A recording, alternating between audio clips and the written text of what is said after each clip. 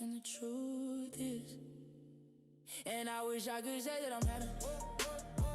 And the truth is, and the truth is, and the truth is, and I wish I could say that I wish I could say that I don't. But the truth is I don't. The truth is I do. And I wish I could say that I'm over. But the truth is I'm under. The truth is I'm under. And I wish I could say that I'm strong. But the truth is I'm broken. The truth is I'm broken. And the truth is, and the truth is, and the truth is, and the truth is, and I wish I could say that I'm happy. Because I moved my whole desk around. What I was saying is that, well, damn, what was I saying?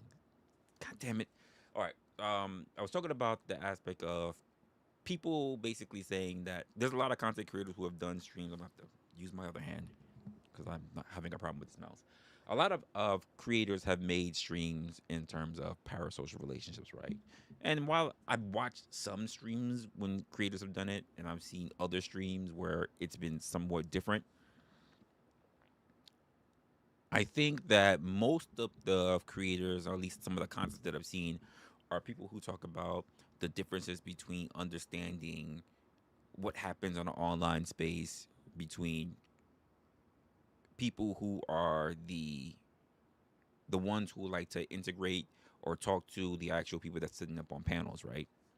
Because most of the people who I've actually seen when they talk about parasocial relationships are people who actually tend to be creators who have actually done panels. I'm gonna see if I could try to take this from a different angle because I think that this is something that needs to be looked upon.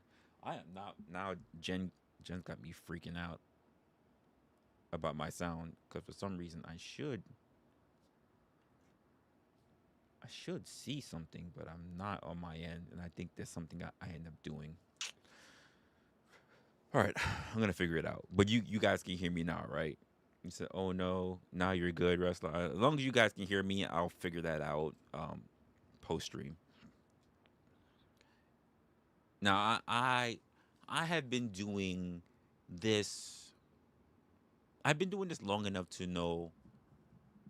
I've been doing this long enough now where I can at least talk about this just a little bit. Now, I'm not saying that I'm a giant creator. We know that. I've been for years, and I've been pretty much sitting at the same threshold for about a year. So we know how easily you can just get caught up in areas. So I'm not gonna put myself as being a big creator. But time is also the big factor that we're talking about as well. It's not about growth, it's not about numbers, but we're also talking about time. So it's not like I'm speaking to someone who's above this. And the and more likely somebody has to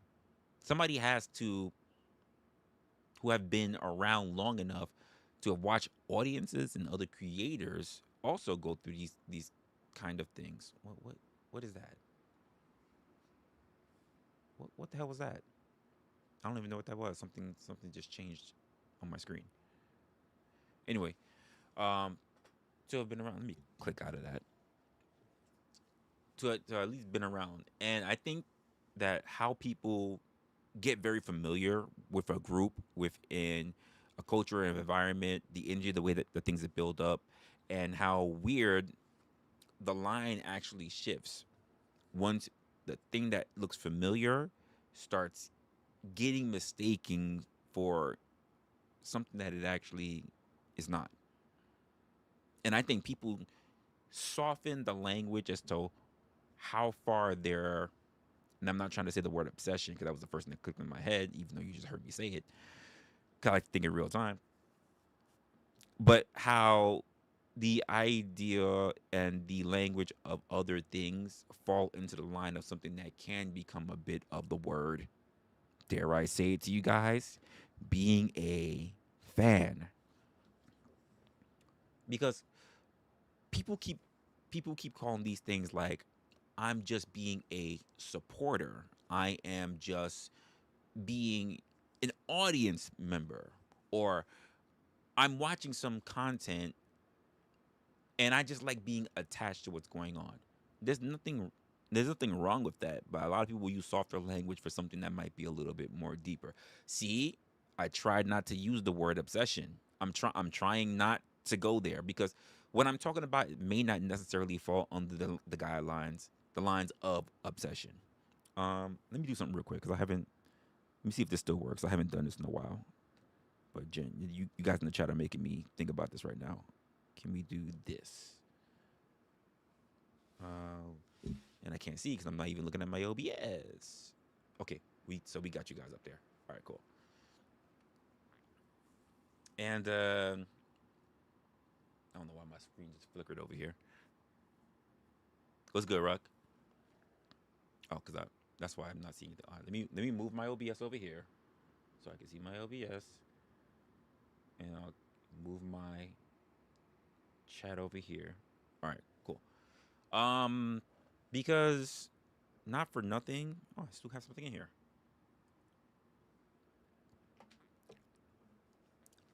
People keep moving into areas that we have to really look at and then figure out where are we, not just only as people who are viewing, but also as people who are creating and people also, sorry, who are going to be future creators. Jesus, that was loud on my side. I'm gonna have to check all of my settings again. But I appreciate you, Cake Mix, for the 2. Thank you for much of that. Give me the 199. And sometimes the way how we look at things, that's all that there is. But we have to really make that kind of distinction between one another and also within ourselves. Some people make a bit of mistakes over time, and this is just a matter of time and access being the thing. Which, if you've seen the thumbnail, this is why I'm also saying that access is denied, because sometimes creators also make this problem as well.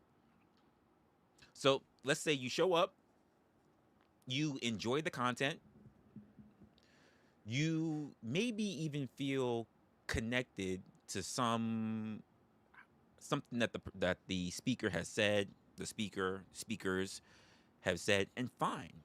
That is normal. That's how we end up with subscribers. That's how we end up with people who we rock with within spaces, like even our community here. That's not a problem with that. This is normal. I don't think people need to act fake, confused about that. I think this is something that we can say is a natural occurrence. Now, of course, repeated exposure creates what? Something that we consider to be familiar.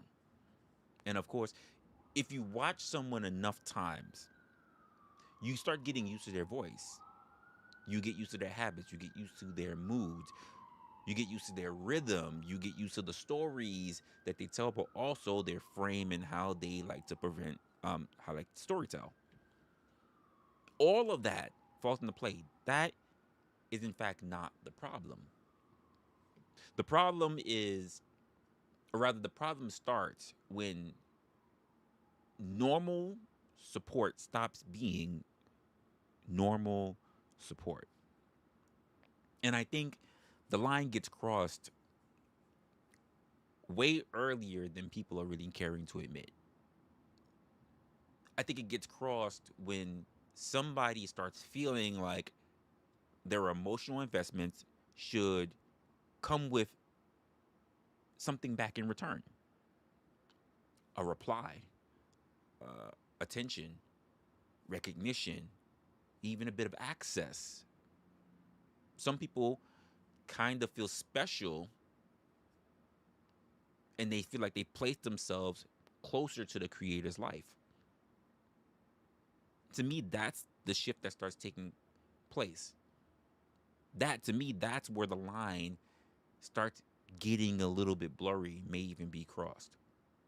Not just, I love what you make, and I've been there since day one. That's not really it. Because some people say like it means that something I should be treated differently because I feel like I support you enough. Now, as a creator, once you see that, the whole topic starts to get clear. But I don't think all creators decide that they want to address it. Because now you can stop pretending that this is just about somebody who likes your content too much. And you can actually start making a little bit of moves on it. I don't think a lot of people do, though. The same way how there are a lot of people, and I've said this before in many of my own streams, that they have creators, rather, not even creators, they have a community. This is why I'm also so big against you guys who love this idea of having a gang, a clique, a shared spatial community. Because at some point, you treat the community bigger than the people who do the work to bring the community together. You don't think about that? You guys who tend to be viewers, and I view other people's channels as well, so I can not only say that I can acknowledge this as a creator, but also as a viewer can see when, because this aspect of a shared space between creators, bringing forth the same kind of people that all frequent the same kind of spaces, the viewers start making the community bigger than the creators that help link them all together. And this is why in many places that I see, with it's my chat, whether it's in other people's chats, that the creators are putting in time, effort, and trying to give attention not only to what they need to talk about, what they need to discuss, but also to the community. But the community does not seem interested because the community doesn't treat the channels that they go to like content that they either want to engage in or want to contest with. They treat it like it's a fucking summer camp. It's not about the creators. It's not about who's live, what takes that they're gonna have, and how they're gonna get into it. It's about, I wonder who's gonna be in the chat, because I'm treating this like it's a pub.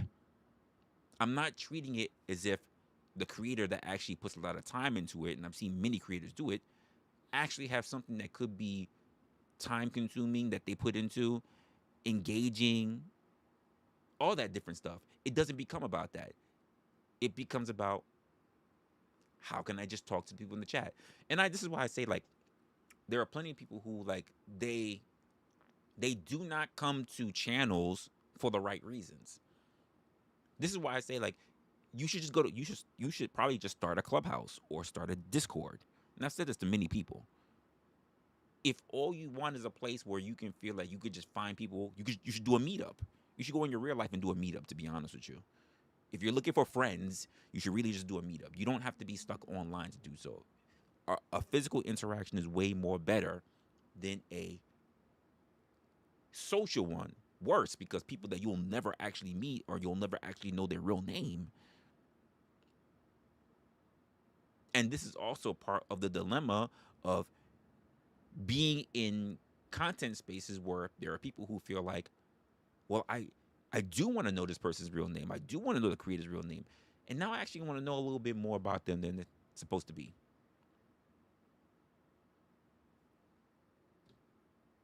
I want to know about their friends. I want to know about their family. I want to know about their kids.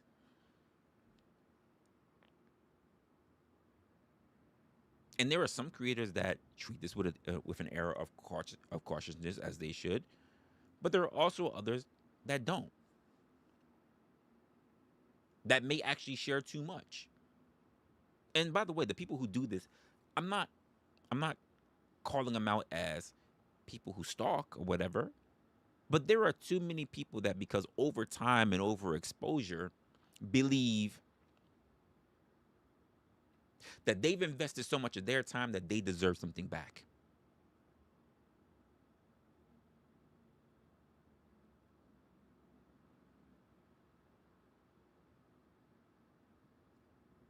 They deserve something back. Not forgetting that the creators or the people who actually go live are people just as well. And I've said this many times to you guys.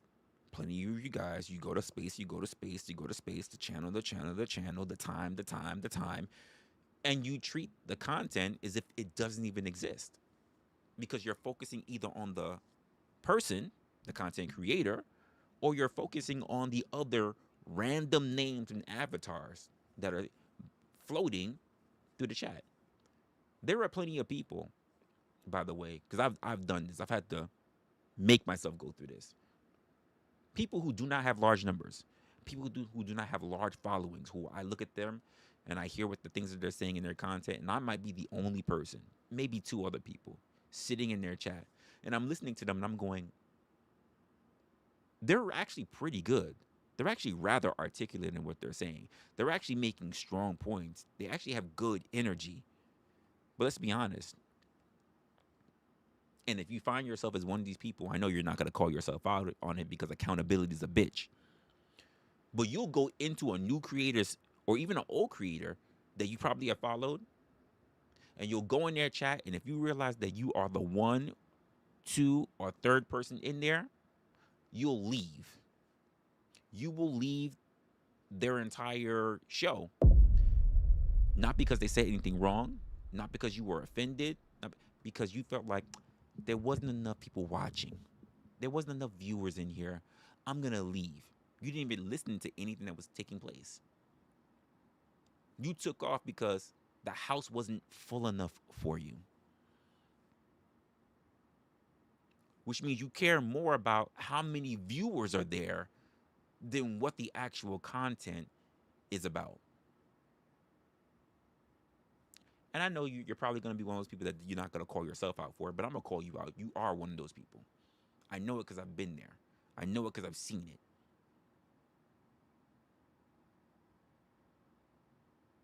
Which calls into question, why exactly do you go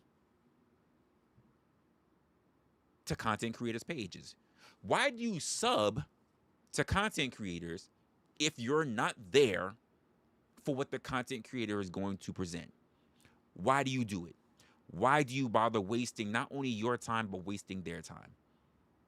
If the entire purpose for you being there is not about their takes or how much effort they're putting into it or whether they're bringing forth some content that you might agree or disagree with it, if the only reason why you're there is to see if the same avatars and names that you've ever been at are there. Which means it's not about the content creator, which means it's not about the content, which means it has nothing to do with the channel. It's all about your loneliness.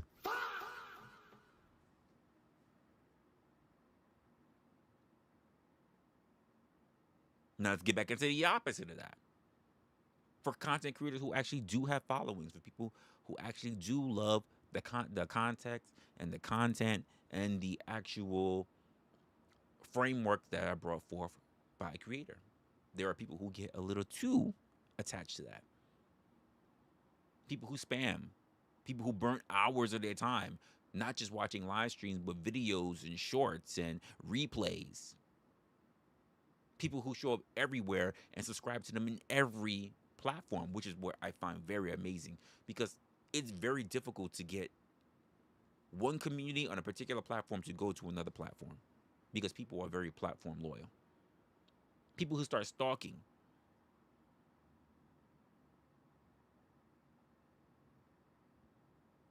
You said because it's community type shit. Really? Because who's community? If it's not the creators who help build on a community, then who is it? Because you can just say, you know what, I'm really not interested in the creator. What I'm gonna do is I'm going to build a clubhouse because clubhouse is for that.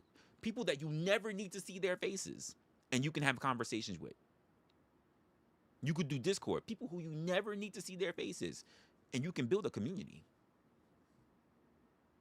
You could easily do that. Why go to someone who's actually and authentically trying to build something upon something that could be meaningful, yet and still you'll do nothing but derail, talk about something totally different, and engage with everybody else, changing the entire framework, the entire threshold, and the entire meaning of the very channel that you visited. I've noticed this long enough that when I go to other people's channels, I might be one of 3 people within that chat. I will try to make sure that I'm trying to follow what the creator's saying, and I will try to interact within the chat about what the creator is actually talking about, not about what someone else in the chat did. Which is the key reason, by the way, that I even said on my last stream about people who don't even like to answer questions, but they come in and they say a whole bunch of different shit in the chat and totally derail the chat. Oh, Blind is in here. What's up, Blind? And this is why I even had to call out when I saw it. I was like, Blind, you fell for it. And there are plenty of people who do it. Plenty of people who are here in this chat who have done it. Who I've seen it done it. Where I'm like, I have to stop for a moment. I'm just like, what the fuck is going on in this chat?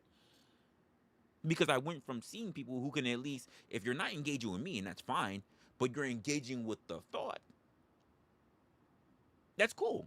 Because we do thoughtful discussions.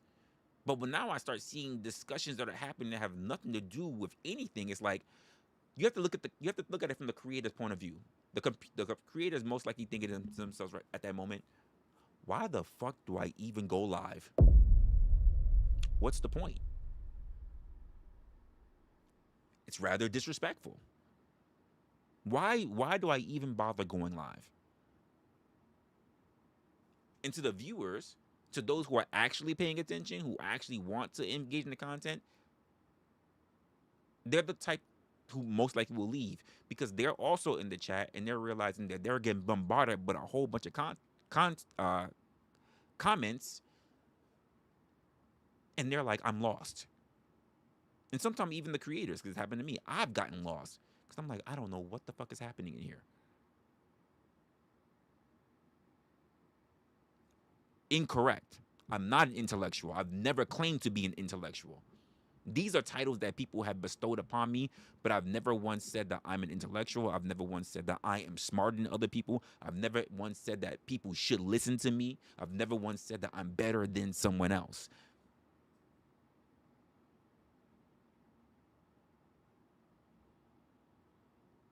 This is something I also mentioned in my last stream. People will label things upon you that you haven't even labeled yourself. People will tell me, like, I'm smart, I'm an intellectual. And I'm like, when have I proved that? Because here's the funny part. If I bring forth something that is considered to be intellectual, the first thing people start leaning towards, they say, Resla, how dare you say blah, blah, blah, blah, blah, blah. Do you have a degree in this? And I'm like, do I need to have a degree to have an opinion? Because a lot of my content is about human behavior, by the way, which you don't need to go to school for. But for those who actually do know my background, then you understand that I have a lot of experience when it comes to human behavior. And by the way, there are plenty of people who have degrees who don't know what the fuck they're talking about. That goes to a lot of you communication specialists. You're a communication specialist and you cannot communicate.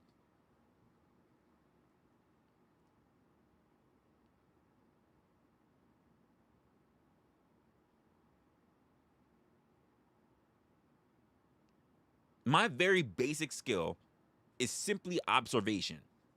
Something that we should all be able to cultivate, by the way.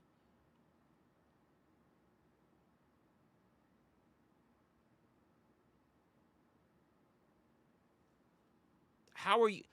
You say, look, intellectual type shit. And what's up with the phrasing? Is everything going to be type shit? Are you stuck on words? Like if you're a smart person, You can use other shit. Not everything needs to say the words type shit. Are you trying to sound hip as like a Gen Z?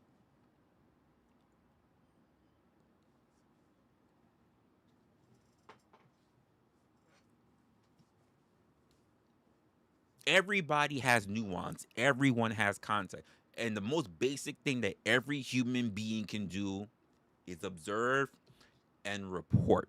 By the way, this is why people love looking at reactionary content. They're not really creating anything, they're observing and reporting. The most basic thing that you should be able to do as a human being is see and inform an opinion. Not that your opinion even needs to be right, but to have one. But there are too many people trying to make themselves an authority. And I've been accused of that. You're trying to tell people what to do. I'm like, I literally had a show that was called Opinionated. All I ever gave was an opinion. How the hell am I telling people what to do? I'm calling out behavior. I think people say, blind, huh, you know this. How many times have you had somebody who's sitting up on your platform who said, he's diagnosing? Who did I diagnose? I'm calling out behavior. You don't need a degree for that. If I say you're doing this to somebody and this is it, and this is indicative of people who tend to be assholes about things, how the hell am I diagnosing you?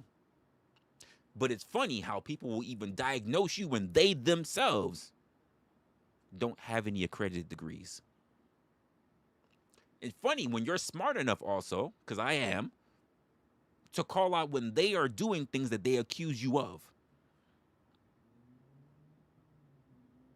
This is like no difference when people say like it's people who cheat that tend to accuse other people of cheating.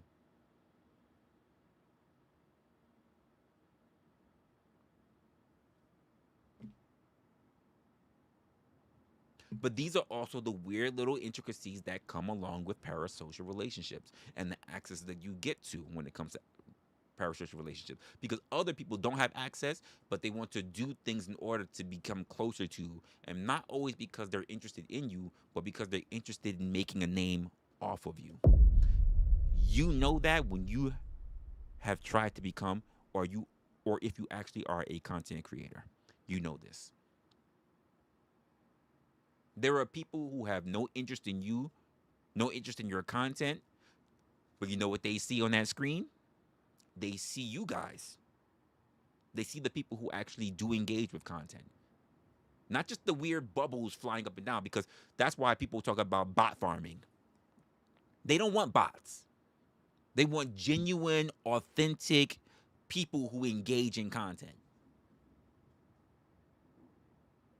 But because we are so easily distracted, even people who claim to be viewers, who claim to be supporters, who claim to be people who like the content, don't engage with the content.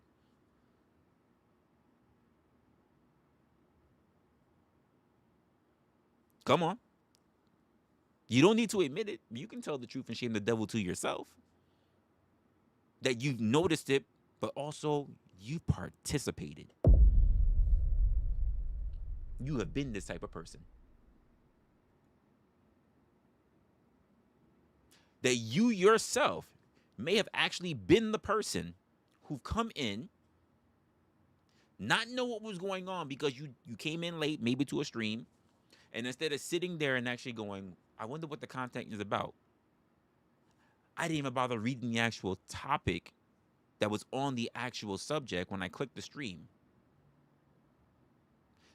Hey, I click in, the creators talking. I know you guys are really not focusing if there's a whole fucking full panel up there. Creators talking, instead of taking 5 to 10 minutes to really figure out what's being talked about, maybe even read a description, you're doing this. You're looking at the chat. You're seeing all the weird randomness that's taking place in the chat. Maybe some of it's talking about what the people are talking about. But most of it happens to be people arguing back and forth with one another. Some person just making weird fucking jokes. Someone being sexual. Someone being a little bit of a creep. Someone sounding off the wall. Someone sounding like they don't know any fucking sentence structure whatsoever. And then, if you're not one of the people, then you actually watch people come in and totally change the entire dynamic of a chat. Or make the chat be all about them.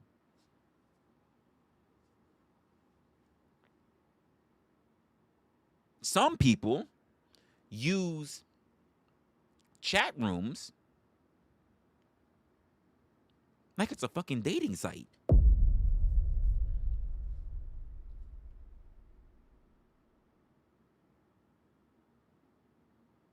People who do it. I'm happy that you said that because I was about to go there. Ruck. Because some of these people are the very same people who actually click into a chat, have no fucking idea what's going on within the chat, have no idea what's going on within the panel, but you know what they see stapled to the top of a chat? A StreamYard link. And they click it to be on a panel so they can disrupt everything.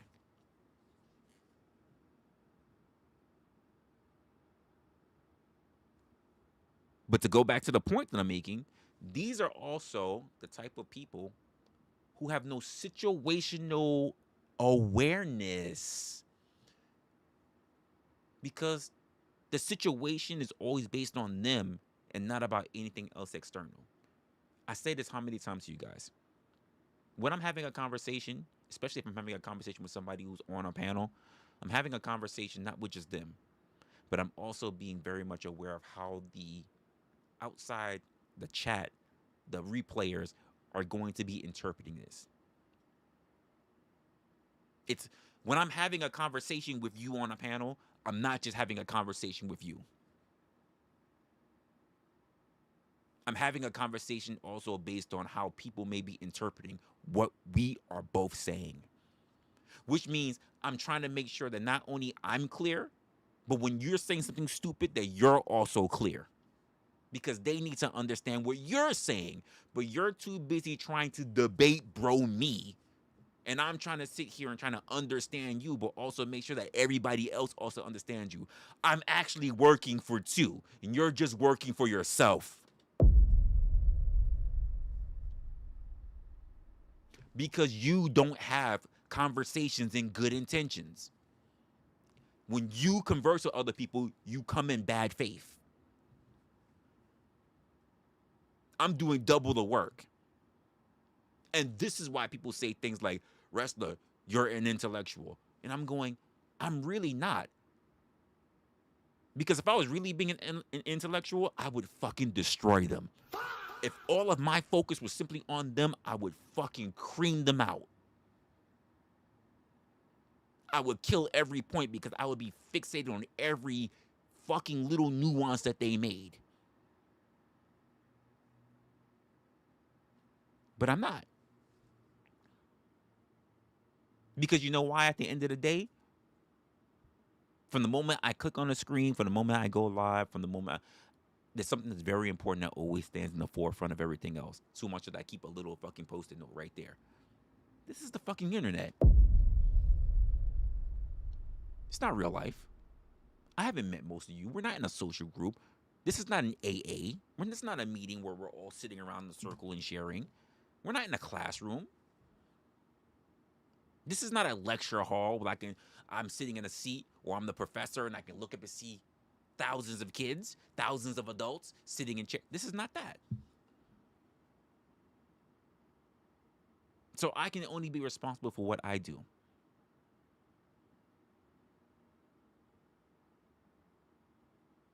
But all I can do is make forth a conversation that can at least have people think. Think about the shit that he's saying. It's true because I've seen other people do it, but also I wonder, have I been doing this as well? Am I guilty of doing this as well? And by the way, if you're thinking that to yourself, good. That was the entire point. The whole point is for us to actually think about what is the dumb shit that we call other people out for, but also we do ourselves. That's the entire purpose. Not for nothing. That was the entire purpose getting into it when I was talking about opinionated. But people stopped making it about the actual conversations and they started making it about themselves. It wasn't actually about building a process and actually being able to prove a point. It was all about debate me. And I will never concede to good, sound information that I heard. It was all about greed. It was all about trying to make a name for themselves. And worse, especially for the people that try to make a name for themselves and they don't even have a fucking channel. Wait, what? Yes, motherfuckers who come up and don't even have a channel trying to sit there and debate bro other motherfuckers. At least build a following. At least build something from it. You're just sitting up there jerking off verbally?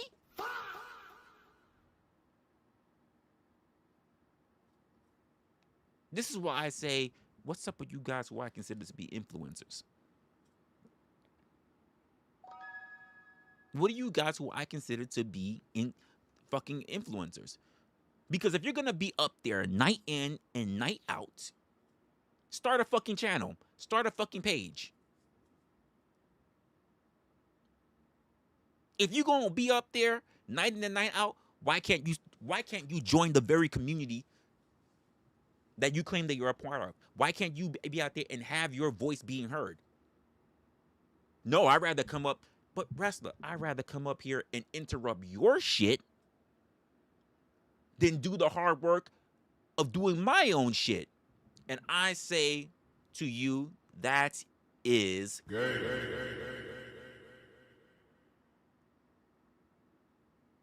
Appreciate your cake mix.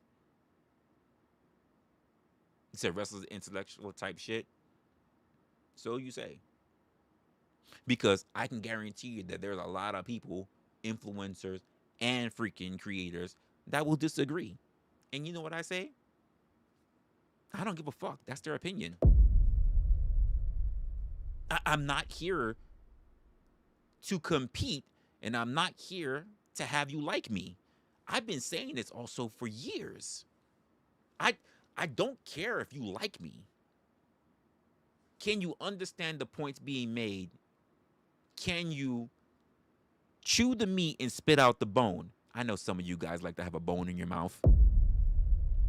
But that's not my problem. To each their own, right? If you like having bones in your mouth, you like having bones in your mouth. That's not my problem, though.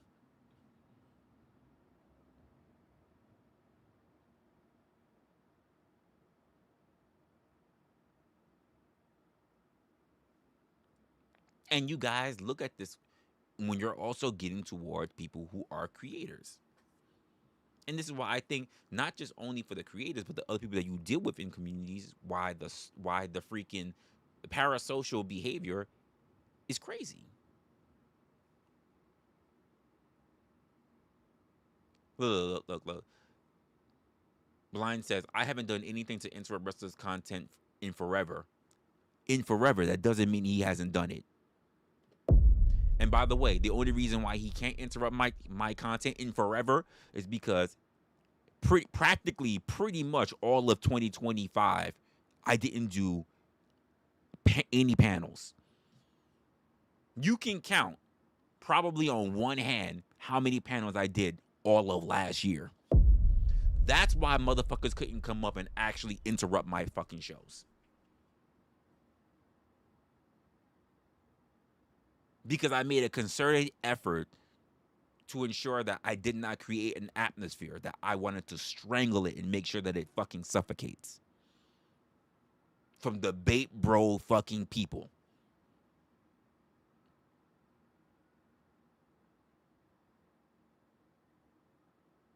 I know there are some people that be like, oh my God, but Resla, you was getting big. People knew who you were. They were coming to your channel. Oh, your chat was getting so much bigger. But oh, what about all the donations and super chats that you were getting? Don't you? No. Because that wasn't the purpose. The purpose wasn't to become one of you. The purpose was for you to understand what it is like to be a part of a group, and are you being yourself or are you being a fucking lemming? That was the entire purpose of my channel. Are you actually being you? Are you doing something that's going to be best for you? Or are you going to sit here and be a fanboy and fangirl? Are you going to sit around and just listen to grown-ass men and grown-ass women behave like children and tee-hee-hee-hee in the fucking chats all day long? While in real life, in real motherfucking life, you're probably a person that's sitting there paycheck to paycheck. I ask you to take care of yourself, and you're sitting here wanting to spend your time taking care of the little fucking drama that happens between people who, not for nothing, outside of their jobs and being online, make more money than you. Get more attention than you.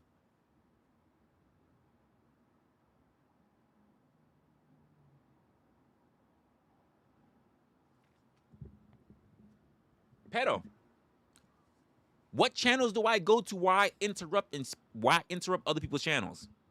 Because generally, when I get on a fucking platform, when I get on a panel, people ask me questions. You know what I'm very much known for, Pedo? When I get on a person's platform,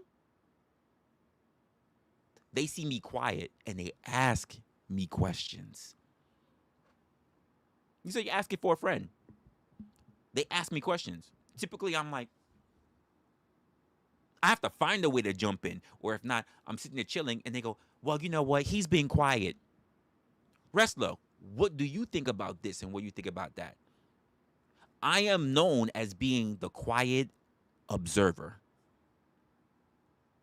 Even when I'm on a panel, even when I was consistently on say, Mel Pandora, I was always known as the quiet observer. I didn't make it about me. I came in and I listened to what everybody was saying and what the actual topic was. And if it didn't make sense to me, I didn't say shit.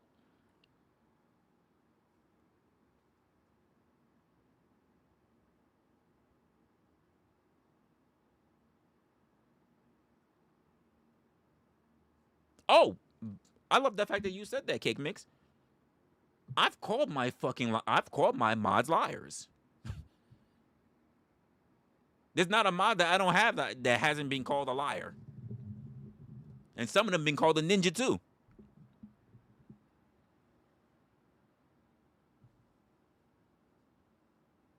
I call out anybody. No one has special treatment. Nobody does.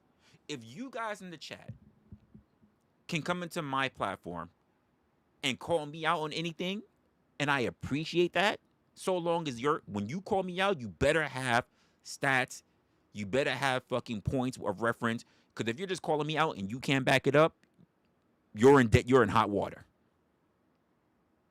I love facts. I come from an actual world in a business of facts. I need evidence. I do investigations. So if you're going to call me out, you better have that good and ready. I don't mind being called out. I don't mind you saying, well, you said this. I'm going to say, did I? No, I don't think I did. It is now your position to bring the burden of proof, not for me to prove your point for you. Look, Jeremy said it, a mod. You're a ninja and a liar. I've called out everybody. I've called out every single one of my mods. He works at Walmart. I won't even go to Walmart. And there's a Walmart in Jersey and there's a Walmart in, is it Valley Springs? It's in Long Island. They're both too far from me. There's no easy way to get there without driving.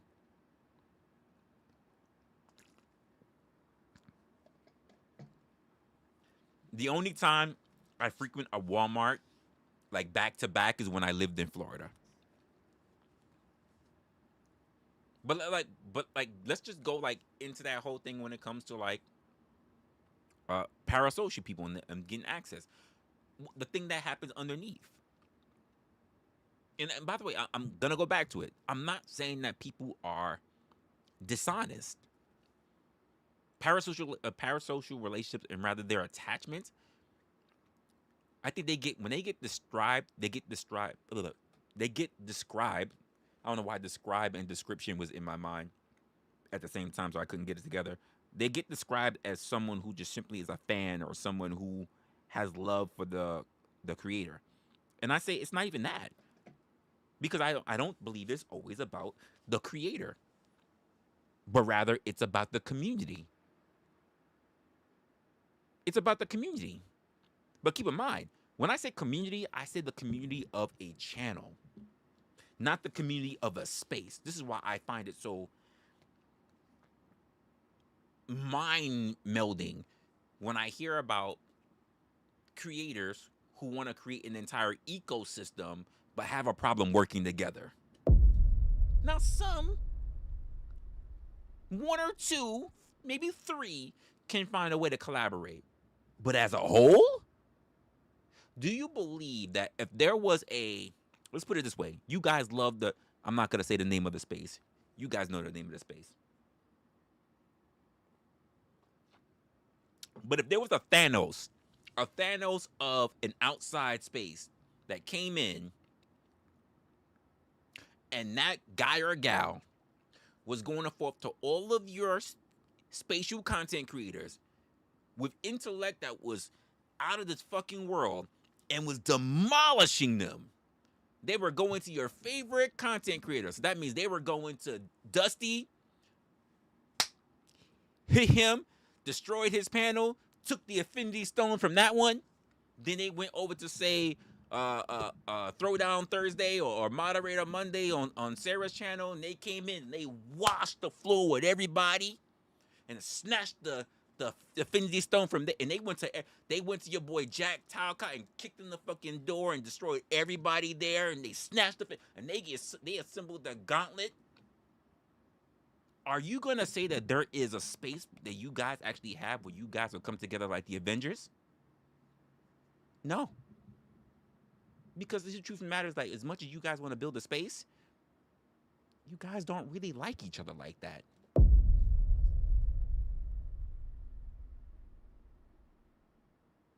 You don't like each other like that.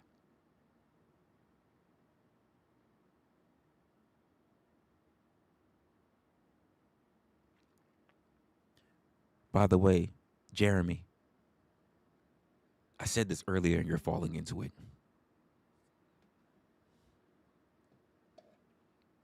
Let the rest of the chat tell you.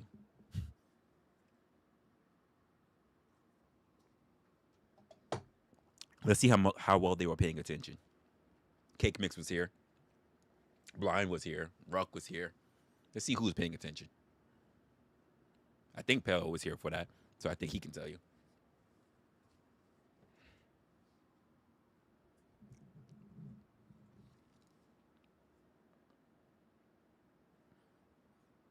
If a lot of people talk about calling out care for the spaces that they're in, then why is it they show more respect, more care for the random names they really don't associate with, be honest, than the actual content creators that they've stated they subscribe to and that they frequent?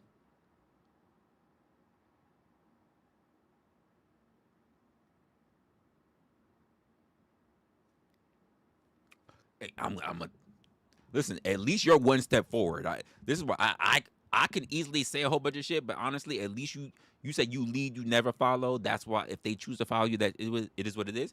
At least I'm gonna give you a little bit more credit on this. At least for you, Jeremy, because I've told you this and you already know this. At least you try to do something.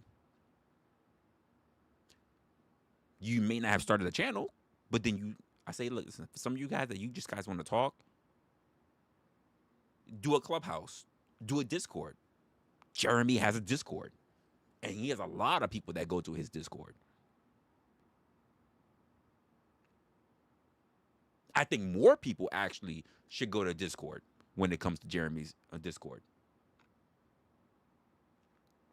But I've also visited a lot of the other platforms, a lot of the other creators, and I'm seeing some of their Discords.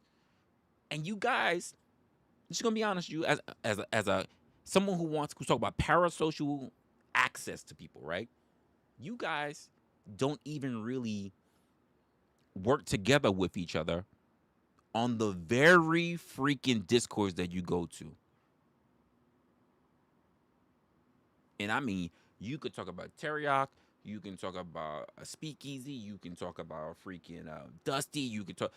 Most of you guys' discords is pretty much a barren wasteland. I know. No different from me, by the way, because I don't even invest in my Discord. I can say that. I really don't invest in my Discord. But when I go to you guys' Discords as well, a lot of the creators that I've actually, or who have actually sent me the links to their Discord as well, shit don't really, like, I'm talking about when you're not even online, I do not even see your Discords doing much work. Some Discords have moderators, or some Discords have people in it, and they're creating new links and new channels and new threads and new topics, and they're opening up rooms, and they have rooms to talk about and rooms of different subjects and whatever. In this space that you guys love to say you want to frequent in, it's a goddamn wasteland. People barely talk. They spend more time being a caravan running from one channel that's live to the next channel that's live to the next channel that's live to the next channel that's live. And when nobody is live, surprisingly, that it does happen. When nobody is live and you expect them to be in those Discords, it's fucking empty. It's empty. It is empty like a trap house with no drugs. It's empty.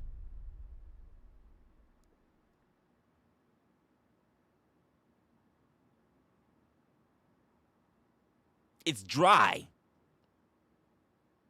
It's worse than a nursing home. It's so dry. So what exactly is underneath all of this? Because I think also as creators, I'm going to put it back on us, we need to spend more time in the areas that we claim to want invested. The same way how, not for nothing, because I see some things that happen throughout Discords and things like that, and I'm not saying which ones, but I will point out different things that I see and I find it fucking interesting, right?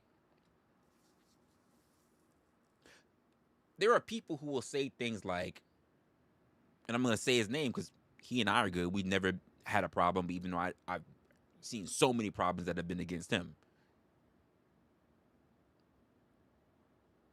People have a problem with, say, Speakeasy. He's this, he's that.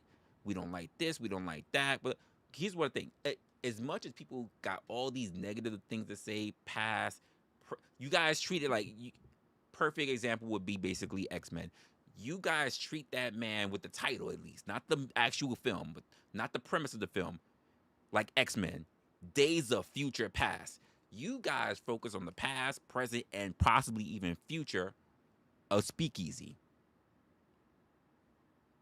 Consistently talk about him, his past, you talk about his present, and you talk about his potential future. You focus and fixate on the man. But you know what I tend to see more than anything else when it comes to Speakeasy? Whether you like him or hate him, I appreciate the man's work ethic. Because whether it's a lot of people that sit in the space, that P space, that man on a regular basis that I see, especially when the weekend time happens, on a regular basis, has over 100 plus people always viewing his content.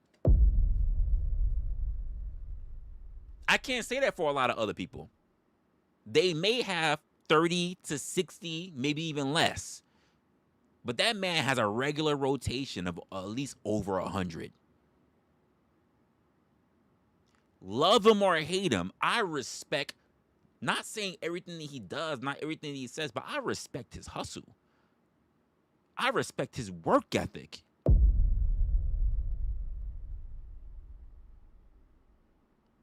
But you guys who are so parasocial on him will only focus on everything that happens around him in his personal life and his family or whatever. but you don't even see what you could learn from him. I've heard more from other people the words fuck easy.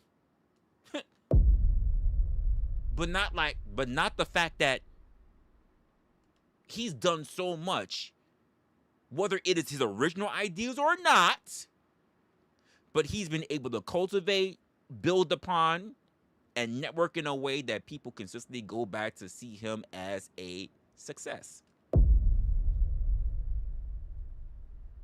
If you can't see it, Rockefeller, then it totally discounts the whole point that he has over 100 people watching him, that he does this as a full-time creator, that you can see how many people are donating to him on a single night.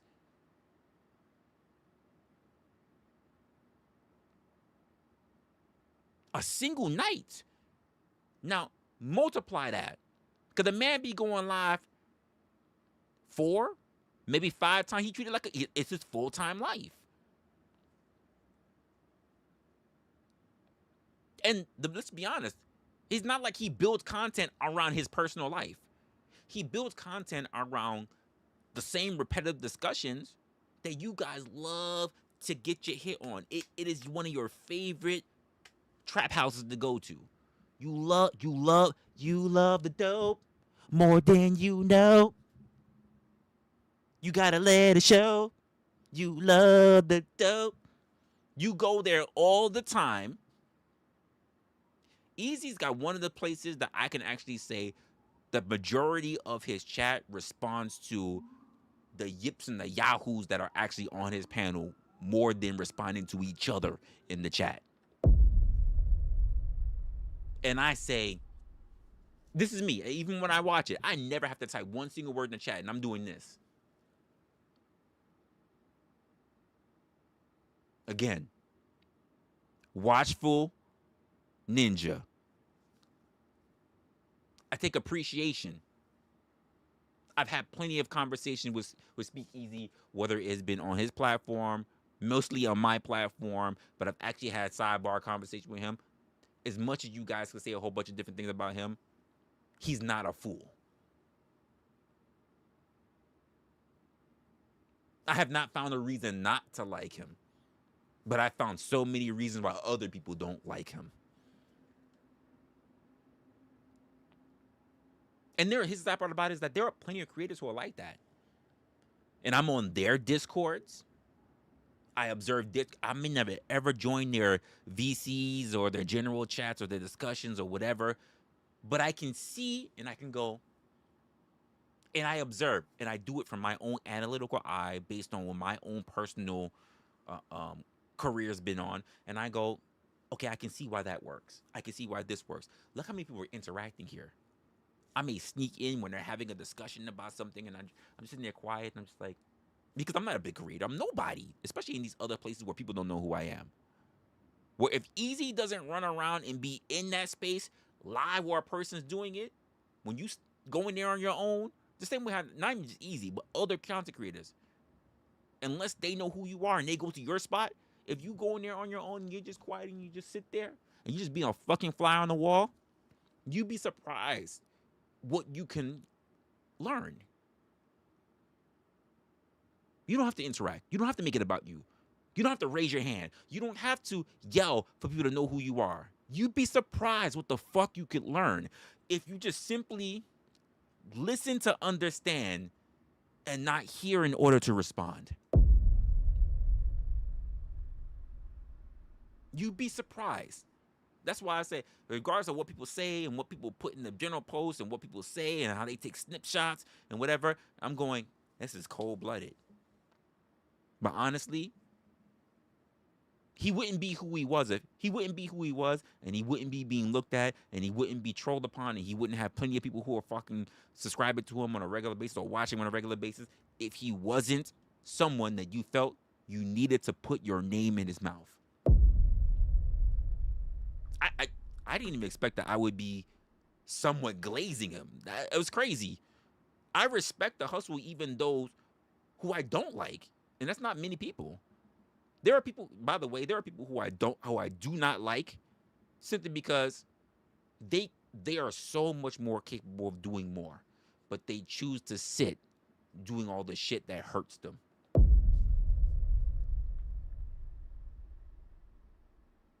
There are so many people who have skills, who could who have the capability to be more, to do more, but they don't. They do not. NOT not. Because they're very comfortable wrestling in the mud like another porker.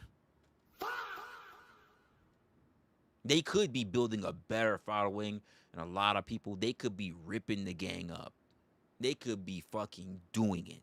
They could be the person who who leaves, take a break, really invest on what they want to do, come back full fledged, and they could be the Thanos. Rip everybody up. Unite the quote P space that you guys love to frequent by demolishing all your areas. And then you know what they could do? They could do a whole, I'm dropping the game right now. Which one of you is going to be it? Which one's you going to be it? They can come in, do all that shit, and then they can just drop a whole stream while all these creators are sitting there talking shit about them. They could be the 50 Cent of the P space. The P-verse. And then drop a live stream, a fucking smoke show stream, and all these people are gonna run for them. And they're sitting there with the fucking gauntlet on. The gauntlet on. Taking on all comers. The gauntlet on. Ready to fully demolish. Ready to fucking snap that fucking finger. There's somebody out there who's capable of doing that. But the reason why they won't is because they can't get out of their own way. I can tell you, it's not me. But I've looked around enough on the internet for people that I consistently subscribe to, people who I watch on a regular basis, people who I know that are smarter than what they fucking give, people who I've had backside conversations with, people who I've had conversations in VCs with, people who I've had conversations on Discord, DMs. Like, they are capable. But they can't get it out of their own way because, not for nothing, they see themselves smaller than the position that they can have in the future.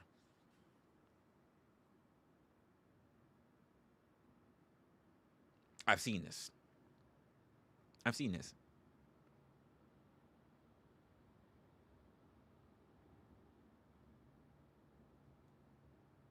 see what some of you guys are saying in the chat. Let's see what some of you guys are saying. Rooster, what's good? By the way, Rockefeller, what's good? Alex is in the building. I didn't say what's up with you. Hey, Alex.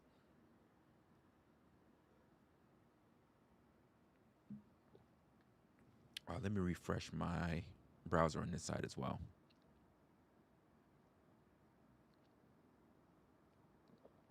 I'm not even sure if this is giving me what I need. Oh, probably is, probably not. Who knows?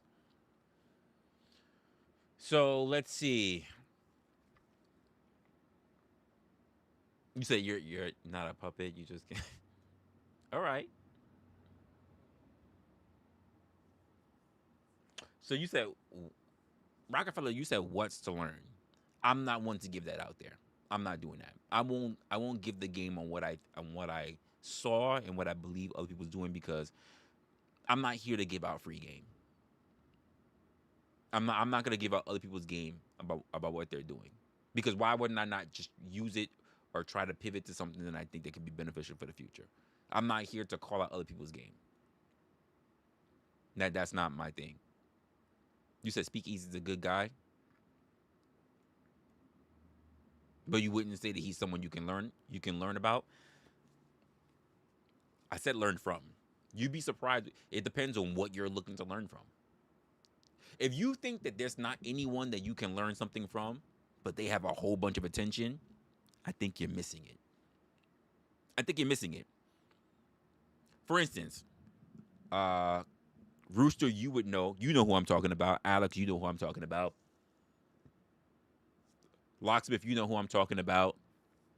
If I say something like, you know who someone who I do not like to listen to? JP. Does that mean I can't learn something from him? No. I can say way back since Fight Club all the way to now, there's nothing I find really appealing about JP. But when I can see the attention, the garnering, the people that follow him, all the other stuff, and Rooster, you said you were clipped. That's my president, is what you said. When you look around all the stuff, the following, the way that he can boost from different places, the places that he's been at, like Kendra G and everything, that I couldn't learn from that? There are going to be people. You said you'll pass. By the way, Jeremy, I'll pass. But there's not to say that if you watch him, if you see the strategy, if you see how he's been able to get access to rooms, building rapport, be invited onto places, I'm not going to turn around and say that this man is a know-nothing. I may not like what he says. I may not even agree with how he does things.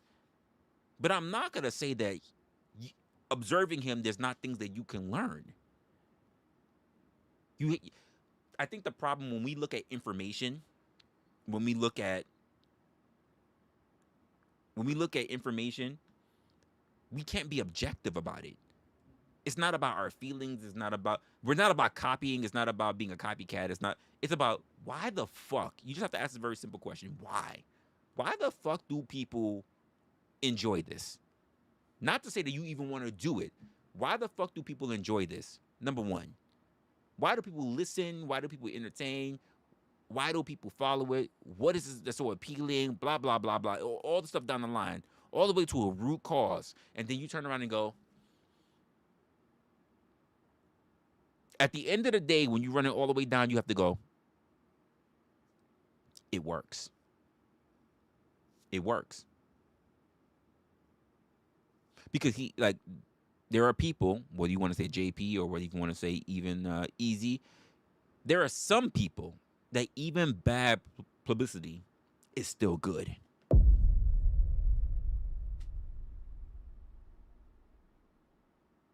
It's still good. Because if you already see somebody as doing some low down shit, if they go lower, you don't shake your head more. You actually start encouraging it. You actually start cheering for them. You start cheering for the crabs that are, quote, at the bottom of the barrel. Let's look at it this way. How many of you have taken the time and you watched the Avengers movie, right? By the way, no comparison. I'm not saying I'm comparing JP or anybody else to.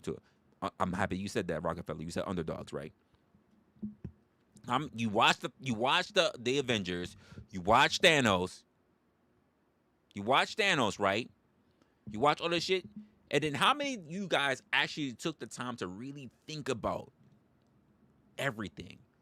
The population, the resources, the way people live, the systems, the government, and everything that we have today. And then sit there and you say this. Because I've come to this realization. Thanos was actually the hero. The Avengers are actually the ones that are bad. The Avengers are actually the villain. Thanos is actually the hero of that story. You may not like his methods, but he's actually the hero of it. He saved more than what they were already wasting. You say JP is gifted. Yeah. Everybody. Here's the thing, Rooster. Everybody has a gift. Everyone has a gift. There are so many people who never discover it, or they saw it and they think they saw it, but they missed it. They think they saw it, They knew it was something that they should have leaned into, but they didn't do it. They saw something that they thought that they can do, that they feel comfortable and capable of doing, but they let either themselves or something or someone, mainly someone, stop them from doing that thing. Stop them from going down the path that will one day make them great. And we all have, I want to believe that we all have a situation, a time, a moment just like that, where we made the choice to zig instead of zag. And it totally changed the foundation of how we ran our lives. And there are some of us that we go looking back and we go, I've walked this path for so long now I can't go back. And I go, stop. Flag on play. Hey, stop. You may not be as young as you were. You may not even be anything as you used to be. Do yourself a favor though. You can go back. You can go back to that fork in the road and you can go down that other path. Now, keep in mind, let me just say this right now. When you walk backwards, you're going to have to walk back past a lot of the shit that you dropped. And also, you're going to have to drop a lot of shit that you picked up along the way. But know that you're not going to be able to go back in time. You're not going to go back to being younger, to being cuter, back to that one particular opportunity you had. No. You're going to have to go backwards the way that you are, down the path that you already walked, to get back to that fork in the road. And then you're going to have to go zag. And you're going to have to now walk that path, knowing that you dropped a lot of shit in that previous path that you walked back, and trying to pick up a lot of the stuff that you never cultivated because you dropped it earlier during that path, and trying to rework it into your new one. You can do that. A lot of people don't do that because of fear. And we're seeing it more and more, by the way. There are people who have become actresses, models, creators, who have done it all in their later years, in their 40s, their 50s, their 60s. But we want to say, if you didn't become it by 20-something, by 30-something, it's over for you. And yet we see brand new people that were never known who got picked up in their later years. People try to say, if you're not a millionaire when you're in your 20s and your 30s, you're a failure. When we see the average millionaire makes their money in their 40s and 50s.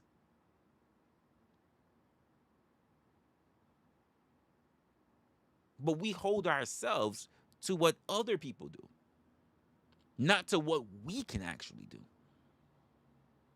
This is the underlying thing that becomes devastating for people. This is why I'm also telling you guys, like, if you want to do your path, do your path. But a lot of you guys will sit there and be like, well, no, I'm going to be hanging around creators. I claim that I like them. I claim that I support them. I might even love them. I may have loyalty. I show my support. I got a deep connection to them. But I think a lot of that shit is just protective languages.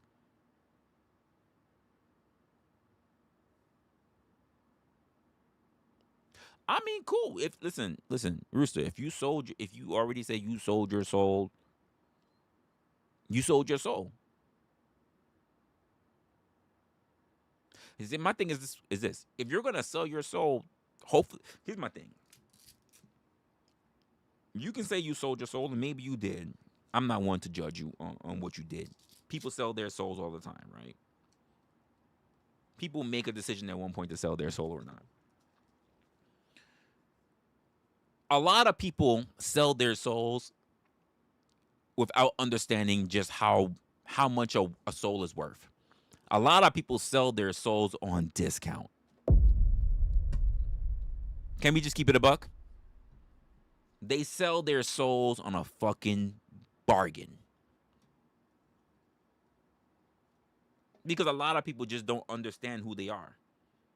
If you understand who you are, and that means you understand how grand and how much your soul is worth. And if you're willing to sell your soul at that point, you know you built up a pretty good portfolio.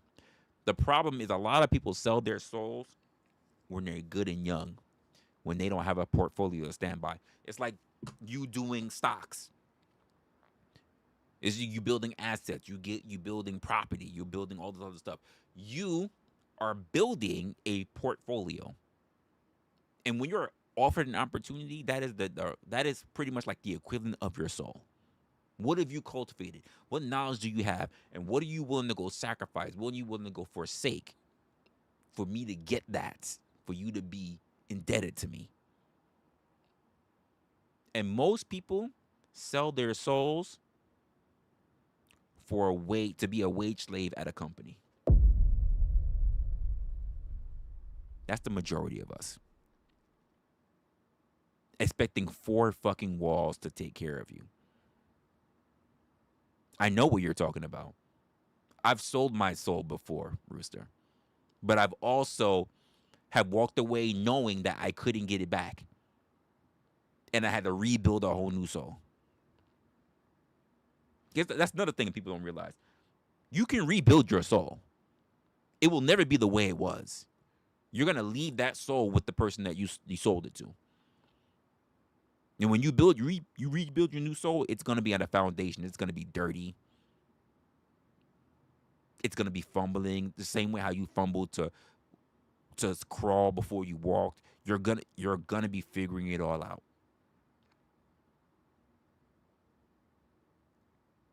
You only get but so many opportunities, by the way, to rebuild a soul. Because it's like learning to walk and to speak and to write again. I'm going to say there's probably people that probably people have gotten 2 tries at this. You have your original soul you got. Somebody might have sold it, and you may have another opportunity to do it again. But your third soul, if you sold it that second time, that's all you got. Because you don't have the energy and you don't have the time. Some people sell their souls early. And some people don't even realize they need to leave it behind. Some people try to wrestle it back. But you can't because they have the receipt. By the way, there's a lot of people who are in the music industry or entertainment industry or I would even say sports industry.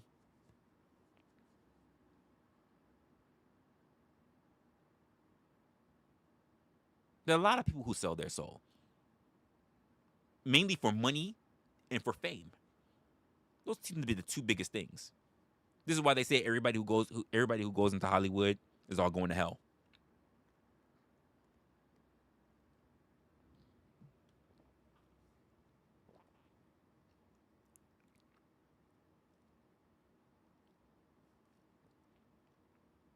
That's so yes and no. You said the best time to sell it is when you're young. I think the quickest. So here's the sad part about that, Vic. Sometimes we as young people we sell our souls early, and like I said, it's typically money and fame. So entertainment typically falls under that. But sometimes we're screwed. We got screwed before we ever had the choice to make a decision for ourselves. Because you know who are the people that sell our souls? Our parents. Thrown into a movie to be an extra, to be a lead, to be in a beauty pageant, all this other shit. Sometimes it's our parents that sell our souls. Because they didn't do the life that they wanted to do, so therefore they throw everything on us. Or because they see an opportunity for them to live a better life, they use you as the cash cow. There are also parents that will sell their children's soul.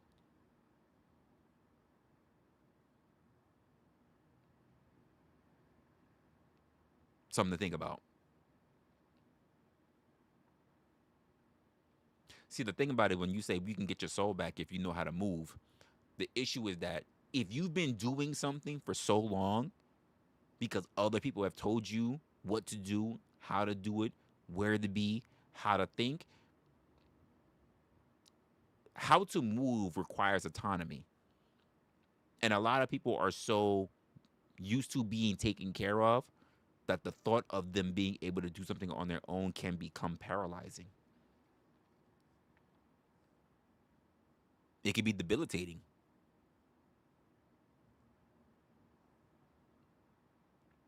I think I akin it to the he's a great example of it. The movie The Water Boy. That man was stuck up on his mother for so long because why? His whole world revolved around the fact that his mother was the one taking care of him. A lot of us move through life like that. We believe that our job is going to take care of us. We believe that our parents are going to take care of us. We believe that the partner that we pick is going to help take care of us. What happens if your parents die?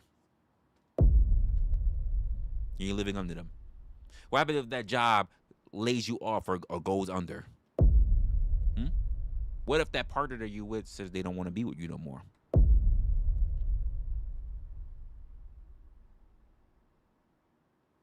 What if the creator that you love to watch turns around and says, I don't want to do this no more?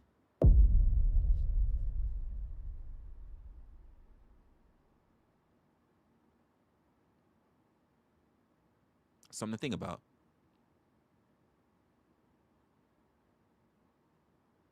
It's not eBay.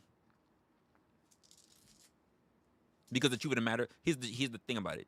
You get the invoice when you sell your soul. And you can't get it back, Alex. You can't get it back. You can't hold the receipt and say, this is not what I thought it was. They're going to say, no. Because you can only, think about it this way. This is not Amazon. You can't get a product, use the product, and then return the product and get a full refund. That's not the way it works.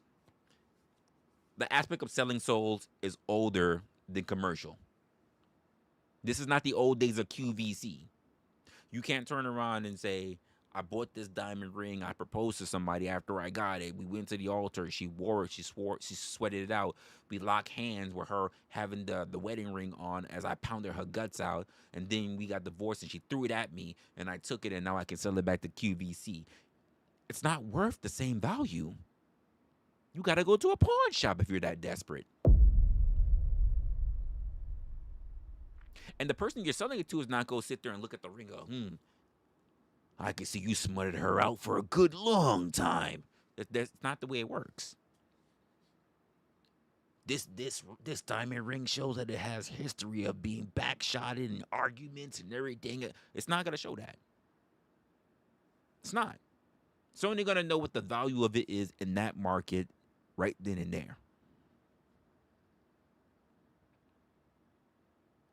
So even when you get it back, you're only going to get the value of what's left of your soul at the time that you decide that you want to walk away. Your soul will never be pristine. It will never be as good as it could have been. It will only be as good as the value is that you received it. And some people don't realize that they need to take their soul back early enough in life.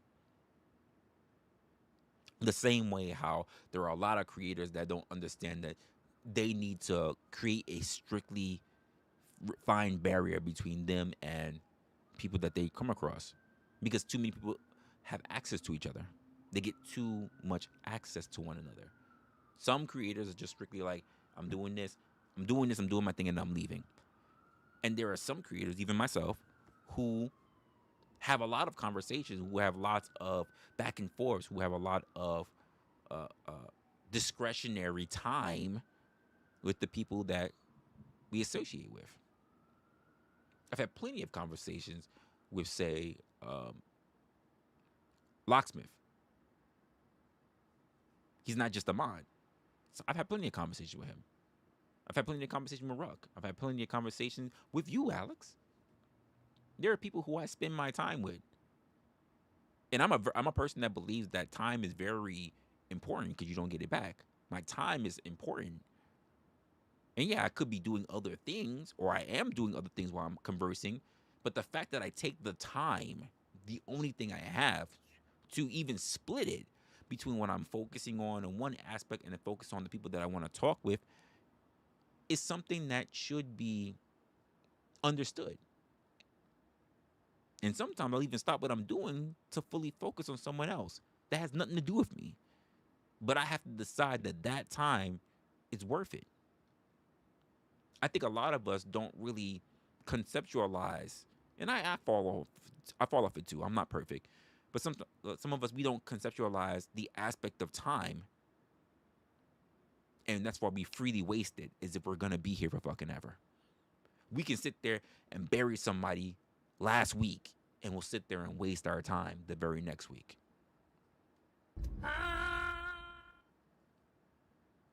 Just saying. So why is it we don't try to do better?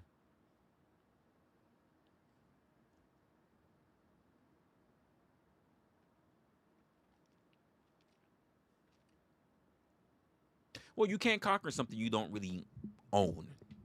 To be honest with you, it's a lease. Your soul is a lease. Unless we become immortal, our soul is a lease. It's a lease on life. It's like your home. You can put a 30-year mortgage, or now Trump with his 50-year mortgage, all you want. At some point, that house is not going to be yours. It's not really yours. It's temporary. The bank is going to live longer than you unless they foreclose, which if they're like JP Morgan or something like that, they're not. The house will go to somebody else. The house will either go to that bank, reclaim, somebody else will buy it.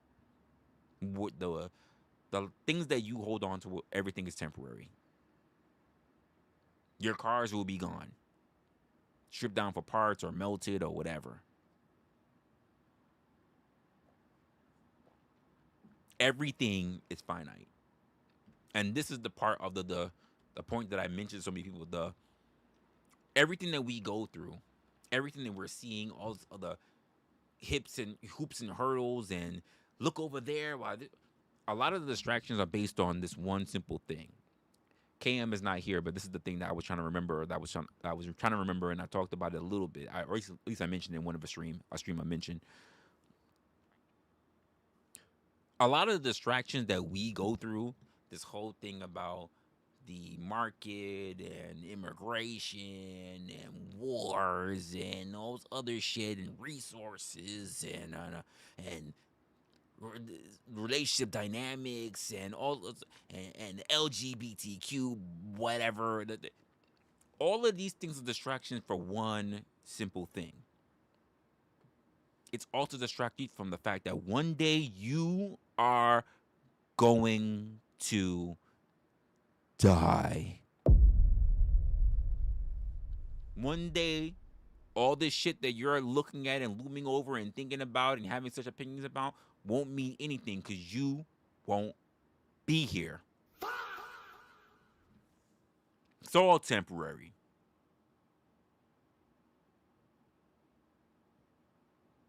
All your embarrassment, all this other shit don't mean nothing. You should be living the best life that you have with what you got instead of worrying about how you're going to change the landscape of everybody else's life. When you're one single solitary cell on a bigger body, you just have to do what's best for you. Because there are people who are going to dog out, cheat, rob, lie, steal, and will live a better life than someone who's actually been doing it the straight and narrow. And you want to say, well, morally, I feel better. Morally, I think I'm a better person. This person who did all the nasty shit gets more people that they know, get celebrated, had more partners, had more money, had lived a more cushy life, got buried better while you was sitting there paycheck to paycheck, struggling, going through possibly homeless or foreclosure and all that other stuff. And you think that morals are gonna save you? The world, I say this all the time. Oh my goodness. The world does not owe you or me understanding. The world does not care about you as an individual. You have to care about you as an individual. Don't look for karma. Karma doesn't exist. Don't look for the law, the government, society. Don't look for good Samaritans to take care of you. That's your responsibility. And you know why it's your responsibility? Because I've said this before too. Because when your dad decided that he wanted to skeet up in your mom, you were the one. You were the one that you wanted to beat your other siblings, potential siblings, millions of others to get to your mom's egg. You raced them in the very first race to get here, to have an opportunity. Now that you have the opportunity because you're living, breathing, you was with that person, whether it's a mother or a father, or if they did both didn't make, but you were given the opportunity to have breath in your lungs. And a lot of people, instead of sitting back, thinking about that, cultivating that experience, they squander the ideal. Every day. They pick up bad habits. They know that they're not doing right. They know it. And yet they choose not to do better.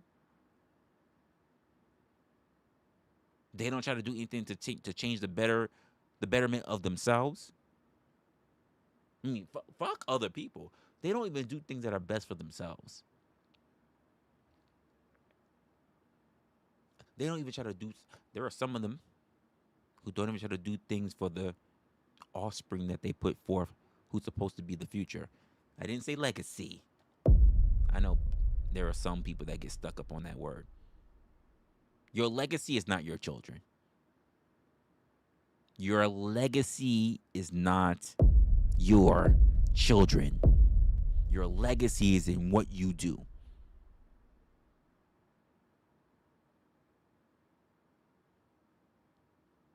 Martin Luther King did his shit. How many of y'all are looking at his children?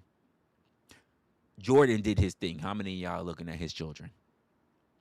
Your children are not your legacy. Your legacy is in the things that you do, not what you leave behind. Not who you leave behind.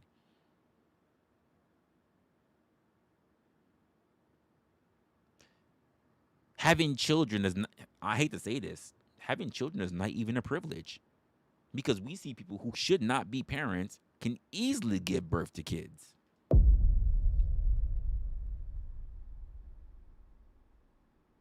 And if I hurt your feelings, well, I didn't hurt your feelings. You hurt your own feelings because you didn't like what I said. And you have to sit with that. That's not my problem. That's not my problem. That's because you're looking at your life and you're thinking you should have done more. And the sad part about it is that you have time to change some things, but you can't go back and fix those other things that you did. You can only make amends. You can't change shit, though. You can do things to make things better, but you can't go back and fix things. That's why it's called the past.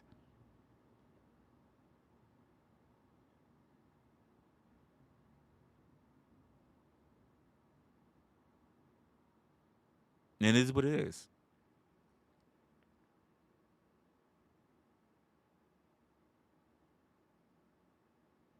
B. Barlow was good. Rooster, you said, now we're talking to the one reason I am not. That's not the one reason you're not rich. That's not the only reason you're not rich. It's not. There are multiple ways to get rich. It's not the only reason. Because there are people who sacrifice having children and they have a shit ton of money. They get rich. And you know what's the one thing they start talking about? I got all this money. I'm doing all this shit. Damn, now it starts hitting them. Taxes, bills, all the other stuff. And they realize, damn, when it's all gone, who's it going to? Who is it going to? You know what happens when the people who are rich, who live that life, Vic? They start doing things like, is your child being born? Well, I'll give you this amount of money. I'll give you this amount of money if you just at least name them after me. Why would a person who ran all that time, had all that money, decide to do such a thing? That's a sign of desperation. You say how many people are remembered like MLK? Not many. There are some. There are some. But also, be baller. The remembrance is all according to time as well.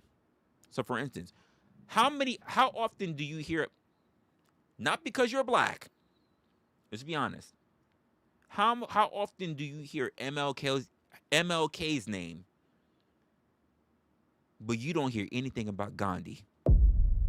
And who did MLK get a lot of his knowledge from? Who did MLK decide he wants to implement a lot of? MLK said to himself, Mahatma Gandhi.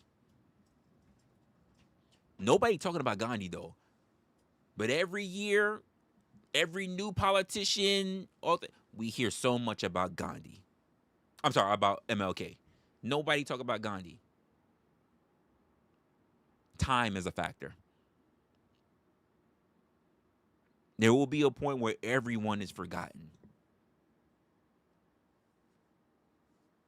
Because it's not about in what was, it's about what is. This is why I say your legacy is about everything that you do, everything that you have produced that is going to be good for other people, not about who you leave behind. Nobody's out here really talking about Jeffrey Jordan.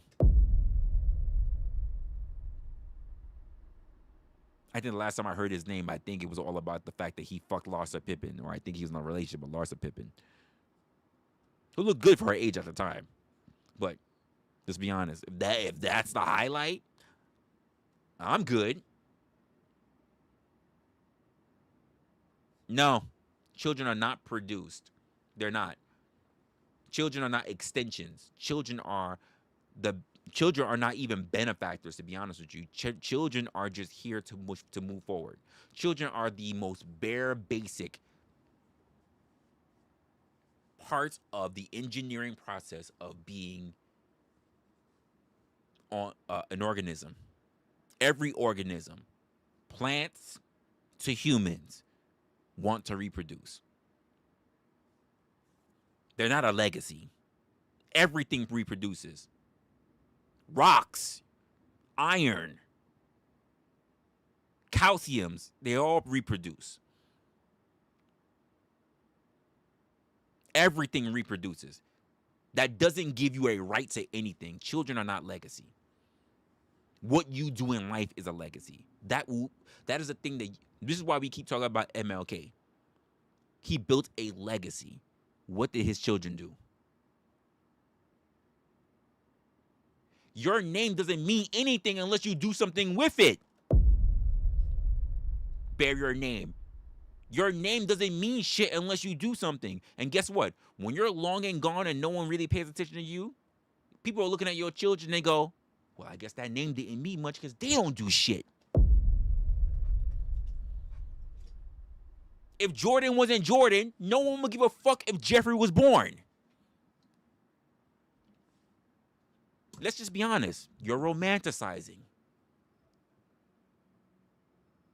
You're romanticizing. Legacy does not mean children. Legacy is in the things that you do, not in the people that you leave behind. You also produce bad habits. People will remember your bad habits. Your children, are they a part of your bad habits? Or are they just left behind to make their own bad habits? This is the reason why people fight so hard to make it to become president. Not because they made a whole bunch of kids. Because they want to solidify their name in history. Because the history books is considered to be what? A legacy. How many of y'all are paying attention to Chelsea Clinton? How many kids did George Bush have that y'all paying attention to? And I mean the Bushes from the Bushes, Jed or George. How many of y'all pay attention to their kids? Because they don't have a legacy. They don't have a legacy. The people who did the work have a legacy. The legacy is all about in what you do, not about who you leave behind. Because if your children were your legacy, if your children were a legacy, then that means that your parents also had a legacy. Do I know them? Do people know who they are? Do people know who they are? We know who Genghis Khan is. Do we know who Genghis Khan's mother and dad was? We don't. We don't. We know who Kim Jong Il is, and we know who Kim Jong Un is because we know his father was Kim Jong Il. But what did his father have? A legacy. Un didn't get it because he was this great man. Un got it because his father put in place the thing that made sure that when I die, you getting it. That's how dynasties were made. Children only inherited what parents gave to them. Not because the children actually did shit. The children now have to prove their own mettle.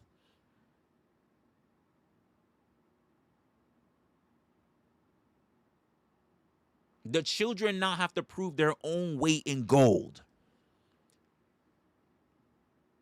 You know what people are constantly thinking all the time? Hey, Kim Jong, you might be ruler there, but you know what? Your daddy was probably better.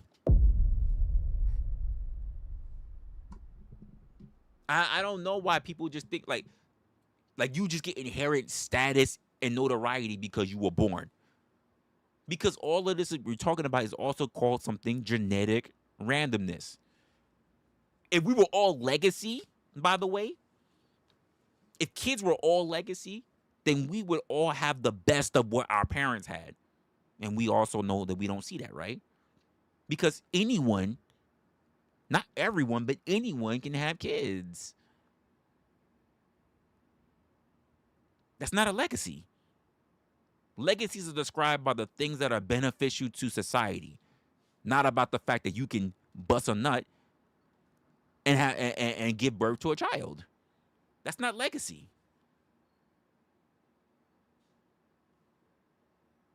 This is not hard to understand. The fact that you know who somebody is because they did something, not because they were born to somebody. This is what legacy is. I know your kids, you want to make sure that you don't want to say nothing bad about them and you want to make sure that they're the greatest thing, but this is not the way how legacy is. That's not the way how it's built. It's all about the action, the strife, and the commitment that you put into them, not about the people you leave behind. Nobody's sitting here worried about the offsprings that decided that they don't want to do what their parents did, what their forebears did, what their great-grandparents did. No one's talking about them because they wanted a different life. That's the truth. That is the 100% truth.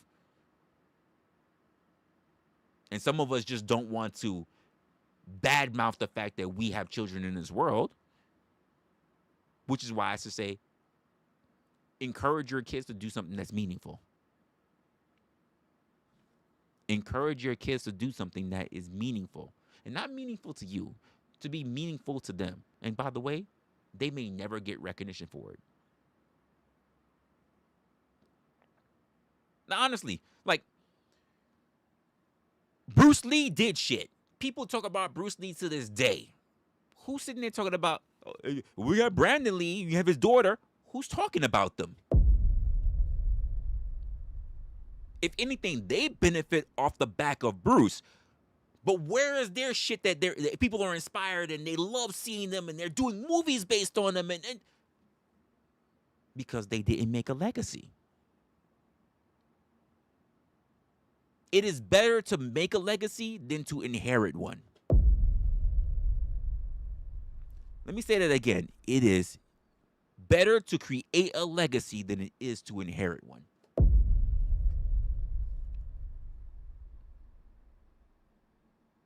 The same way how I say it is better to become a millionaire than to just win a million. Because you can lose all that money. You can blow it all. But you're not going to blow the knowledge that it took to obtain it. You can get another million. If you inherited a million, if you just got lucky and a million was bestowed upon you, when you lose it, you're not going to have the capability to earn another million because you didn't earn it in the first place. We're talking about human behavior, folks.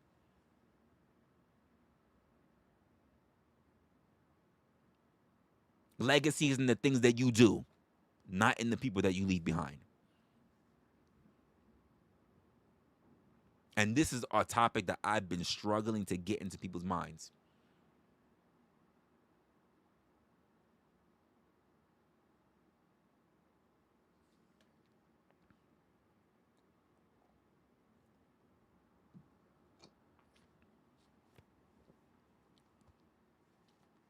Jesse James the legend. Anyone know who Jesse James' offspring is, if he has any offspring? You know who's also they consider to be a legend because he did all these movies? Clint Eastwood. Anyone ever talking about any of their family, whatever? Well, what about all of these movie people that we came up on, right? All these movie people, all these celebrities that we came up off of who have children. What they children doing? What's their names? Even Ice Cube. We know who the fuck Ice Cube is, but anyone say that his son is building a legacy? Or his son is literally just running off of what his dad did? Scott Eastwood, I didn't even know this nigga's name. What is Scott Eastwood doing? Huh? What's dear old Scott doing? Is he popping? Is he in the movie industry? Is he running shit? Is he a big Hollywood name? Is he even, quote, a C-list actor like his dear old dad? What's he doing?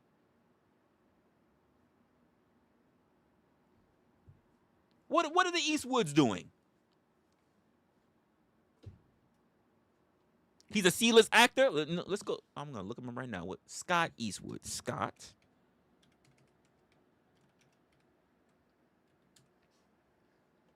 I have seen Scott Eastwood before. Cool.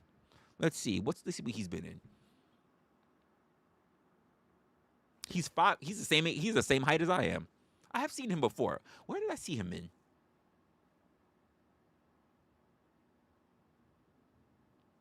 I don't know what this is. Don't know what that is. Don't know what this is. He was actually in Gran Turismo? Okay. All these movies I don't know. I've seen them before, but I don't know any of these movies. Fury. I did see Fury. Maybe that's the movie I've seen him in.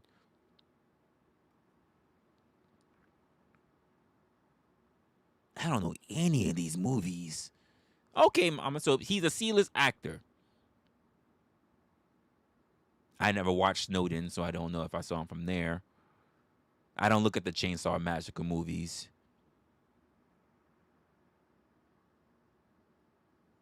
All of these films I don't know about.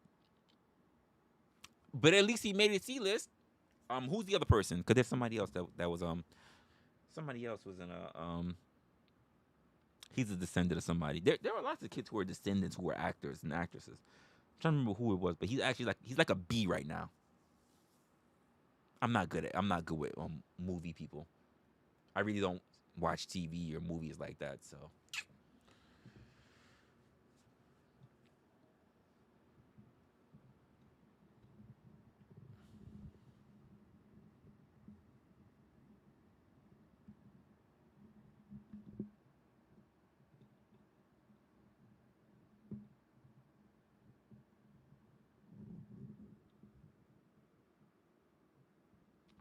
So you said, again, because you want to hold on to your children and make sure that they're special. That's your legacy, and you're proud of it because you want to make it personal to you. The notion that someone has to make it huge in order to have a legacy is garbage. Folks, we have trillions of people on this planet Who do we hold legacies for? The term legacy, who do we hold that for? Who do we hold that for? We hold that for people that we consider to be great or exceptional. Who do we hold that for? Because if that's the case, every Yahoo from the hood to the trailer park, everybody would consider themselves to be great if legacy was just that damn profound. Everybody would. Because it means that in order for you to be legasarial, to do something that's beneficial to people, anyone just doing that. And that's not something that's provided by everybody. I love you say contributing. So because as a kid, I bought another kid a lollipop. I built a legacy because I contributed to them.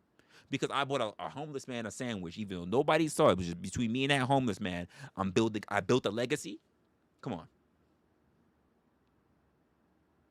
I'm contributing. He didn't starve that day. Am I building a legacy? The answer is no. This is not something that's considered to be special.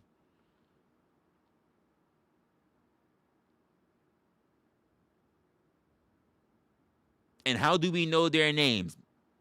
Mama, Tom Cruise, Jamie Lee Curtis. How do we know their names?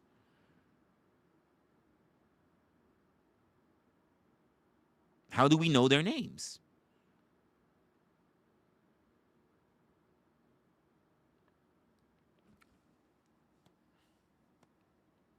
Like, there are people who have autism and are on a spectrum or whatever, but we don't look at people who are savants unless they do something very critically acclaimed and also they're known for it. For instance, no one gave a shit about what's his face? Chair guy. This is how much I care. Because at some time I would have cared. Who's the guy that was in the chair? If he wasn't as smart as he was. The guy who was in the chair. In any other standard of society, no one would have given a shit about him.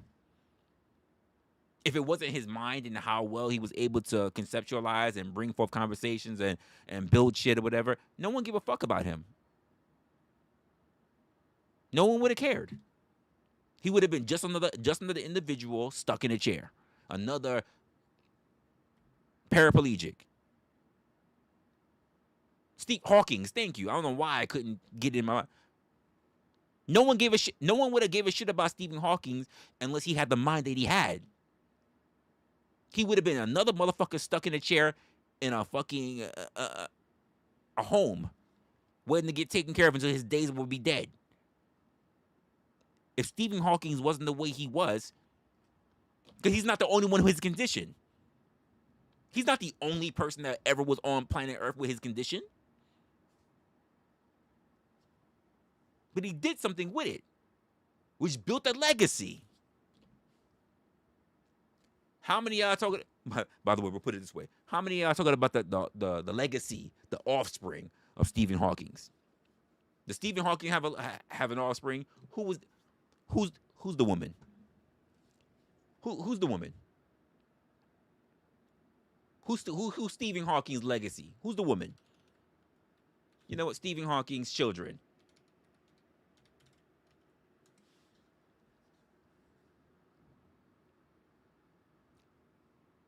Lucy, Timothy, what are they doing? He's got 2 children. What are they doing? What's the Hawking line doing? Anyone ever heard of them? This is the first time I'm hearing about them. Lucy and Timothy Hawking. What are they doing? They're like the legacy. What are they doing?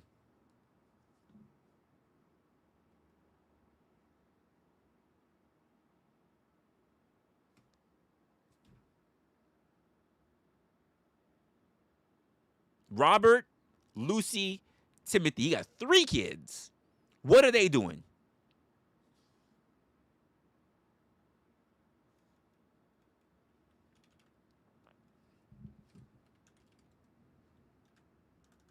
I'll even look at Robert Hawking, Lucy Hawking, Timothy Hawking.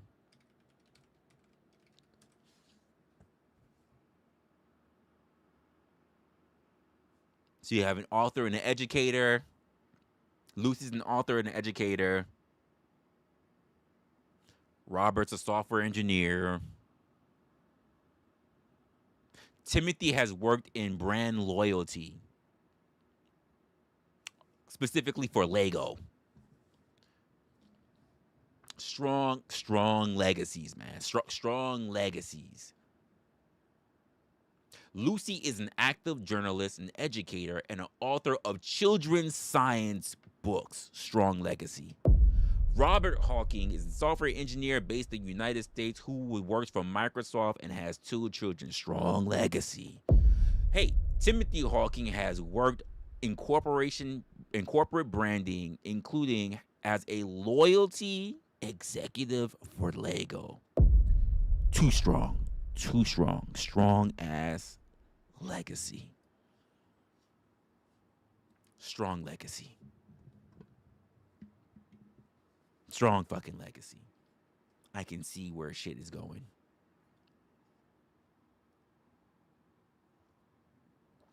Or maybe their parents are the one that built the legacy and they just are normal, everyday people. Because you don't need to be legasarial in order to become a journalist, to be an educator, to be a software engineer, to write a children's book, to work for Microsoft, to work for Lego. By the way, most of y'all don't know this. I had a job working in compliance for Mattel. Am I a legacy because I work for the Mattel company, the company that made Barbie? No, I don't think so.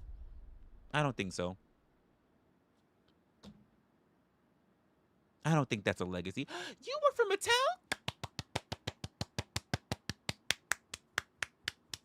Legacy. Brilliant. It's not the way that works. His contributions is his legacy. They haven't made significant contributions to be noticed.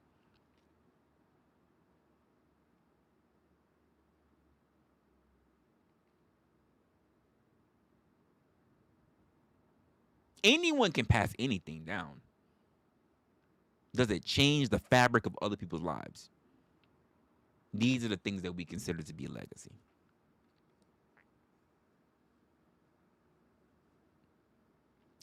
And guess what? There's nothing. Hey, to the people that's gonna go to the welfare office tomorrow with the baby mama of 6 and the ain't shit person that's been in jail, almost double digits. Then when they go to the welfare office, tell them about how great they are because they're passing their DNA, their behavior, and their environment behind B-baller. Tell me how great they're doing. Tell me how great their legacy is in the position. Or are we going to be betting on the fact that their children will build their own legacy? Because obviously the parents did not.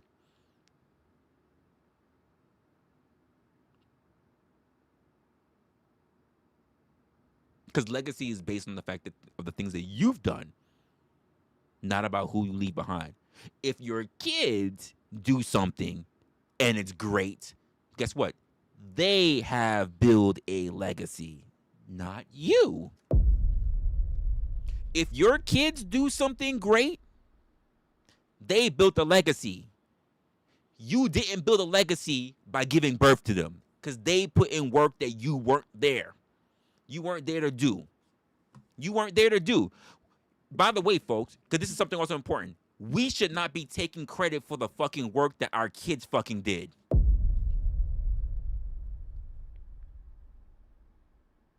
We should not be taking the fucking credit for work that they did.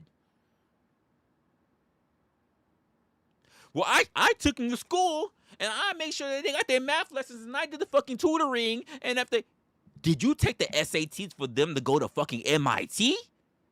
You did it. They got into MIT. They created the next fucking supercomputer. They did all that other shit. You didn't. You did not. They did the work. You paved the way and they did the work.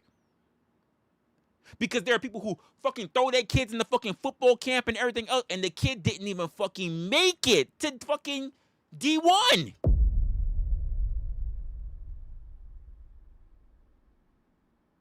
Why do we forget it's also the effort of the person who's there, not of the person who wants it.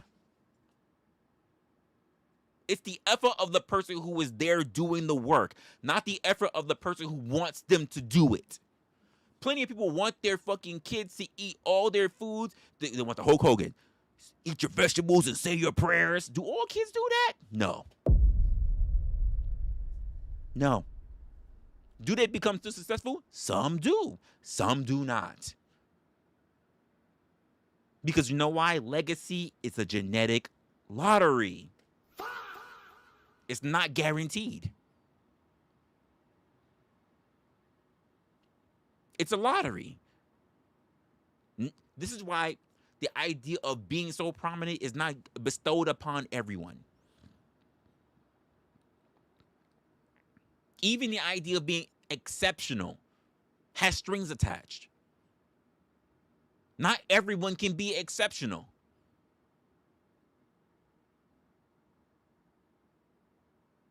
Not everyone can be exceptional. Not everyone will be considered to be genius level. Not everyone will be considered to be a savant.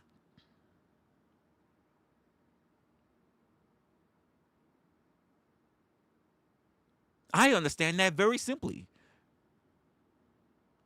Now, whether you want to wish that upon your kids, you can wish. You can be Disney. That doesn't mean anything, though.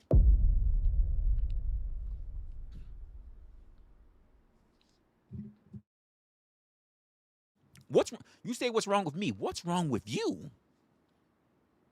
Why do you think that your nut is so special? They will do what is best for them. You've already lived yours.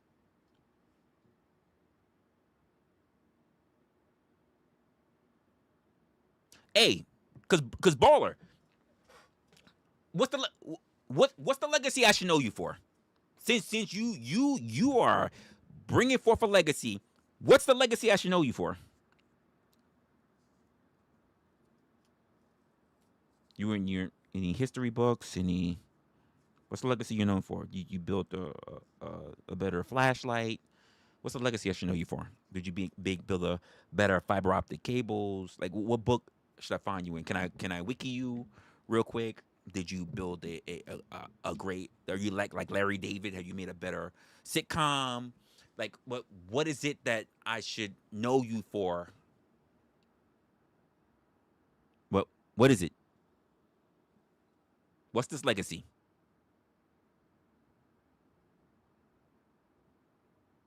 Because being average is not a legacy. Oh, I don't have a legacy. I don't have a legacy. I don't have a legacy. I can tell you that. I don't have a legacy. See how easily and open, honestly, I can do that? I don't have a legacy. I'm average. I don't have a legacy. I don't have a legacy. No, nobody's looking at me and saying that I'm known for something.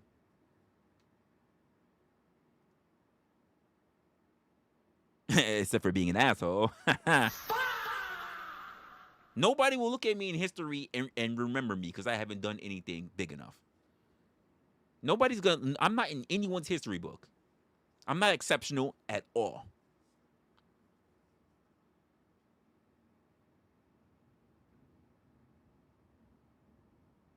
I'm not exceptional.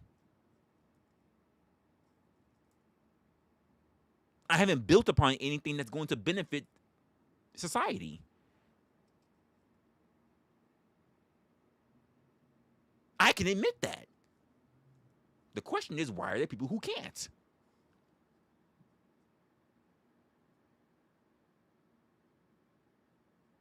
I love that you said it. Legacy, the long lasting impact of particular events, actions, etc. So what is the legacy that I built? Here's the thing. I'm not dead yet, so I got time. But if you're looking at me and asking me what have I built, I haven't built shit. I got time. I don't know what the legacy is gonna be yet. But if you're asking me today, I don't got it. And I can say that. Guess what? You're not the only one who ever taught. And there are plenty of people who taught, and their fucking students turned out to be no one very fucking special. I teach too, by the way. And I never went to education for it. I never got a degree for it. I also teach. And there are plenty of people that still don't fucking do well. So that means, should I say that I'm a legacy of their failures? Wait, what? When they're the ones who had to pay attention, when they're the ones who had to do the work, when they're the ones who had to implement everything that was given upon them? No. No. Not at all. Because legacy is what the individual person does with their life, not about what they picked up from somebody else. Are you mad? Are you mad? Are you crazy? Are you making any impact? I'm not. Brother, I have not gone past 9 even 9 fucking 30 fucking subscribers in one entire fucking year. I'm making an impact? I don't make an impact. I don't make an impact. You can tell yourself that. That's cool. You can tell yourself that. People tell themselves things all the time. You can tell yourself that. It can only be proven when someone else can acknowledge you for it. And I mean someone else. Not just your loins. You're someone else. Someone else way down the line, probably when you're not even an educator anymore, can turn around and say, I wouldn't be where I was if it wasn't for B-Baller.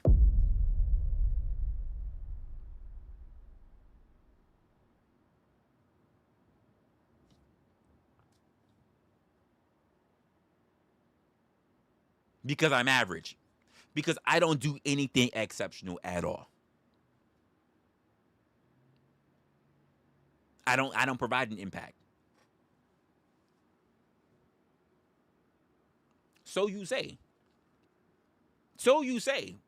Who are these people? You mean other average people? Other average people.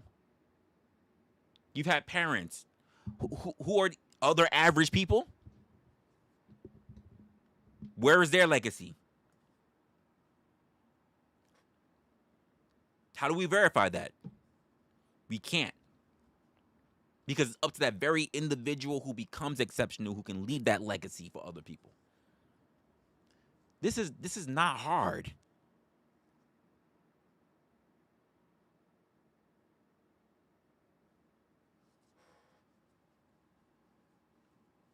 Oh, I would never want Rooster. I would never want to run for mayor. Why would I want to do that? Except to just have myself quote in a history book. Why would I want to run for mayor? So I can get that far to turn around and have other people tell me what I can't do? Why would I do that? I've had nothing but broken mayors for pretty much all of my life. I live in New York fucking City. Even the fucking very mayor that I just picked up this year has already broken how many promises in less than a year? Are you kidding me? Why would I do that? But so many people are so fixated on leaving a legacy and not understanding what their stations are. That legacy is all about the fact of what you provided. I made so many examples already.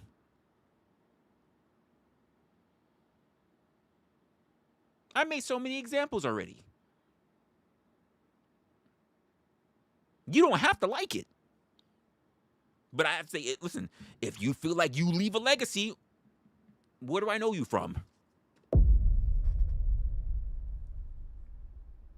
I can talk about Stephen Hawking because even if I couldn't remember his fucking name, because why? He did something. Michio Kaku, theoretical fucking physicist. I know who he is because he did something. Many of y'all don't even fucking like, what's his name? Neil deGrasse Tyson. But he did something. But nobody's talking about his children. You know why? They haven't done anything yet. If they ever do anything. This is how legacy is determined. We don't know who Genghis Khan's children is. We don't know who Genghis Khan's parents are, but we know who Genghis Khan is. And you can say you don't like it. You can say how wrong you think I am, but you haven't proved me wrong at all. Because you know why? You're not the example. You're not the example. You are not the example. You can disagree till the cows come home. You're not the example. Just like I'm not the example. And I can call it out.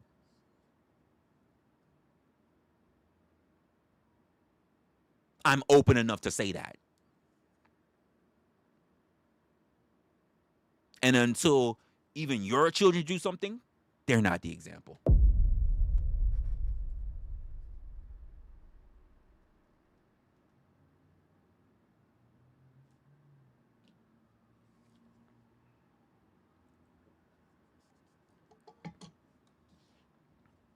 The fact that people just believe just because they are here that they are special is crazy.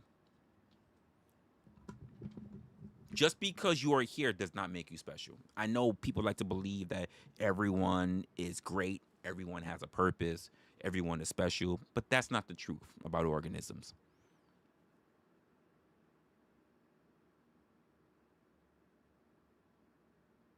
Yes, until they do something, I don't recognize them. Because that's what I'm known for them for. That's why they're getting taught in school. I don't recognize them. Because you know why I don't recognize them? Because I don't know who they are. I don't know who they are. I don't know who they are. If I can't recognize them, I don't know who they are. See how easy that is? If I do not recognize them, I do not know who they are. Even a man who was sitting in a chair, I couldn't remember his fucking name until you had to tell me. I still knew who he was. Because I can recognize him. Because I know who he is. Average, everyday people running around doing whatever, ups and downs, lows and highs, doing very little to the very... I don't know who they are.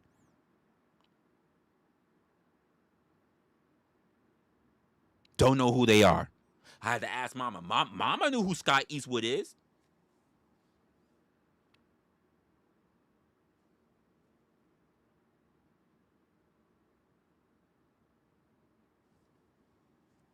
And again, you don't have to like it. You don't even have to agree. But you haven't convinced anything otherwise because you don't have any true examples of it.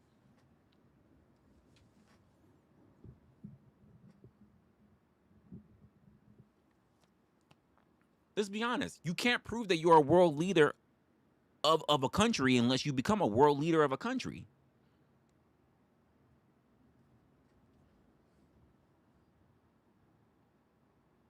Legacy is not related to your blood. Because not for nothing, you can raise someone that you adopt, and they can become great. But they got to be the ones to do all the work to get there. This is like the fact that you have a son. You didn't do anything you didn't do anything for him to be picked on a fucking scholarship, to be in a fucking football team, and him making it into league, and him winning touchdowns, and him getting rings or whatever. But you sitting there talking about, see what we did? No, he's the one that ran the yards. He's the one that went to practice. He's the one that had to get picked up in the fucking league. He's the one that made it to a team. He's the one that had to go through the exhibition and the fucking season to be able to get the fucking league, to have the fucking trophy. He did it. He has the legacy, not you.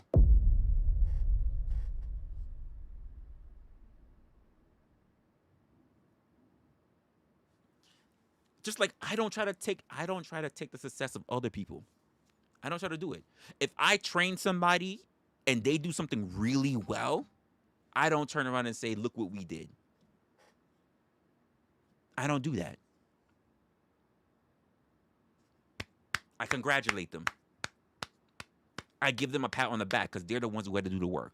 Did they learn from me? Sure. but they're the ones who get a pat on the back because they did the work. I don't take credit for their work. They put in the effort. They put in the time. They're the ones who are noticed for the thing that they did that got picked up. George Carlin will be known because he built a legacy.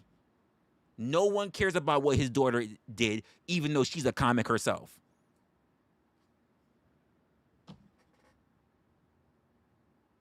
People don't really care.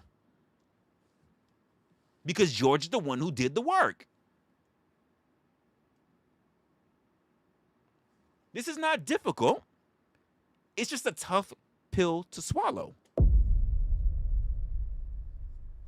It's a tough pill to swallow.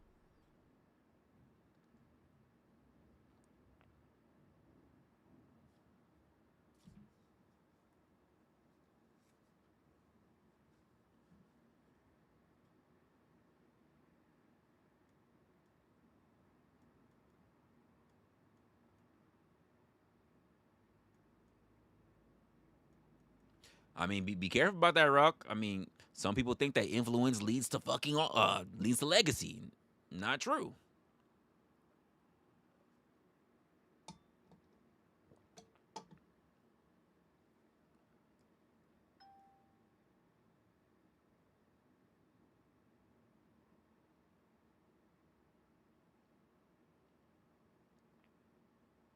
Well, Mama, you say even if you achieve greatness, which this is gonna sound a little controversial compared to what you're saying in the rest of your sentence, but you say even if you achieve greatness, there are people who don't view you as great. Cool. You said so. Are you really great? Slash legendin or a legendin?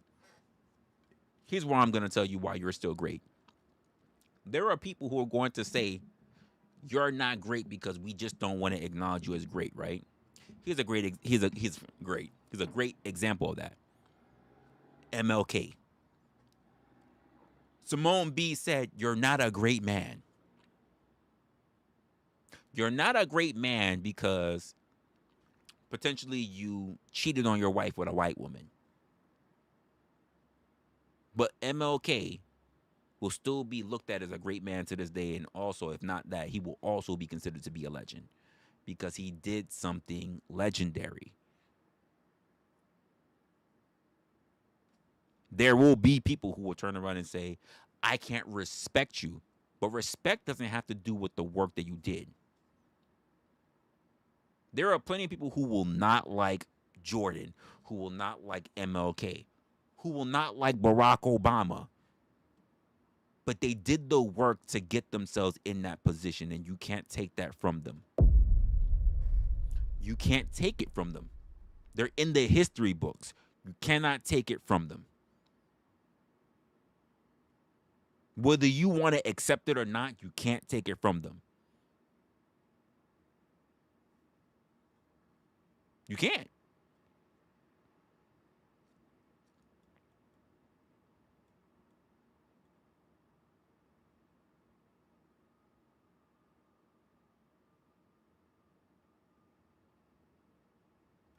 Well, and Uncle Fatty, you said how about just being a good person? By the way, there are hundreds of thousands of trillions of people who are just good people.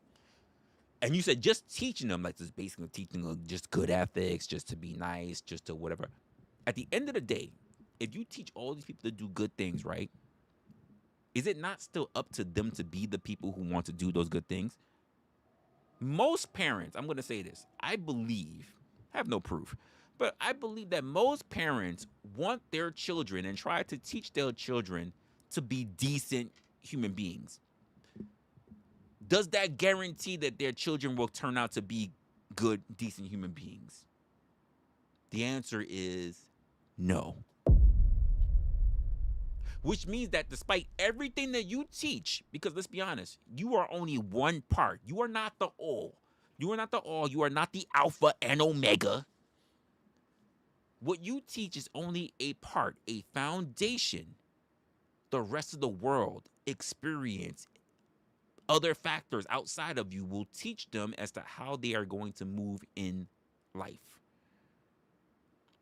And those experiences will shape how they choose to become as a person. It's not just about you. Foundations change all the time. Earthquakes happen and a new foundation needs to be settled upon. You can build a strong foundation. When an earthquake comes along, a new foundation must be reestablished. It's not just about you.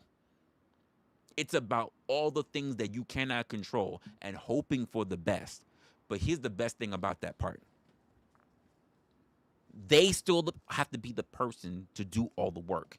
You cannot do all the work for them. And what they bring forth, according to their harvest, not your harvest, their harvest, they will be able to reap the benefits of the harvest that they built. You cannot reap the benefits from that. They have to do the work. And what they get back, they can say, hey, Fatty, I learned these things from you. But you know what you should be looking at and saying? Yeah, you did. But you're the one who actually planted them. What's the point of learning from me if there's no application? They have to apply. They have to do. They have to expound upon. They have to make better. They have to make it more suitable for the time that they're in, not just the time and when they learned it. They have to do the work. And if you're saying that this is something that a lot of people, by the way, do on a regular basis, then does everybody? Because you get more than one teacher in life. Does everybody now have a legacy? Are we going to downplay what legacy is? Are we going to say that it's now incumbent on everybody? Hey, the time that I felt really bad, that I really didn't have enough money, and the guy who was at the ice cream truck, I was 3 cents short, and he still gave me the ice cream. He's a part of my legacy? How much do we dilute a thing?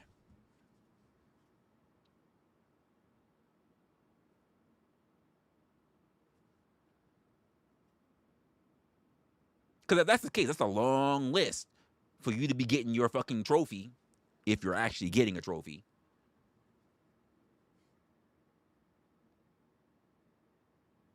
And let's be honest, this is really an argument that's all about, not even about them, the people that actually do the work. This is really a problem with people who just want to make sure that they are remembered. And I say this to so many people. It's not about you. Once you put kids on this earth, it's about them and what they're going to do. It's no longer about you.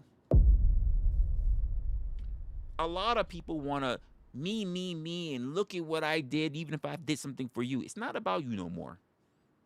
Once they're able to think for themselves and do things for themselves, it's not about you. The same way how you do things for your life, they're doing things for their life. They're not doing things for your life. They're doing things for their life. They're doing the things that are most beneficial to them. Even if they do something for you, it's because it makes it easier on them. And I don't know why we're pretending like this otherwise, because we're all living breathing human beings. We all know the decision that we've had to make in life. We know how easy and also how uncomforting it could be to make a fucking decision.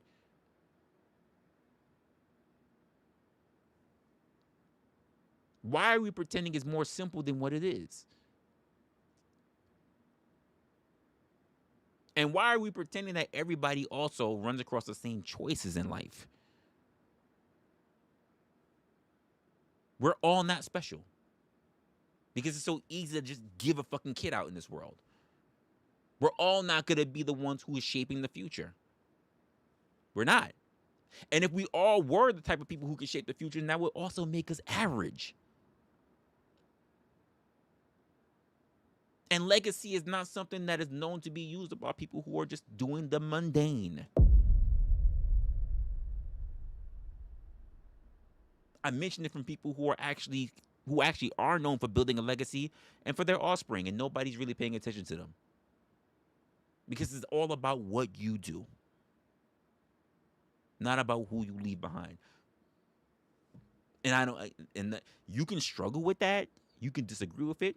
Cool. That's no problem. You can argue till the cows come home. I'm not here to debate you. It is what it is, though. How you feel has nothing to do with how reality sees shit. how the world, how society looks at shit.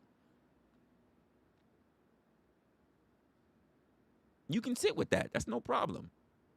You could disagree with it. Because a lot of people's first contention, by the way, is to just disagree just out of fucking position. Just to be a contrarian just for the hell of it. But it doesn't shape anything differently.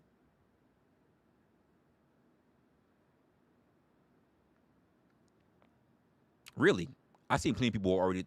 You say I'm alone in my opinion, though. It is my opinion, and you're the one watching it, by the way.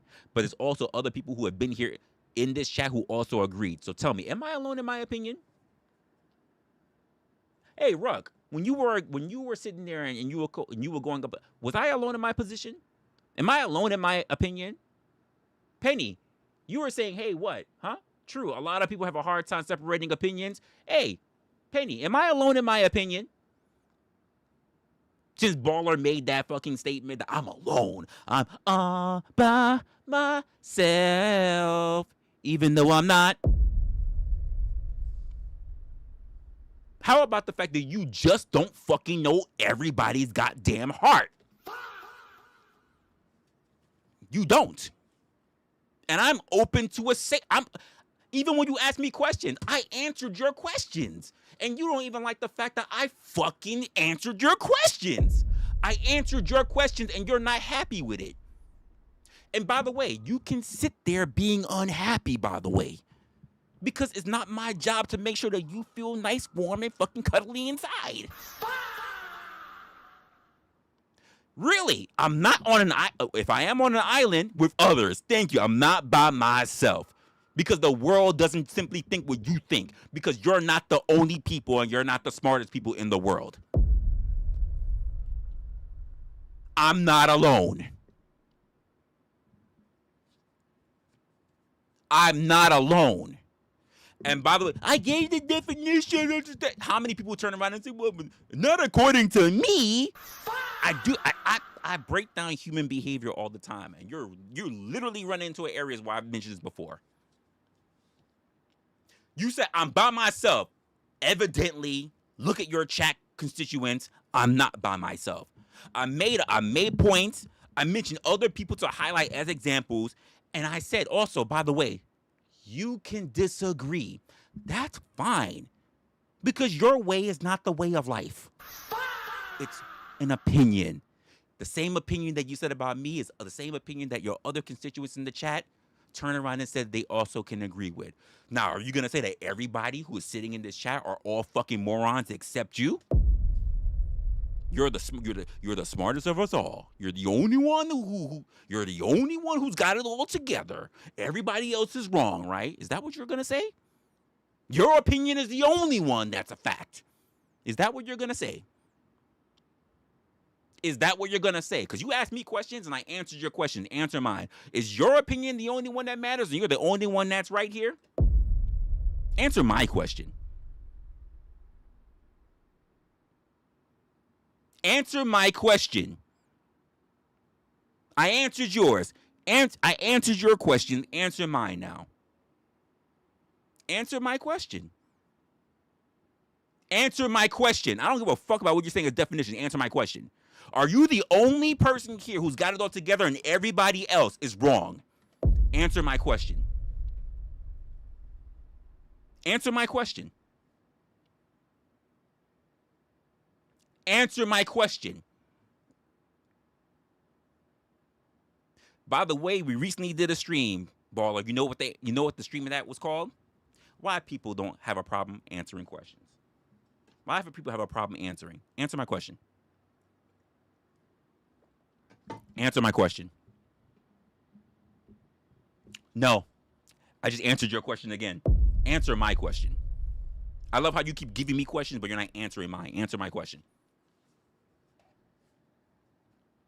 I answer your question very simply. Are you happy? No, I'm not happy. Answer my question. You still have yet to do so. No, you haven't answered my question. Chat, for those who are paying attention, what was my question? I don't need for you to tell me to ask me to look up a definition, answer my question. Oh, what's the question? Are you telling me that because you already said that I'm all by myself, but apparently I'm not by myself, that if everybody who's paying attention, all your other chat constituents, that you're the only one who has the answer and everybody else is wrong and you're the only one that's right? That's my question. Answer it, please. Tell everybody here how you're the only one who got it together. You're the only one who's right and everybody else is wrong, even though we all have opinions. Tell everybody. Tell everybody how they're wrong. You got it all together. You the messiah of this shit. Tell everybody that they're wrong. Tell everybody they're wrong. Let's see that degree at work.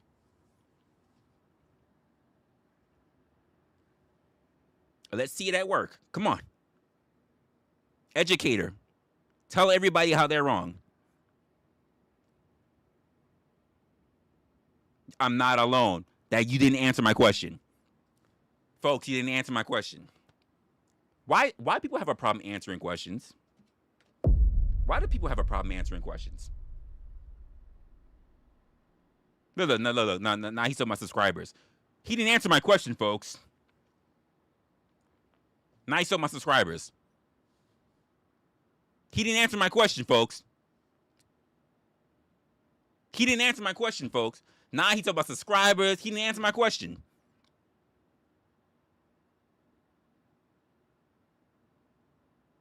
I'm alone. I'm alone. He didn't answer my question, folks.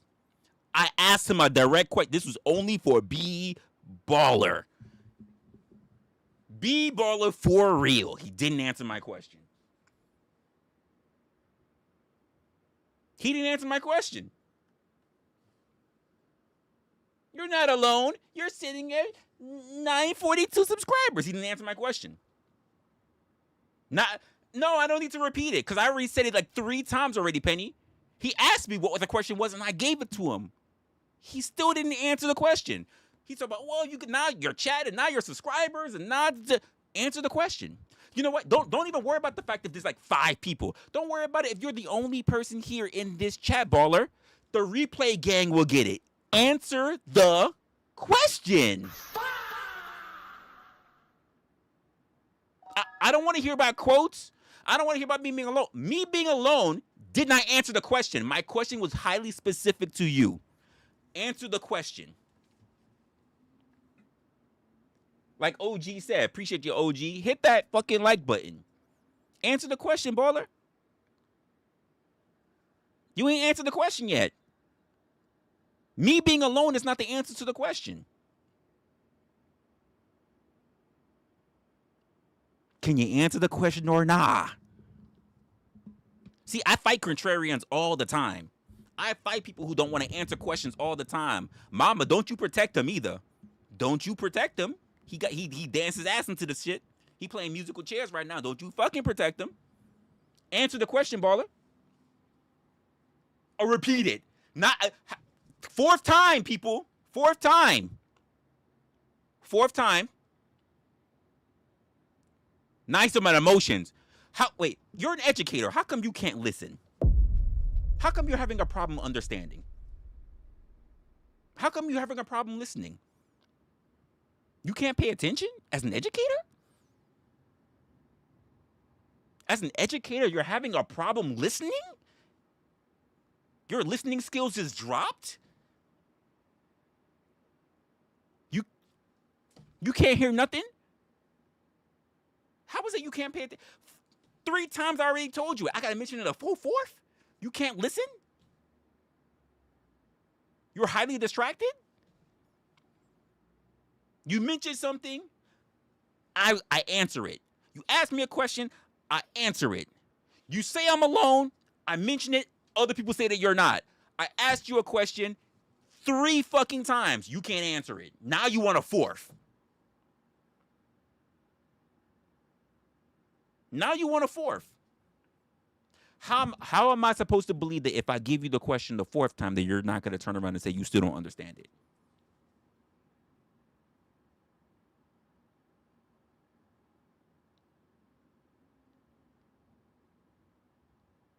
That, by the way, that's also a question. Because I've answered your questions, clean, cut, simple, but you have yet to answer mine. You're waiting? Cool. Nobody else. Worry about this. Don't answer the question for him. Baller. Strictly for you. Be baller for real. If you're so smart and everybody else doesn't got it together, no one else agree, even though they just said that they do, then you're going to be the one that tell everybody that everyone in this chat, even if they're hearing the replay that might agree with me, is wrong. And you're the only one that is right. Correct?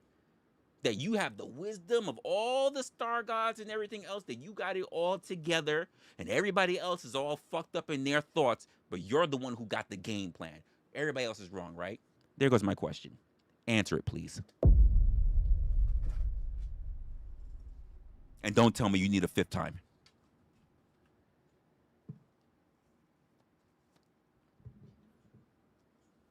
Because you told me I was by myself. I'm not. You told me I was on an island, then you had to say, oh, wait, other people. I got it all wrong. I got it all fucked up. Other people agree. So you must have it all together, right?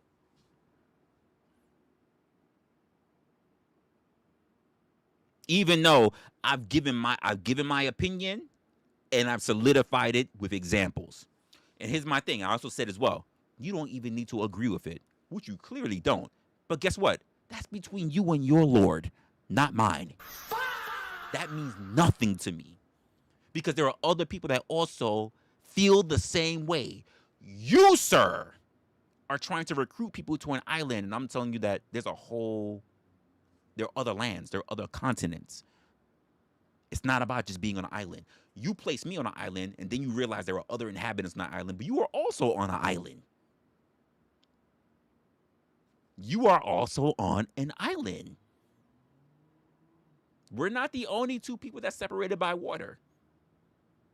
You're also on an island. I'm on an island, but so are you.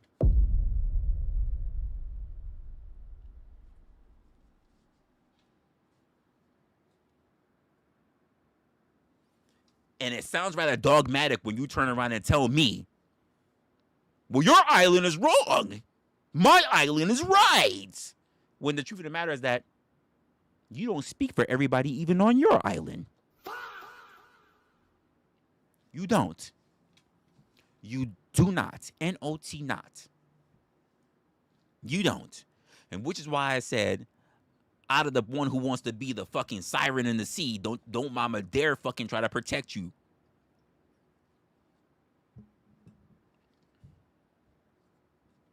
No selkies here.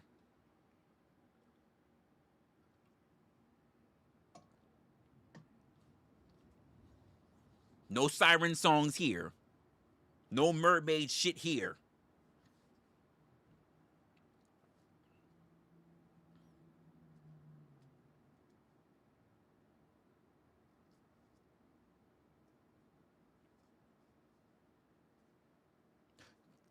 Really? Did I say people who believe children are legacy is wrong?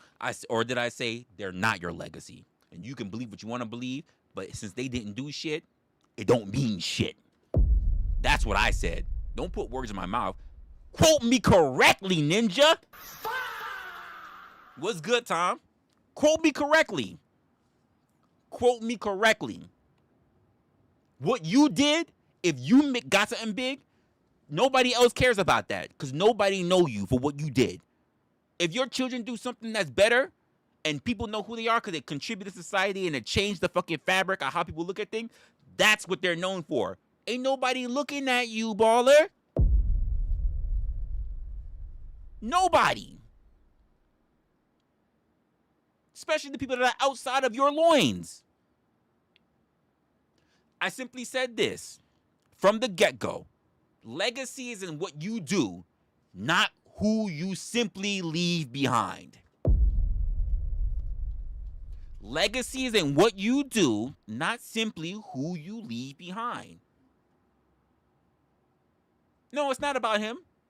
It's not about him. I made a clear-cut statement. that he's wrestling with. He got a problem with it. But I say it's his problem. It ain't mine. It ain't my problem. It's his problem. Every question he asked me, I answered without hesitation, by the way. Without hesitation. I didn't need a 1, 2, 3, 4 time. 1, 2, 3, 4, 5, 6, 7, 8, 9. It's the wrestler commandments. I answered it with no problem. With no problem. I'm not on demon time. Baller's just on some existential crisis. He can't really handle what I'm saying right now. He got a problem handling what I'm saying. He got a problem holding when I'm putting down. It's too hot. It's too hot. It's too hot.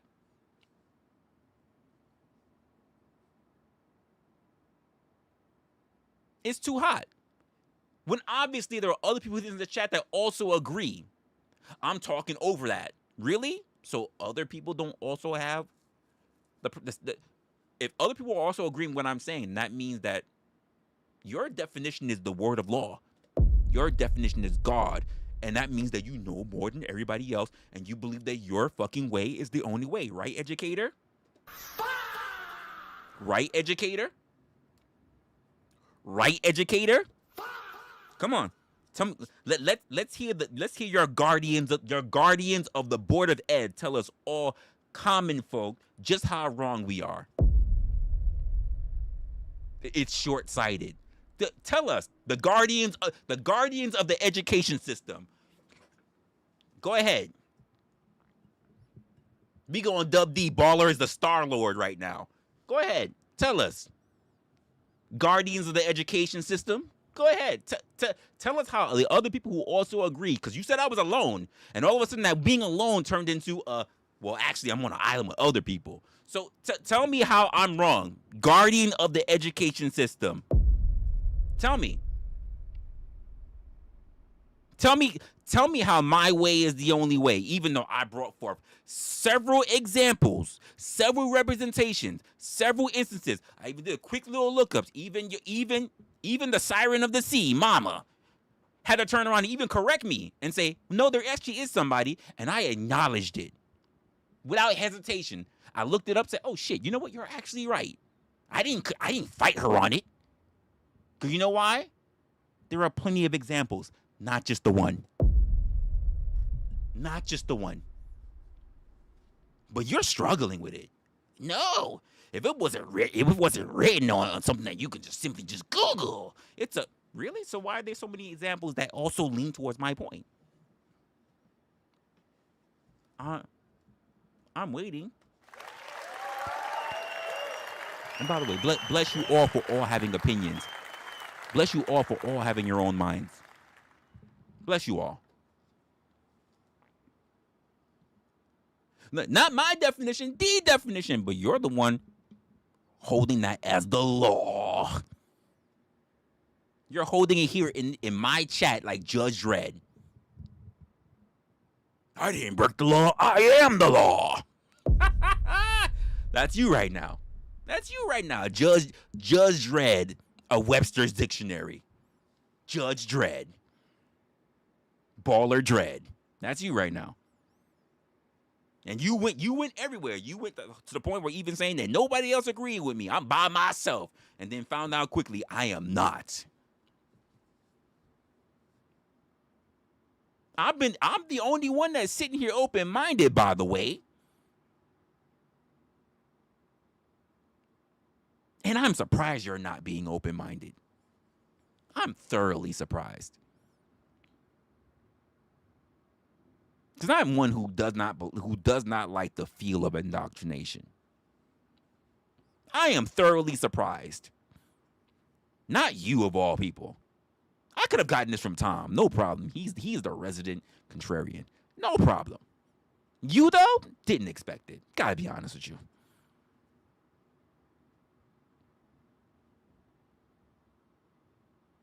Of all the children, I expected you to at least be a little open-minded.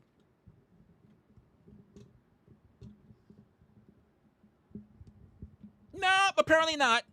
No, you're not open-minded. You're not. You're not. Did I say that your opinion was wrong? And I said, I love how you keep making up new shit. When did I say that your opinion was wrong? When did I say that? Hey, Ruck, welcome back. Can you recall that there was a time where I literally said that, hey, what Baller's opinion, what he's talking about is wrong? When did I say it was wrong? Or did I say, that's your opinion? You're allowed. I even so multiple times. That's your opinion. You're allowed to have it. But your opinion is not the only opinion that's there. Children are not your legacy. It's about what you do. Nope. It's about what you do. And I said, people can tell you what MLK has done. What has his children done? Huh? What? What about MLK's parents? What do we know them for? What do we know them for? Legacy is about what you do, not about who you leave behind. I've been very clear on that. You have not moved me from that point yet. No one would have cared about MLK if he didn't do what he did. Point blank. No one would know who Malcolm X is based on his father. They only care about what he did because he's the one that built the legacy. Stephen Hawking. There are plenty of people who suffer from his fucking disease, his ailment. We care about Stephen Hawking because he actually did something with his life while under that fucking ailment. And he's got fucking what, 3 kids? But what are those kids doing? Average shit that other average adults also do. You haven't, the fact that you're trying to change, sway what is evidently there is crazy. Rather than just saying, you know what? As someone who's open-minded, Baller, you should just say, instead of just saying, you know what? There are many. Ooh, did I say? Oh, baby, happy I'm not on StreamYard. Did Tom just say children are not legacy?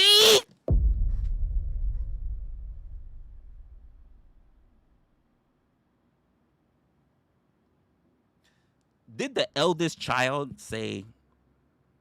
Well, technically, I'm the eldest child. But anyway, did he say that children are not legacy? Did he just say that? Did he just say that? Did he just say that? Hey, mama. Dear mama, you are appreciated. Did one of your siblings say that children are not legacies?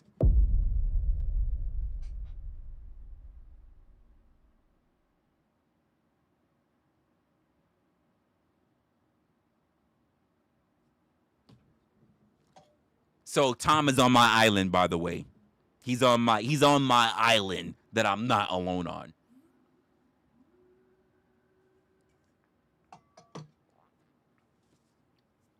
The legacy is something you can leave to someone else. Does that mean that and I mentioned this, Tom, hey, even though you built something legatorial, right? I'm making that word up. I don't know if it's a real word. Legatorial. I'm making it up. Does that mean the people who inherit your legacy does anything with it? My answer was nah.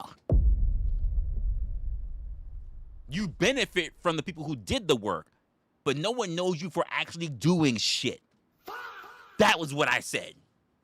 That was what I said, and Baller has been up against that from the door.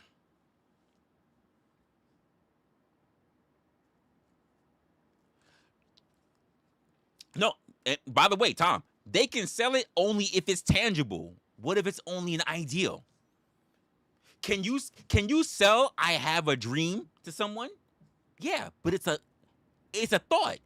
It's not a place that you can settle into. Look, Tom is being combative. No, the reason why I find it so great is because Tom and I actually agree on this. Because we've had this conversation before. We've had it on his channel on the porch. We've had this conversation. This is not a new conversation. We've had this conversation before. We've legit had this conversation before. And he and I agreed then.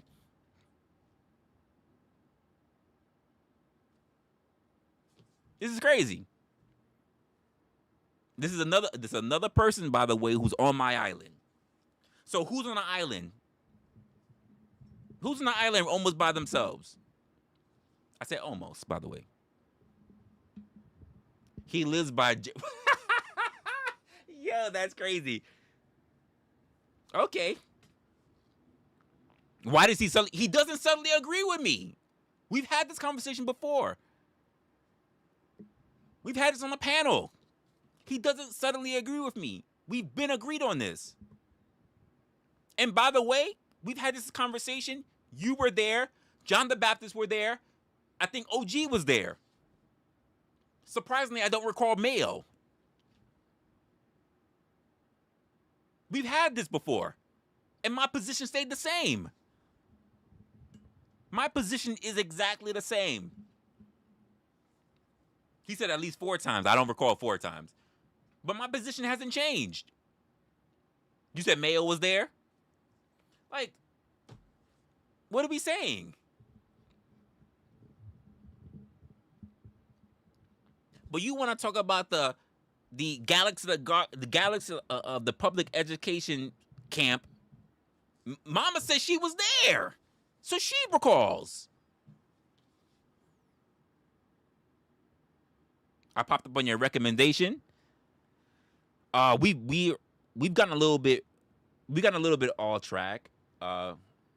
Vital. We got a little bit off track, but we're still there. I could talk about a whole bunch of different stuff, but right now we're settling something else right now.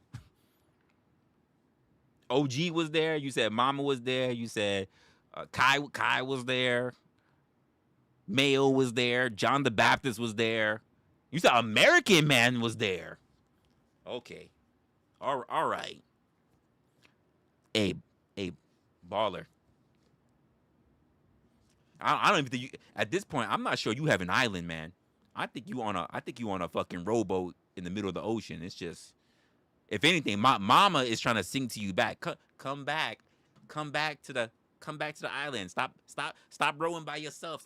You're getting too far away from shore. Come back, baller. Come back, baller. Oh, she said I was high. I don't remember, but I was there.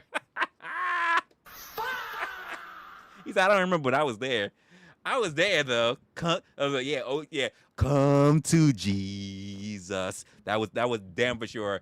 John the Baptist. Come to Jesus. Because you rowing away from the island. I'm not even sure you have your own island. You rowing out to just open sea. We're saying you need to come back. Come back. We don't know what you're listening to out there. But Baller's like, I hear something. Come back. Hey, we got warmth over. We got a fire. We got warmth. The shelter. Come back. You don't need to row out by yourself, Baller. Just come back. What he doing? He really getting his paddles ready. Hey, why he rolling out there? Like, come back. You ain't got no scuba equipment. You don't got no fishing equipment. You just out there rowing the boat. There's something out there. There's something out there. I can hear it. Come back. It's okay. Come back. We're not gonna judge you. You still family. Come back. It's okay. Mama, can you send up a flare? Just send up a flare, please. Tell him to come back. You've proven nothing. Tom agreed. It's not just Tom. And a bunch of people witnessed it. It's not just Tom. Before Tom came in, people already agreed. What are we saying? It's not just him. Now all of a sudden, like Tom is the only person that's here. What are we saying? You said I was no island all by myself. All by myself. Then you found out, no, I agree too. No, I kind of go with that. Now you going to talk about, well, Tom, even Mama was in the sea. I had to say, hey, Mama, don't you dare rescue him. Don't rescue him. And even Mama said, I was there. What? Don't talk about Tom now. Tom's not saving you. Tom is not saving you. Tom is not saving you, sir. Don't do that. Don't throw it all on him. Don't throw it all on Tom. No. Yeah, let him drown. Let him drown. Don't throw it all on Tom. Don't do that. He like he can't swim. Ah, shit. Like don't throw it all on Tom.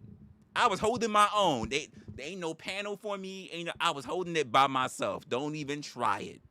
Do not try it. All right? Don't do that.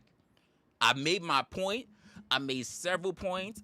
I brought up several different people. It stands. It stands. I never asked Tom to save me. It is what it is. I made my point, and I'm standing by it. And there are other people who also stand there. You're not gonna do that with me. Listen. Listen,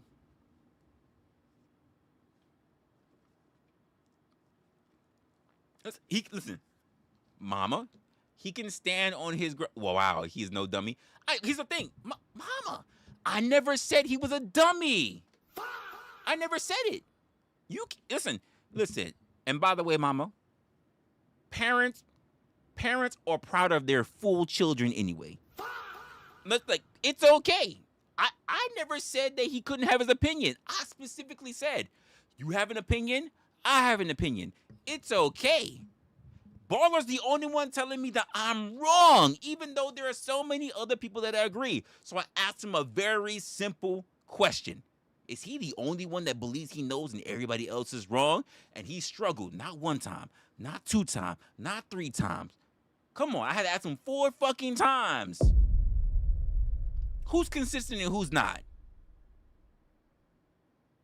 Who's consistent and who's not, Mama? Who's consistent and who's not? You could be proud of him, but you can't say I'm not being consistent, that he wasn't evading. Can we do your... He's not even... Here's the thing about it, Mama. He's not even under any real scrutiny. He's not a criminal. So I won't even say, Mama, you harboring a criminal. He's not under trial. I just said, if he's as open-minded as I know him to be, why has he got such a stark stance in saying that everybody is wrong? Why is he saying everybody's wrong? Honestly. So I asked him, if we're all wrong, just say that. He said incorrect. I remember you said incorrect after the 4th time. You said incorrect. So cool. If it's incorrect, that's all well and good. Don't put it on Tom, though. He just came in the building. Don't evade. You said, what did he evade? He evaded my question 3 times before the 4th time. He claimed he didn't hear it. He didn't hear it. All I did was talk. I never put it in the chat. I didn't put it as a poll. I didn't do none of that stuff. So how is it he couldn't understand what I was saying? I speak only one language. English. Like, how is it he didn't understand me? Other people answered it. You said, YouTube, bro, YouTube promotes you. I don't know if they promote me enough, Vital. I don't know about that. I don't know if they promote me enough. I'm still trying to get my legs up there. Oh, shit. Damn, you're right. YouTube is promoting me. We got people coming in the building. What's good, y'all? What's good, y'all? I didn't even expect YouTube to be promoting me. Damn, that is crazy. I don't know what I said for YouTube to promote me. I don't know if somebody just, like, rated to me or whatever, but cool. That's what's up. Listen, y'all in the... Damn, y'all are just really scooping in the building. Welcome to being in the building. Do yourself a favor. Get nice little drink. Put your feet up. All that different stuff. We just going through some stuff. We started out really talking about parasocial access to people. Maybe we'll get a little bit into that. But then we got into a little bit of a conversation. We got a little bit about basically the value and basically about legacy. And I am one that says that legacy is in what you do. Legacy is not about your children. And B Baller, who's in the chat, by the way, No, there's no personal gripe between me and him. He's like a brother to me. But he says he doesn't believe that. And I'm like, okay, he can have that. He can have that position, but we're going back and forth on it because he believes that. I don't know, honestly, after everything I laid down, I don't even know why he's still holding on to it. But he allowed to be proud. People are proud and in their position all the time. By the way, I didn't say proud and wrong because Baller has already said I have been wrong like 3 times now. That I've said that he was wrong several times, and I have not. I have not. And I'm gonna make sure I'm gonna hold him to task. I'm gonna hold his feet to the fire. Cause wrong, you are wrong, has not come out my mouth. Hasn't come out my mouth. So now there is. Oh, look at him. Look at him. Just making up shit. Look at him. Don't do this. Stop. Doesn't look good. Don't.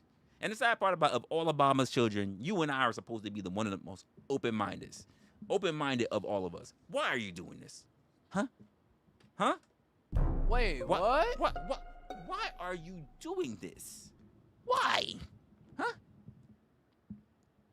What about what? You said wrong about the definition. Cool. Let's just say if I'm wrong about the definition. Is there only one definition to say that somebody has an opinion on something? Because you know what he was critiquing me on very earlier, right, Mama? My opinion. Okay, it's my opinion. You know what my also opinion is? That the definition is not the only definition. And he asked me questions through and through, and I answered his questions back to back. But he refused to answer mine that I had to ask him 4 times. And then the only answer that he gave me was, in all caps, incorrect. Incorrect. That's all. Incorrect about what part? Because he said I was by myself in this discussion. The people in the chat turned around and said, oh, well, that's not true. I actually agree too. Well, no, I actually agree with what he said too. So I'm not incorrect. He said what I said is wrong. I never said that what he said was wrong. I just simply said it's not the only way that people are looking at it. People look at basically legacy as passing shit on their children. And I said anyone, not everyone, but anyone can have children. And by the way, for those of you who are packing in the building, don't just be a lurker. Don't be a berserker, but also don't be a jerker. Be sure to say something in the chat as well. Come along, say what you got to say. You could be a part of the discussion. So I said, literally, legacy is not simply about you giving birth to children, because there ain't shit people that give birth to kids all the fucking time. And I said, legacy is in what you do, because there are many people who inherit legacy, right? Many people who inherit legacy. But the question becomes, what have they done with what they inherited? And the majority of the time, that has been zip, zero, zilch, zippity doo dah. So that means it's not about them. It's about the person who did all the work. The person who did all the work. Even Michael Jordan went back to try to fulfill, not for nothing, what his father wanted to do, and that was play baseball. And even he was like, fuck this. Hey, fuck this. He didn't say he was doing it for him. He was doing it for dear old dad. He was like, fuck this. I tried it for you. And even I say, like, no, this is the birds. This is the birds. I don't want that. I don't want it. I do not want it. So it is what it is.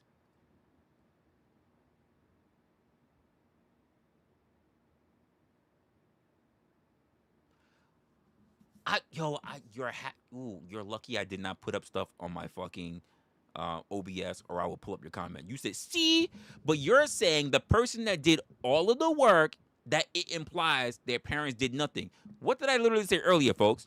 That the parent who turned around and took you to school, paid for your practice, was there in the stands for you, did that stop you from being the person who had to run the plays, get the sacks, get to D1, get to be the one that get picked to come to the lead?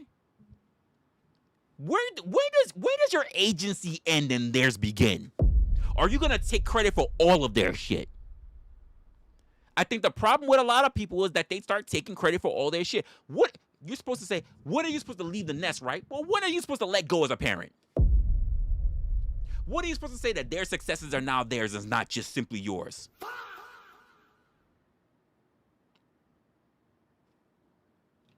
Or does every person who becomes successful gotta buy their mama a house? Because I say no. I say no.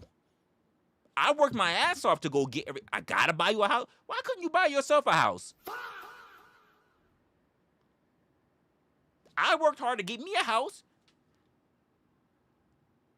I'm obligated? Am I obligated? Because what? You had a good night with a rough and tumble with my mom? So I'm obligated to do something now? Come on now. Come on now. Come on now. Don't do this. And by the way, there are plenty of people who feel that way. Plenty of people. But for me, there's a point we need to cut shit off. There's a point we need to cut shit off. You said I never said buy a house. I still don't. But by the way, I still don't owe you shit for you bringing me here without my knowledge, without my consent. If I feel gracious, which is the most important word, if I feel gracious, I will bestow and I will do these things for you as my parent. Or are we all assuming that parents all have good relationships with their offspring? Because the answer is no.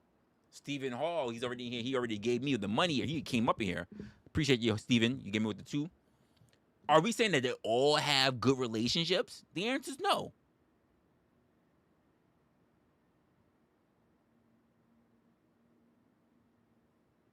How am I complaining? Hey, love that you're talking in the chat, but you said you're still complaining. How am I complaining? In fact, since you just came in and you just said that, can you tell me what I'm complaining about?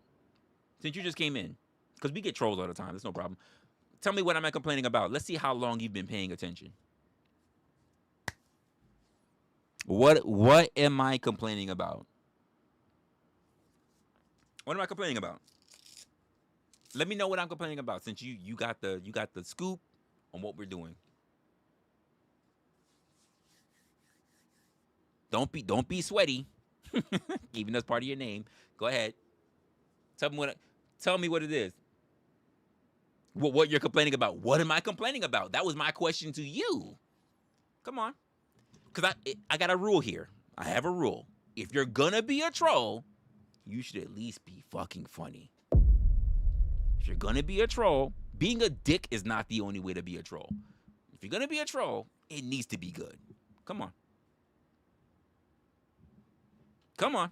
Because we promote people who actually can present to have a mind up here. Not just say shit just to say shit. So I'm giving you an opportunity. Just come on.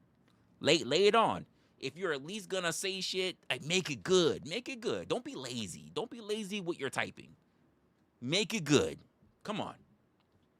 If I'm complaining, let me know what I'm complaining about. But if you haven't even heard it yet, I mean,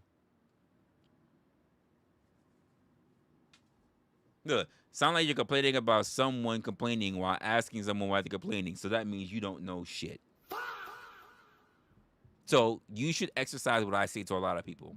Sit back, get an idea of what's going on in the landscape, and not just try to be the person that just wants attention. Because now you make yourself look like an ass. You make yourself look bad. It is what it is. But you wanted the attention. You wanted a little 5 seconds. So you got a little 5 seconds. So it is what it is. Is Blind in the house? Blind was in the house. I don't know if he's still in the house, though. He was, though. He was here. He's probably doing his own thing. He's doing his own thing, and I can't really say what it is. I'll be right back, guys. I am actually going to take it. I'm getting called in the background. So let me get back to you in just a second. It's not going to be long. Just get right. I'm so fucking tired of your fucking bullshit. Shut the fuck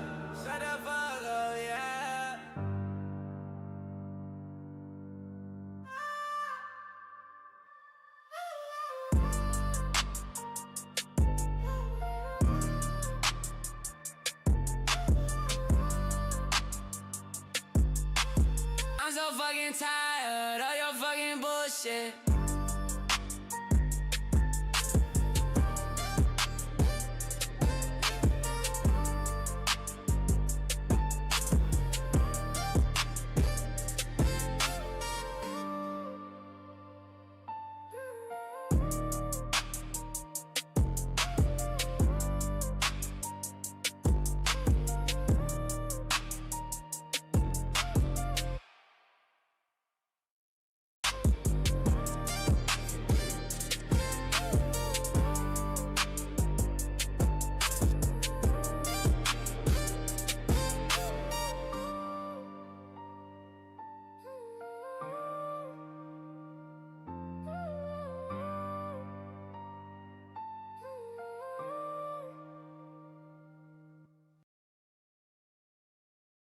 All right.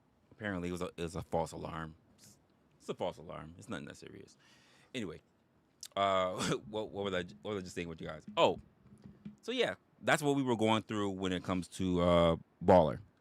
We were just having that conversation about it. Now, to let other people know who didn't know, I feel like I just said this. I literally just said this.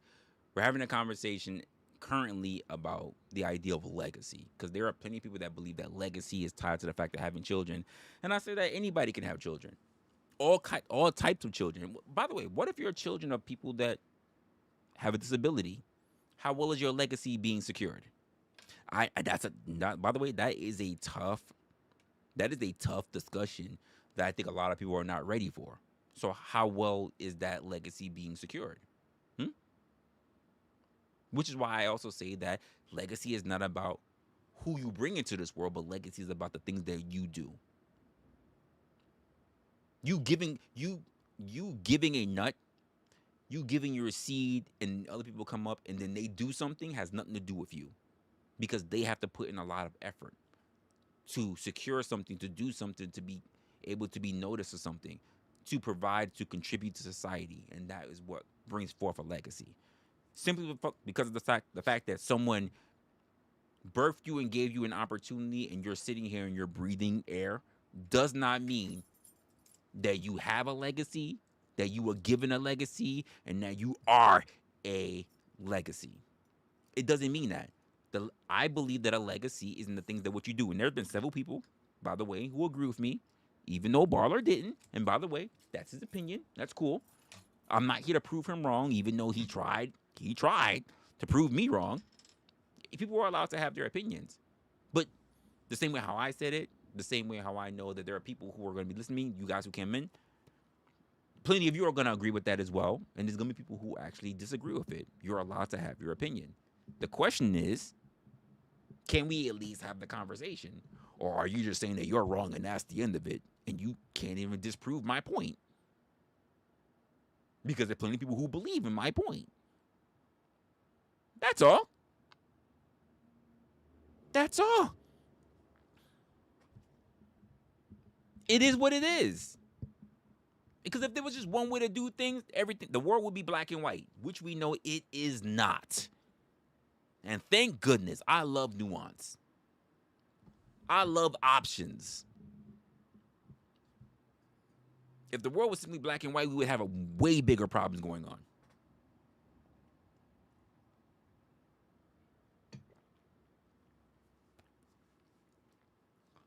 You said if there weren't seed and fertilizer, the person wouldn't be here. I hate to say this. You say if there was no seed and fertilizer, wouldn't be here. So you're bringing forth a chicken and an egg thing, because if you had seed and you had no fertilizer, where are you going? And if you had the fertilizer and you had no seed, where are you going? You need two things. But let's just be honest. When you plant a seed, right? What happens if you plant the seed too deep? What happens if you plant the seed too shallow? You also have problems, right? Which means the proper seed needs to be planted. But let's be honest. We're also talking about not just the actual gardener. We're talking about the elements. What happens if the elements are too harsh? The gardener can't necessarily protect you from all elements, from too much of a heavy rain, from too much of a snowfall, from too much of a drought. because that all depending on all what the gardener also has available to them. Correct or not? So why do we pretend like everything is all on them and all the success that's being built, even upon our offspring, is all built on us? As if the offspring also does not make decisions and choices along the way. Why is it we're taking agency away from our actual people that we put on this earth in order to make decisions, to be self-governed? Why? Like this is why I also say, why at some point, when do you decide that your child is actually an adult? When? When do you decide that? When do you decide that this person is capable of making decisions and that I should just not interfere? When will that be? This is a question for people who are parents. What would that time be? When will you shift from a parent mode, from a parent position to an advisor position? At what point? Because there are some people that they just can't get beyond that. They can't leave that point. They can't decide when is the point where I should just start leaving my son or my daughter to actually start making decisions and just trust, by the way, trust that I did the best that I could. And there are some parents that turn around and say, regardless of what age they are, I'm going to always be fucking nosy.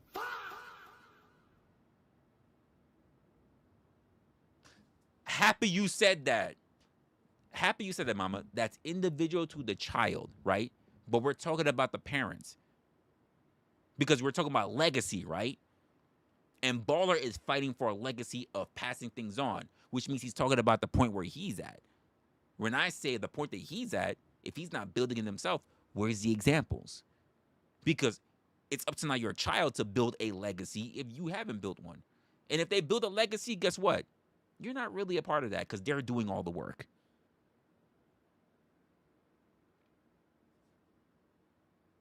It's just that simple. The same way if you built something and it demolished and you never got back to that point of prominence, all people can talk about is what you used to do, how you used to be, what you used to have. And used to bees don't make no honey. What are you being remembered for? Here's a great example. Nobody's really talking about Bernie Madoff anymore unless you go into history and you start talking about finances. But he solidified his point in history. Not in the greatest of examples, but he will be remembered.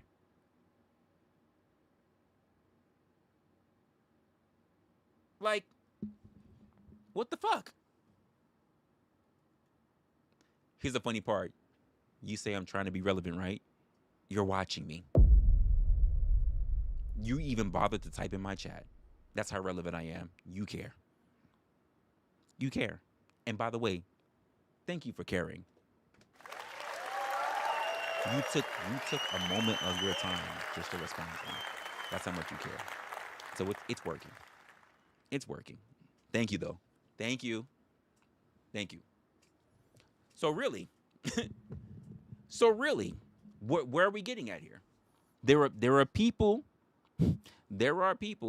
who have this kind of conversation. And by the way, I'm not even saying that either side is wrong, but we have to acknowledge that there are two sides to this coin. It's not just one side. It's not a two-faced coin. There are two sides to this coin. So why are we not acknowledging one side of the coin, but we want to only look at the other side of the coin? And this is the point where me and B Baller is at right now. He wants to only look at the head side of the coin. And I'm saying, no. There's also the tails part of the coin, and there's also another point of the coin that's not being looked at. The ridge that's in the middle. Because the ridge that's in the middle is actually giving you all the context you need. Because the ridge in the middle is the only way that you can make the distinction between both sides of the coin. You said interesting channel? Hopefully you see it to be so. You have to subscribe for more. I got new shit coming on, and I also got old shit going on. But I appreciate you nonetheless. So that's the point that I'm at. Too many people want to do a black and white, a this or that. And I'm always living in awe. No, you don't. Because you've been going back and forth with me this entire time, Baller. And this is why I find it so interesting. Because you and I are typically not like this. Normally, you're way more open-minded than this. But you've been literally holding on the side, the sun, the light only shines on this side of the coin. I'm like, bull fucking shit. Just because it landed on one side, it landed on the fucking the side of the tails and the head's point is lining up, doesn't mean that the tails portion doesn't exist. Oh, I'm not angry. I'm not angry. I'm not angry at all.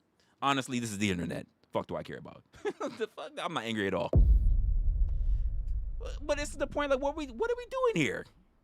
Why are we saying that it doesn't exist? And by the way, internet people, y'all need to get away from this point where either somebody's angry or somebody's happy or somebody's crashing out, whatever. People are nuanced. Y'all need to temper it down a little bit. I ain't gonna lie. People are nuanced. It's the internet. Thank you, Tom. You said you acknowledge that all those people stating their tell me, hey, baller. So since you're in here, because I'm not doing an open panel today, I haven't done open panel in a while. What is the legacy? What is the legacy of the dope fiend crack baby? Come on. I want to know how many people are going to sit there and now talking about you are appreciated, even though you was a black queen, mama. Even though you was a crack queen, mama, you always be a black queen, mama. How many y'all gonna still run on this? Huh? What is the legacy of that child? Not putting that child in the greatest of positions. What's the legacy? What's the legacy? What is the great thing? What's the legacy? What is the legacy of that? Dragging someone into, by the way, it's really true, dragging someone in, pulling someone into this world in contentious fucking positions. What's the legacy of that? What's the wholesomeness of that? What is the greatness of that? Because all I see is extenuating circumstances. What's the greatness of it? It's a bad. Then stop using legacy if it can be great or bad. Stop using legacy. Just say they're just fuck ups. That everybody is in the middle. If legacy can be good and bad and great and poor and rich, stop saying legacy. Stop using the word. Stop tying legacy to everything. Because if no one knows who you are, it's not much to say to you legacy. If no one can figure out who you are, if no one can pick you out from a fucking chip in the wall, it's not a legacy. Because we reserve the word legacy for people that we fucking see, that we can acknowledge, that we can fucking find.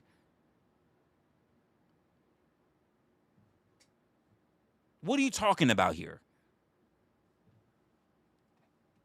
What are you talking about here?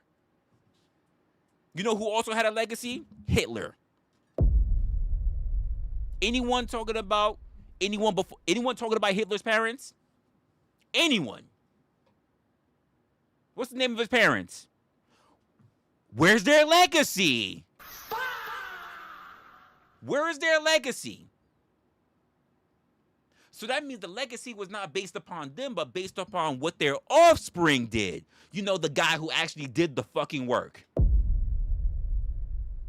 I made plenty of examples like this. And by the way, folks, you don't need to agree. This is an opinion-based thing. We're here to go through thought-provoking conversations.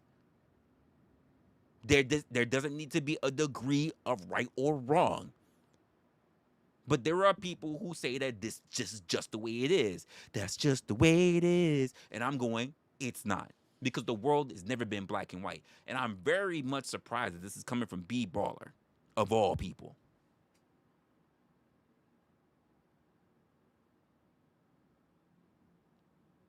Because legacy has to do about your notoriety. And if no one knows who you are, why are you sitting here talking about legacy? Stalin, Hitler. Some people want to even say Napoleon, Columbus. There are plenty of negative examples, but they are known for building something, for creating something. But if you're saying that a nobody, no nothing that nobody has ever heard of, no one ever know anything about is a legacy, I think you got it all fucked up. You're allowed to believe what you want to believe, by the way. If this is what you want, if it makes you feel better and sleep at night, that's cool.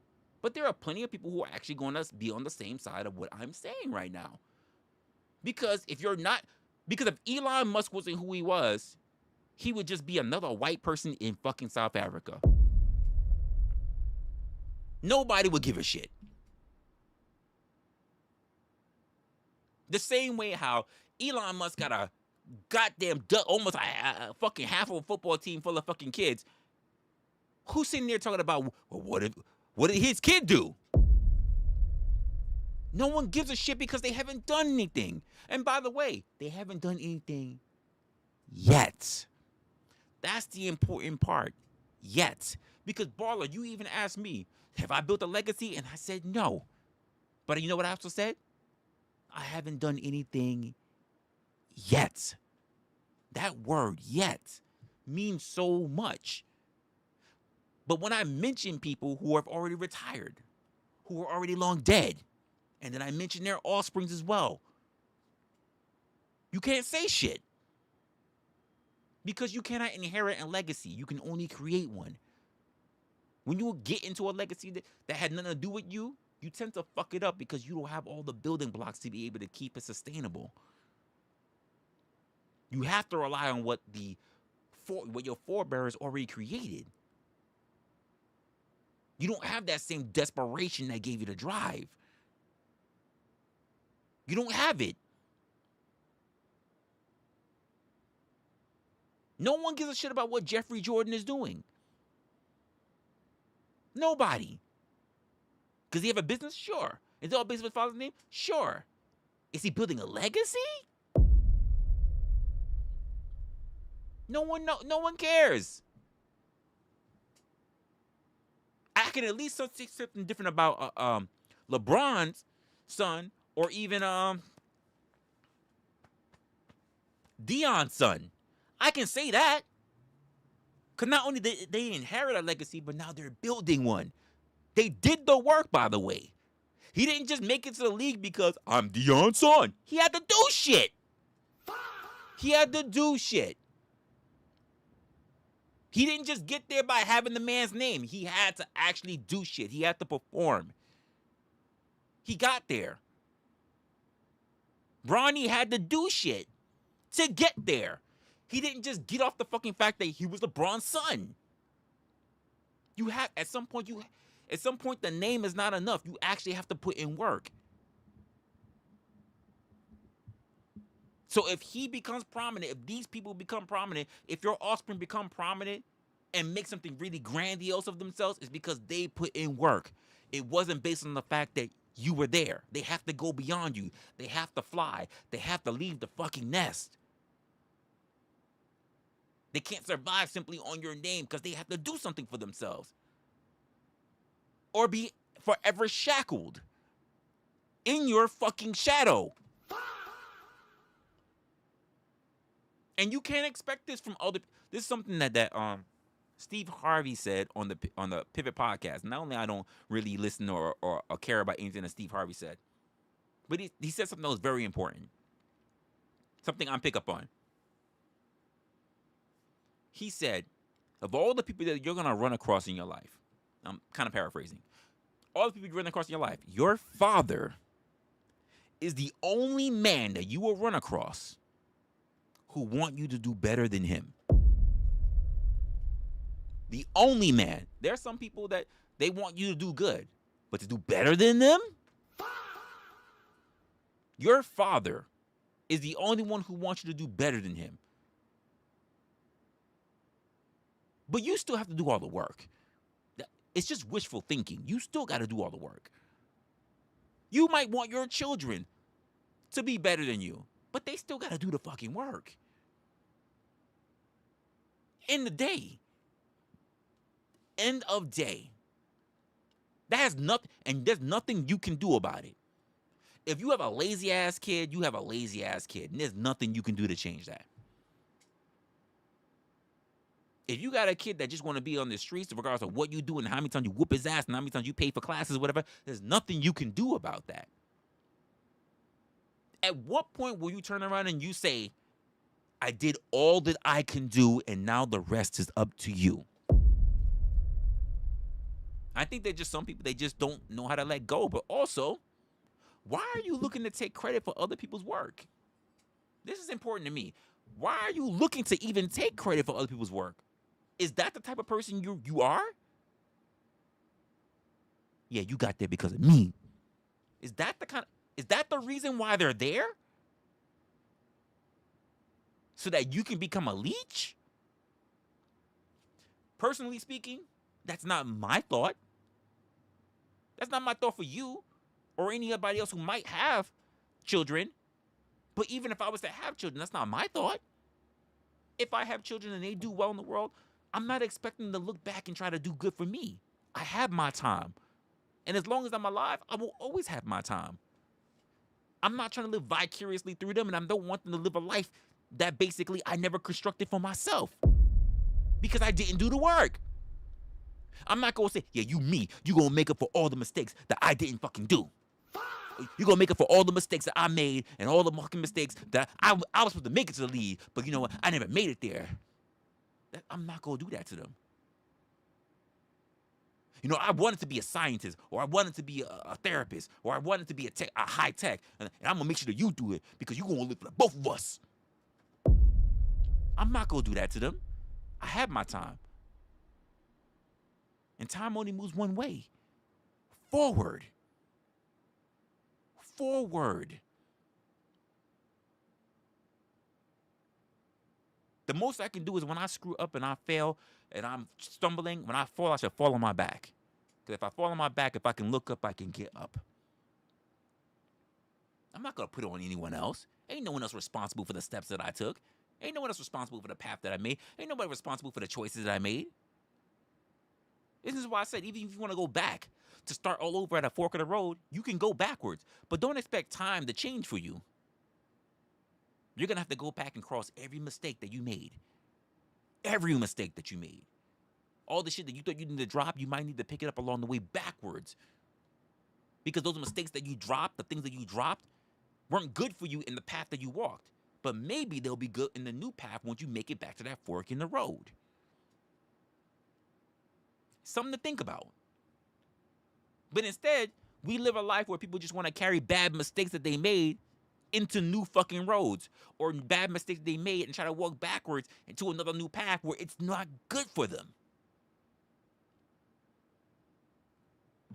I can be open-minded enough for that. I am thoroughly shocked, my guy. Thoroughly shocked you're not being more and more open-minded about this.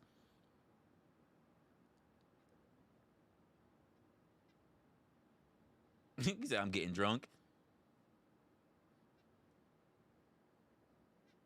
Look, now you're saying being proud of children. Where did we mention anything about children, about parents being proud of children? How is being proud of children the same thing as you taking credit for their work? Don't shift the narrative of the conversation, please. We didn't talk about parents' pride until now. Why is parents' pride coming up? Even if I'm proud of my kid, I'm not sitting here trying to take credit for their work. Even if I was proud of my kids, I'm not trying to take credit for their work. Because they did it. I'm not going to hit them with the genuine, you owe me. I'm not doing that.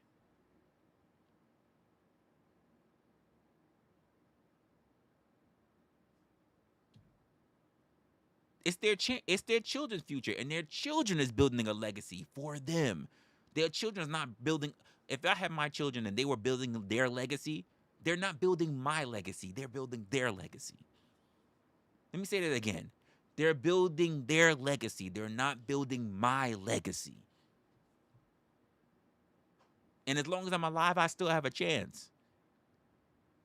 But what I'm not going to do is be like, they need my shit. Foundations change all the time. You can put in all caps and scream foundation. Foundations change all the time. Landscapes change all the time. By the way, the most important thing that I've been mentioning here is, of course, the word time. Nothing stays the same. Nothing. No, I'm not twisting it. I've been consistent. You can go all the way back. I've been consistent. I'm not twisting a goddamn thing. You're the only one that keeps interjecting new things. Now you're talking about pride. Your kids are here. It's over. They're going to make their own mistakes. Pass your teachings because you're not the only one who can teach. Life and experience will teach. I said this a while ago. I said it a long time ago. I said this. And I get it. You weren't listening. That's why I have to keep repeating myself. You weren't listening. You were doing something else. Whatever the hell you was doing, but you weren't listening.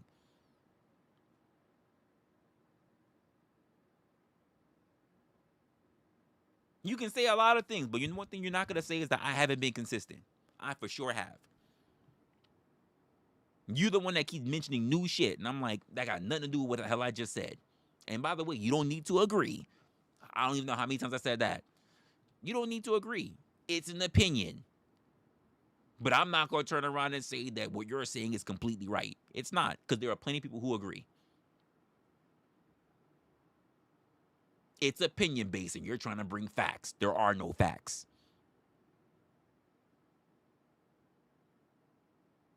What do I think they'll say? That's their money. That's their family. That's their kids. That's what I think they're going to say. That's what I think they should possibly say. That's what I think. It might be, say if I have kids and they have grandkids, it might be my grandkids. But ultimately, the person that's supposed to be there raising them are my children, not me. And here's the thing, I can't even guarantee that my offspring are not going to be fuck ups towards their children. Just like I'm not guaranteed to know if my grandchildren will become something great or not. Because you know why? That's their legacy to build. Theirs. They're not going to come back and say, well, Grandpa, how great did you want to be? And I'm going to work towards that. It's not the way it works. That's not the way it works. I started out earlier even talking with Vic and talking about how there are plenty of parents that sell the souls of their kids before their kids can even make a decision for themselves. That's how they end up in like beauty pageants and movies and shit like that. And there are people who make decisions who they sell their own souls in their 20s or in their 30s. But there are plenty of people who've been working on their craft, never knew what they were going to do, and became a success. And it could be in their 30s, in their 40s, in their 50s. Not everybody I'll repeat myself, not everybody who's going to become a millionaire is going to do it in their 20s and their 30s.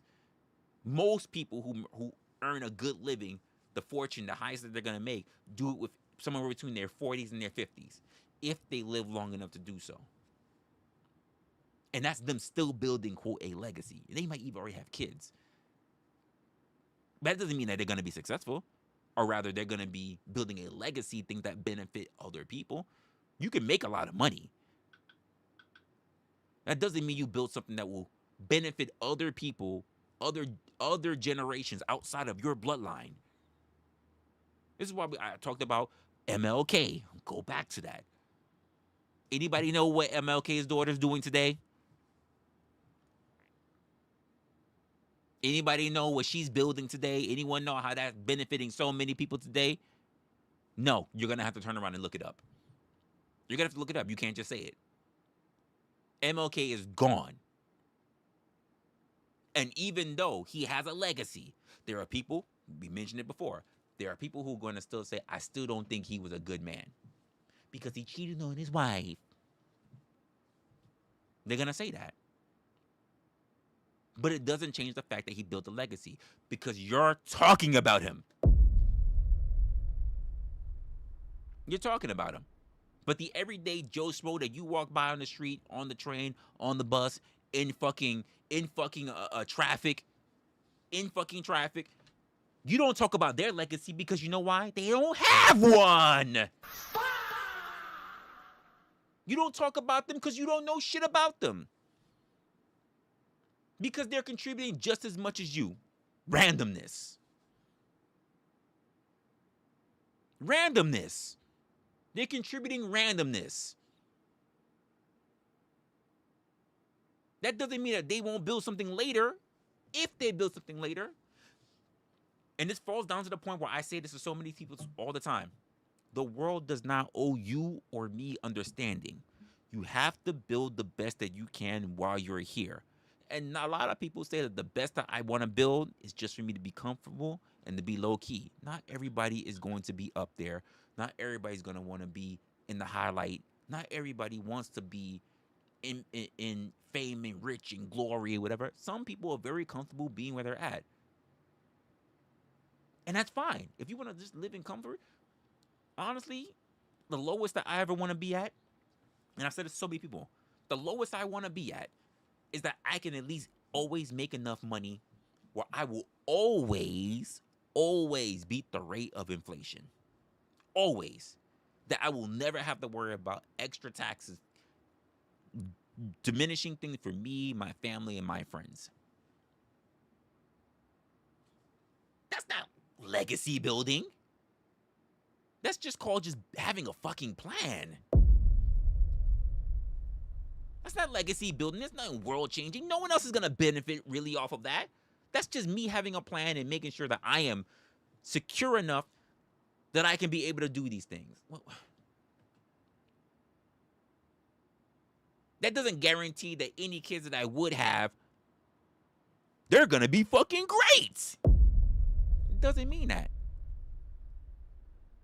Because everything, the rest of the world, extends beyond you. You can only do your part. You can't do everything. Some of y'all be acting like this is some kind of apocalyptic fucking society where it's the Last of Us. It's just you and your kids. No one else exists. No, you're gonna run across other people, and those other people might shape your fucking kids. Hell, they might even shape your worldview because you might have to do things that your kids have never seen you do or never thought that you would do that would shape their fucking worldview of you. The truth of the matter is, and I say this all the time as well, you don't know what you don't know.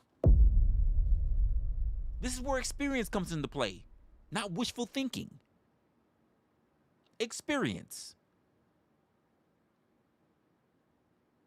And because, I'm happy that you said that nothing is guaranteed. And that's the whole point I've been running on. But you've been talking as if things are guaranteed. The definition. No, you're wrong, Resla. You've been speaking with absolutes. And I've been speaking saying shit is nuanced. Shit is gray. You've been speaking with absolutes, sir.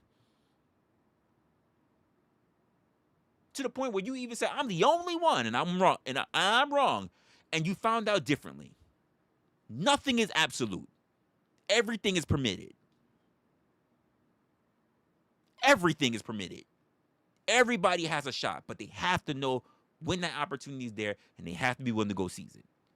It's not guaranteed simply because you came from someone else's balls. Because you were baking in someone else's oven. That's not the way it works. That's not the way the world works.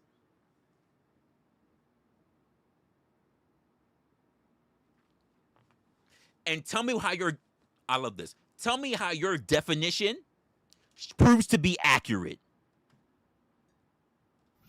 Tell me how your definition proves to be accurate over everything that I've said, over how many people have been listening and actually agree with my point. And I don't even care if they agree with my point.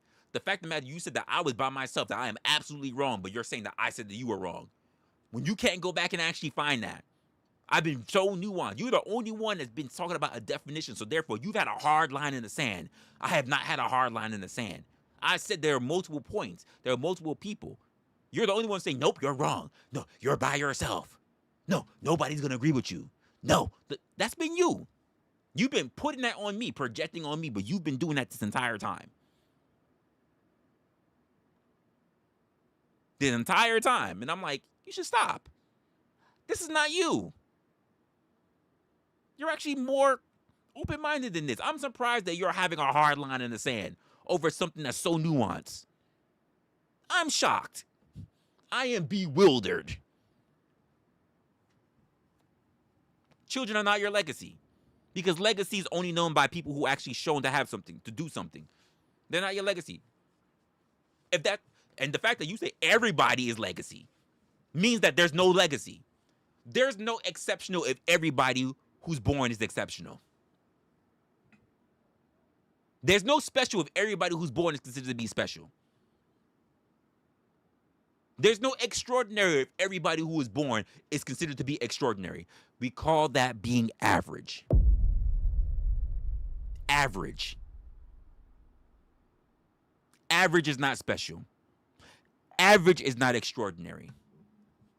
Average is not special. The things that anyone can produce is not that. You have to go through particular circumstances. You have to actually go through particular fucking ordeals. You actually have to prove to actually prove beyond the shadow of a doubt that you actually can get the things that you're aiming for. You don't, and by the way, I'll say it again, I don't even know how many times I said it. You don't need to agree. But the idea that you think that you're going to convince me, that you're going out of your way to convince me and other people, which is why I asked you the question, I'm going to do it for the 5th time. Are you saying that because of your education and because of your definition that everybody else who also agrees with me is wrong and you're right because of Webster, Merriam, or whatever the fuck else is going on? Are you saying that you're right and everybody else is wrong? All the examples that I made are wrong? All the people that I highlighted are wrong? All the people that are known throughout history are wrong? Are you going to say that? Are you going to stand by that? Your hard line, your steep definition. Are you going to stand by that? Are you going to stand by that definition as your shield? Are you going to stand by that? Because I'm pretty sure when I ask you the question and I bring up the definition, it sounds kind of silly. It sounds silly.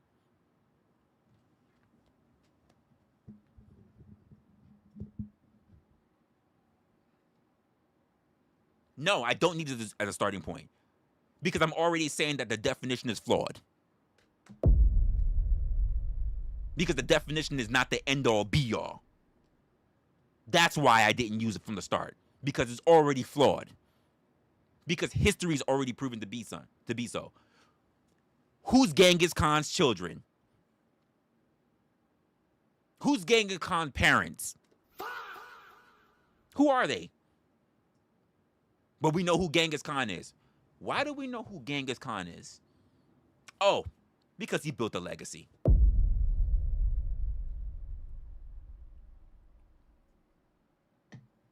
This is not difficult.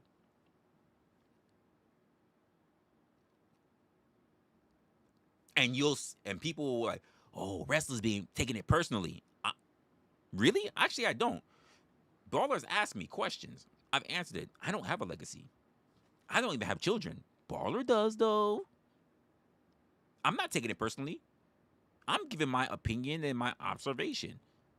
I don't have anything to prove. But I'm allowed to have an opinion. And I'm damn for sure not going to prove things as fact, especially if I have children or me myself have not even produced anything world building that would be considered to be legacy. See, I can talk down, even if you want to look at it that way, I can talk down on myself. It's not a problem. Because results prove everything. And I don't have the results. I can say that.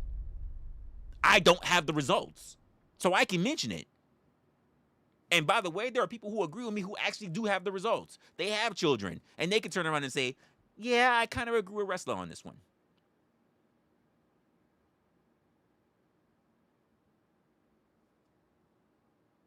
So are they all wrong?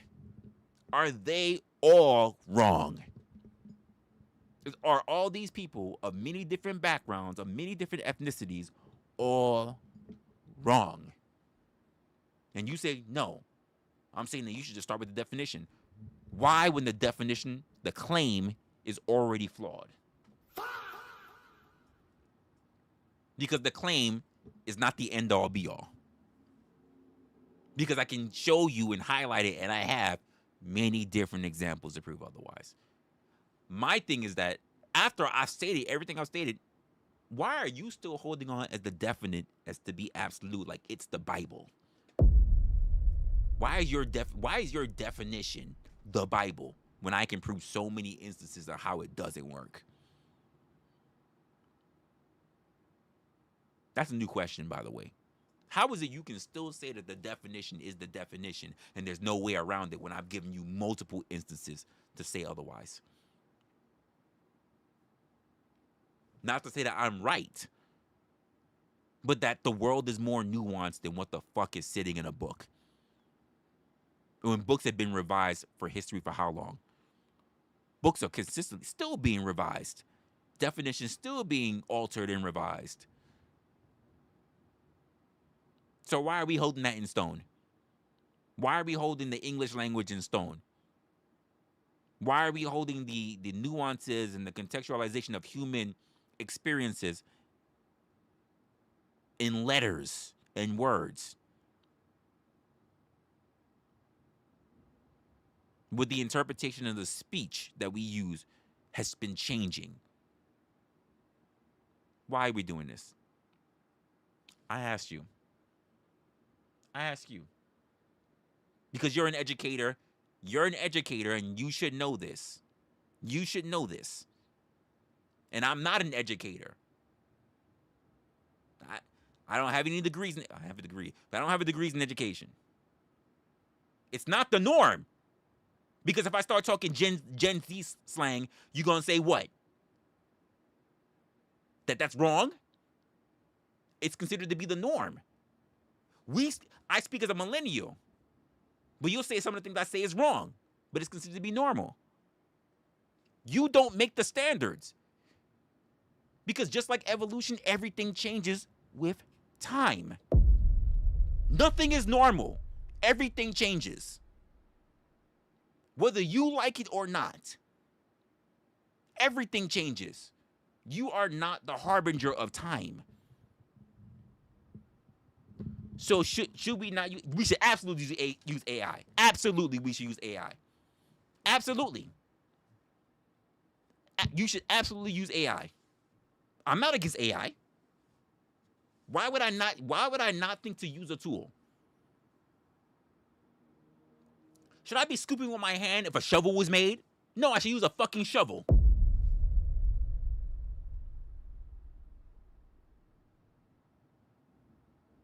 We should use AI. Absolutely. I'm not against it. I answered your question yet again without fail. Look, now you got a problem. Why use AI? Like, yes, we should use AI. If you got a problem with the fact that I'm just answering your questions, you didn't expect that I would just answer. I've answered all your questions lickety split. All your questions I've answered without fail. Because you have a problem with AI. But that's your problem. That's not the rest of the world's problem. You have a problem with AI, and that's not anyone else's problem but yours. Definitions change all the time. New words are added into lexicon all the time. People's interpretation of the actual laws change all the time. New laws are revision, revised, or actually implemented all the time because the world changes. Sorry if the world didn't freeze and waiting for you to catch up.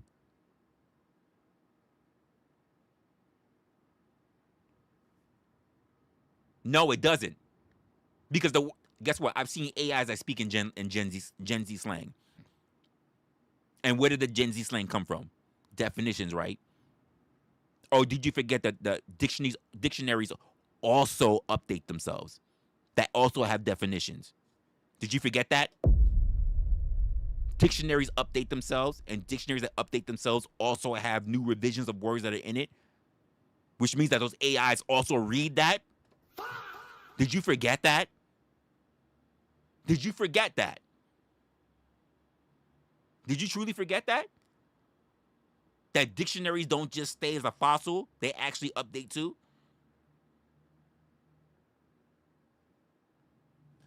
You know what? Baller, when's the last time, let's be honest, when's the last time you looked at a new dictionary?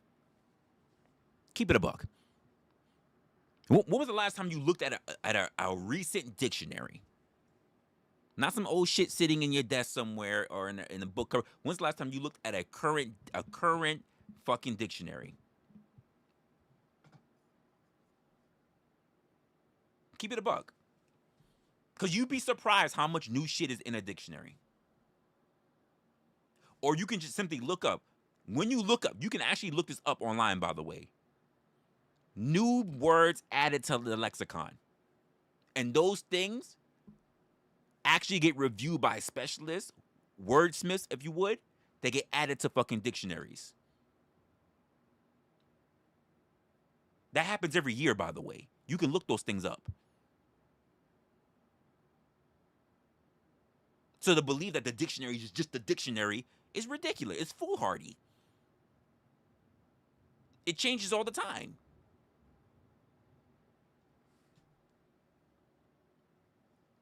You said not recently? Human language changes all the time. Why wouldn't you think the dictionary wouldn't? It's not hieroglyphics. We're not stuck. The human language evolves just like the dictionary does. Yes, it has. It's not just your interpretation, which is why you have so many people that also agreed on different sides. It's not just your interpretation. It's not. And as much as you've heard different people actually say so, you're still against it. You're still denying all the other people that actually say that they believe otherwise. So the issue is not with me. The issue is the fact that the issue is with you not willing to accept that the world has changed.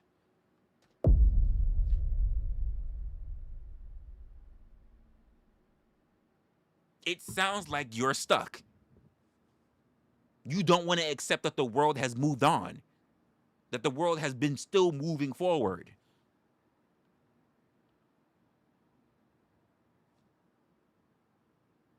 I'm sorry if that sounds harsh. That's the only way I'm going to explain it.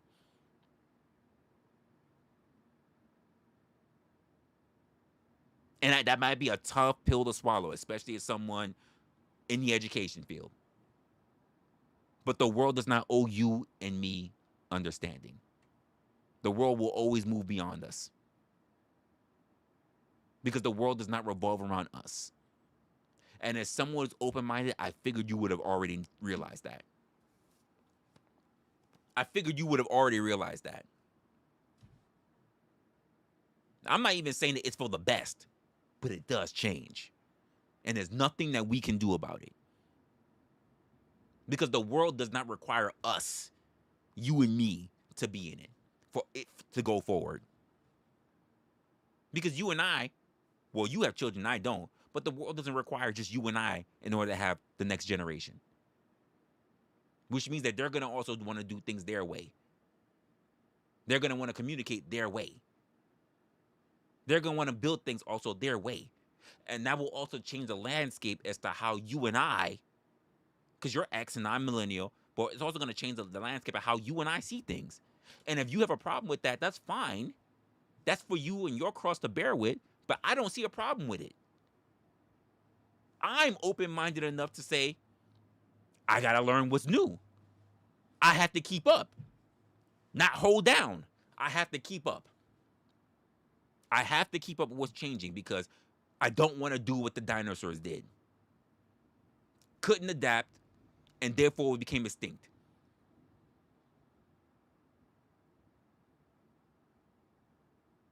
Find myself stuck in the world because I refuse to see the new things coming. I refuse to see the sun on the horizon. Can't do that. And I have to be open-minded enough to say that the world is not meant for me. The world is meant for everyone. And therefore, I'm going to have to learn perspectives that I don't even agree with. And I do that all the time.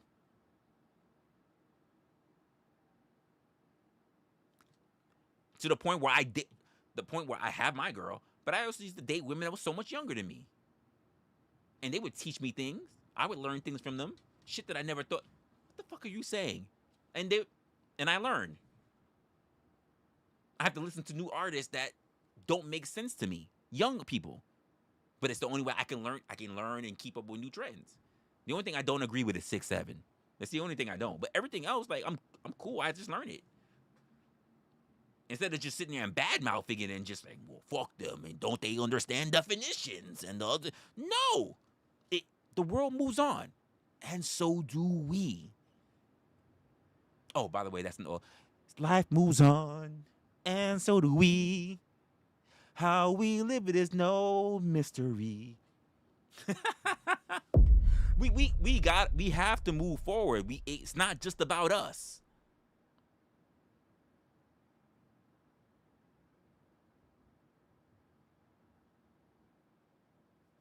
I believe you say, Resla, do you believe that you believe that you are being open-minded and I am not? I literally stated so many times, I don't know why you're not listening. I am shocked that, especially on this one as well, that you're not being open-minded because I generally see you as a person who's open-minded.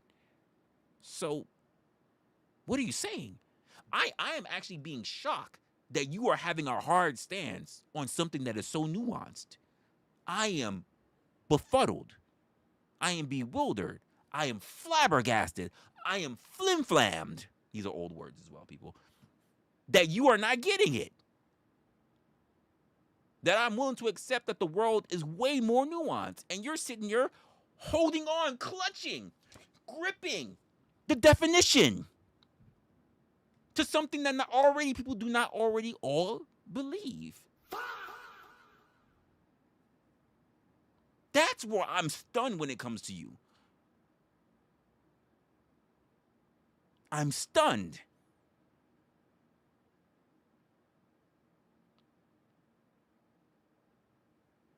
Because it should be more. Yes, words do mean things, but yes, words also do change. Or rather, definitions do change for words. Or rather, I should say, there's always more being added to words other than what we already know them to be. Let me say that. That's just as important. And yes, there are dumb words that we don't really care about in our age ranges. But it doesn't mean that they're not important for generations to come. The same way how that we use words in our generations that elder generations thought they were dumb for us. Why would I deny the next generation what they used to express the same way how other generations allowed us to use words for us to express? I'm not safeguarding other people. I'm not going to safeguard it. I'm going to learn because it's the only way to adapt.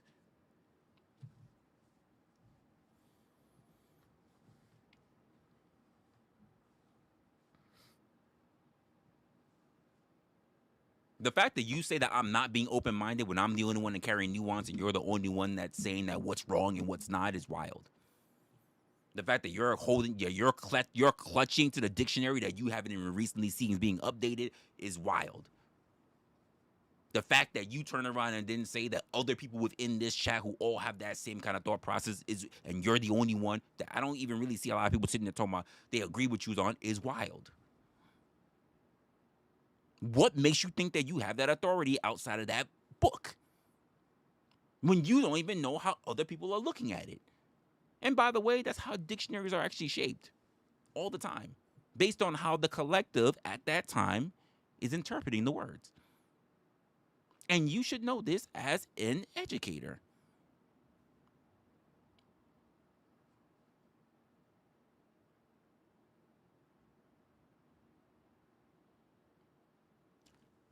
You said, now you're saying, the argument you want to say I'm not open minded.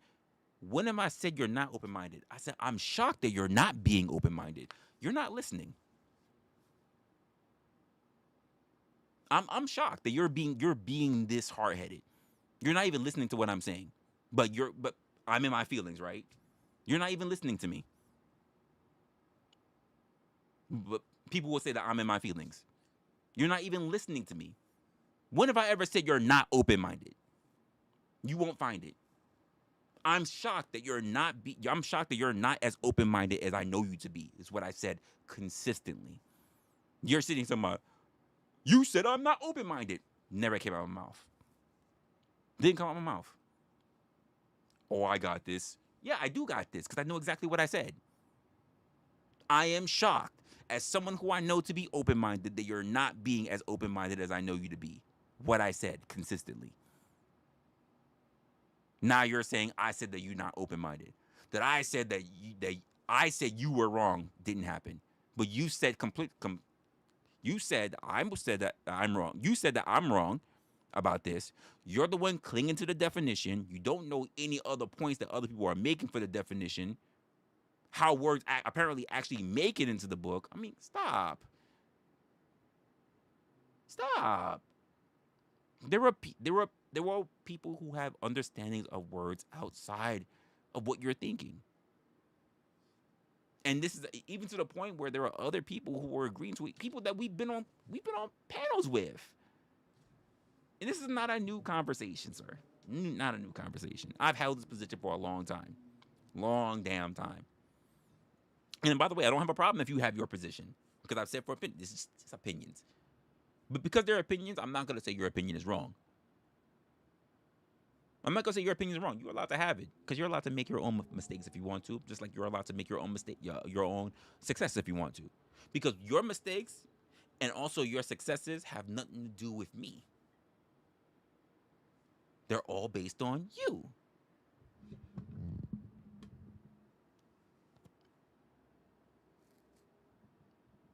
Oh, wow. All the people on my panels are all hypocrites. Okay, baller. You got it, baller. Now all the people are all hypocrites. You got it. You got it, baller. That says everything. In fact, you get the win. There you go. All of us are all hypocrites. You got it, baller. You got it, baller. We're done. You got it, sir. You got the W. You go back to what I said. You know what's best. We all got it wrong. We all got it wrong. You know what's best. Okay. You got it. When we're all hypocrites, I'm not going to add anything else to it. Just going with what you said. We're all hypocrites, even the people that's on that panel, even though there are people that weren't on that panel that was also in this chat. You try to throw it on Tom, even though there are people that agreed well before Tom walked in.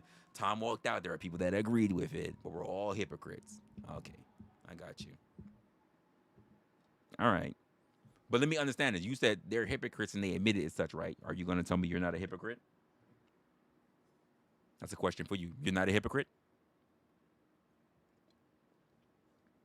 Because I'm not even going to say that. You're not a hypocrite?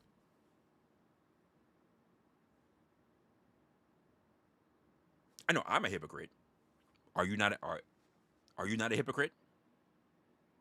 No, they were in my chat. No one was on my panel.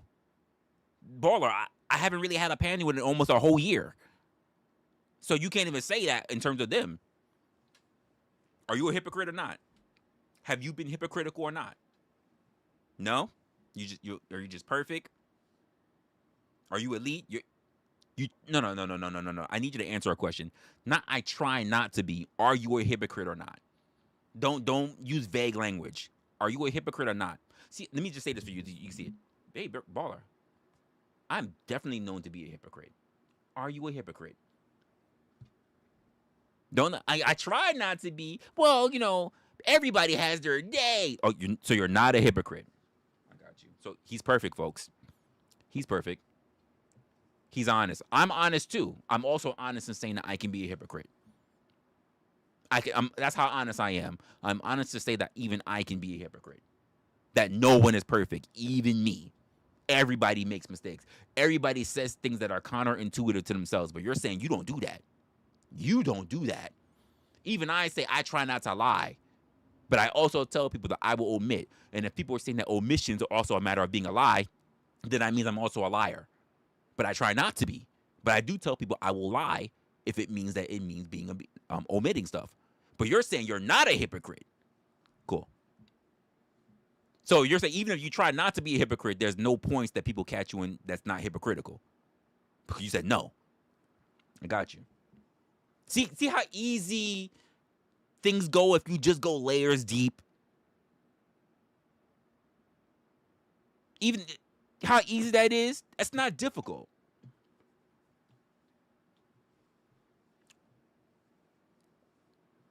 How is that dumb, Baller? I try not to lie. If I keep my mouth shut about things that I know, am I a liar? People say yes. That's a lie of omission. So if that's considered to be a lie, then that makes me a liar. But I try not to lie. So I tell people what? Yes, I lie because I keep my mouth shut about things that I know.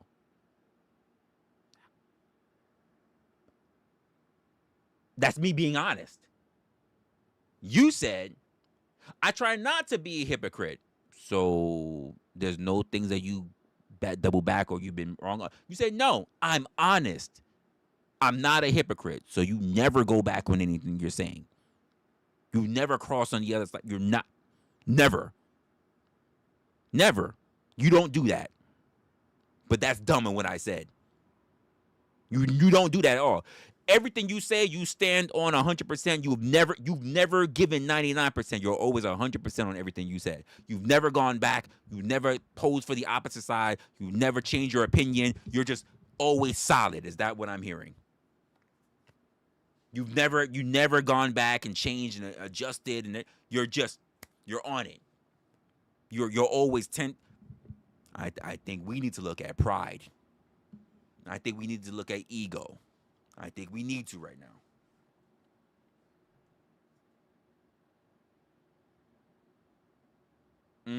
Now it's if I'm often I am not a hypocrite in my intentions. I didn't ask about your intentions. I asked about you.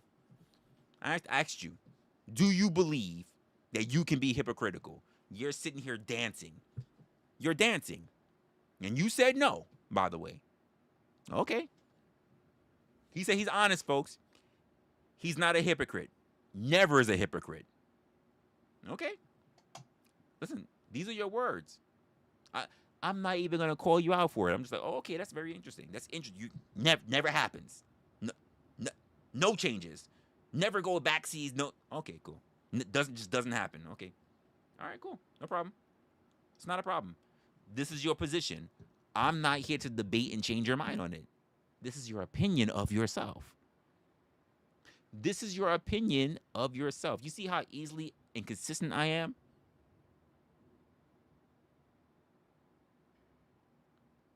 But intent can still lead you to be a hypocrite. Yes or no?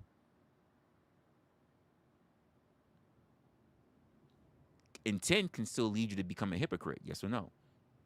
See, I know I can be hypocritical because of based on intent. I asked you, and you answered. I'm not saying anything otherwise. You answered. Is anyone judging you for it?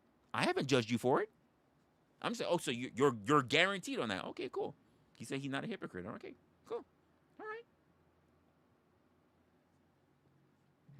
I don't know if you're just so used to that panel that you're used to people that's just gonna sit there and downplay you and try to prove all the ways that you are a hypocrite. That's not me.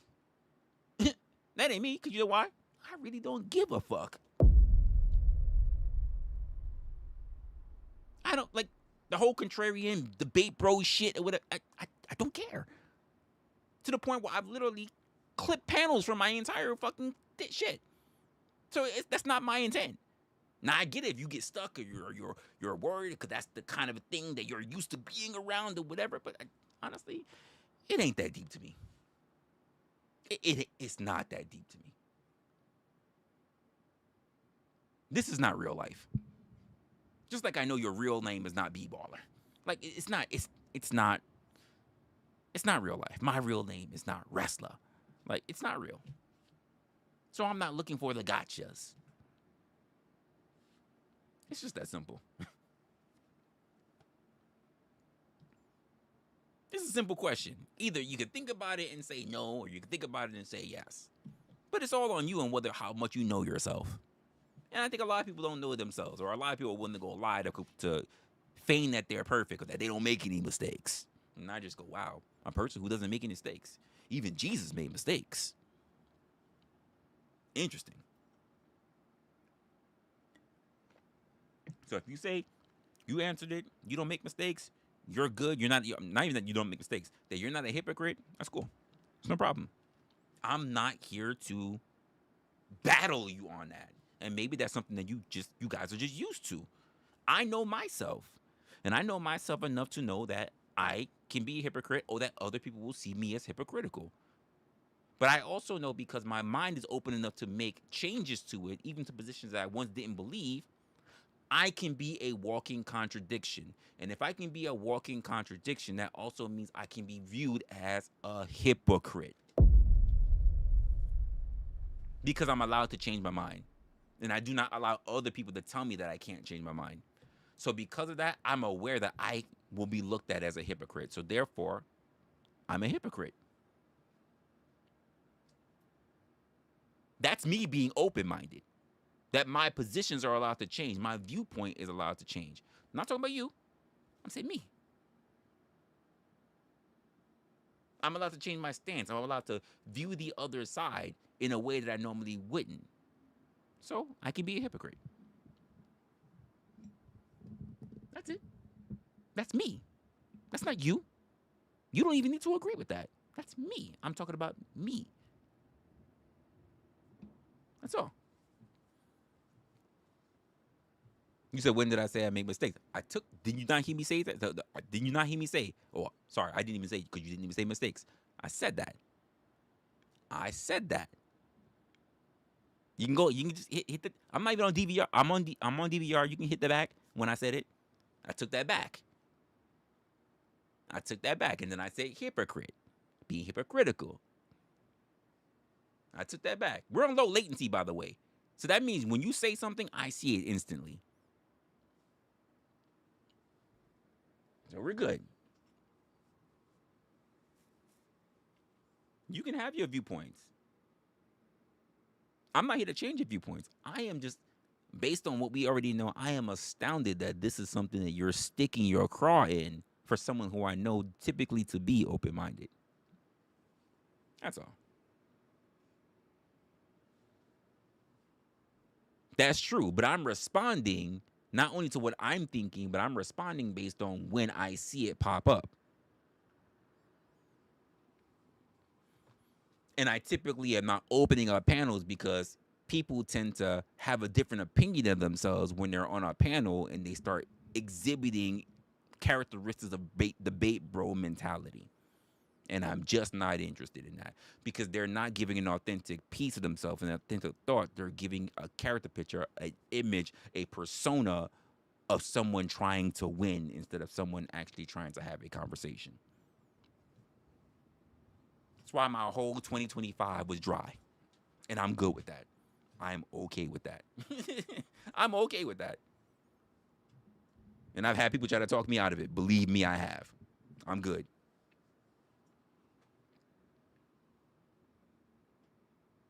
You said I'm open-minded. I never said that you wasn't. Just surprised in this one.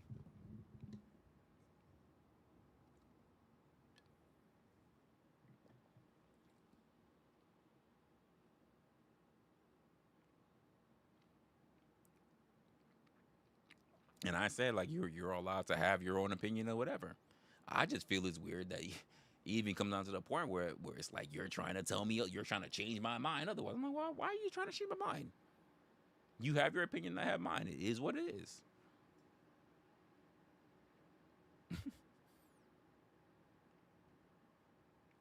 Anyway, guys, we had our time. I think we've had our time. I've definitely gone over my time, so I got to figure out what I'm going to be doing with this. I'm probably just going to leave it up and just do whatever. Typically, I do that 2 hour to 3 hour mark, and we're already in our fourth. Thank for everybody who's been here, those who might have subbed, whatever. We had a big flux that came in. I don't know what was going on with YouTube because I didn't see anybody rate it to me. And outside of that, I think it is what it is. So I am going to expand on this whole parasocial thing. I just don't know in what way I'm going to do it. I could definitely still talk about this because it's very not interesting. I've seen it for so long, but I think it's something that we need to talk about because I think a lot of people do the whole parasocial thing as well. And I could just drag it on, but honestly, there are other shows that are up. I'm tired as well, and I got other stuff I need to work on. Today's Friday. I think someone else might be online. Um, but outside of that, I'm gonna work on what needs to go on here. Where am I right now? Where's my? I just moved my whole thing. Here we go. And I think that we will have to, or at least if anything, if I don't do this as a stream, I'll probably create it as a video. There's another video that I want to create as well. It's kind of heavy on me, so I kind of just want to get that one out the way, and we'll see from there. But I'm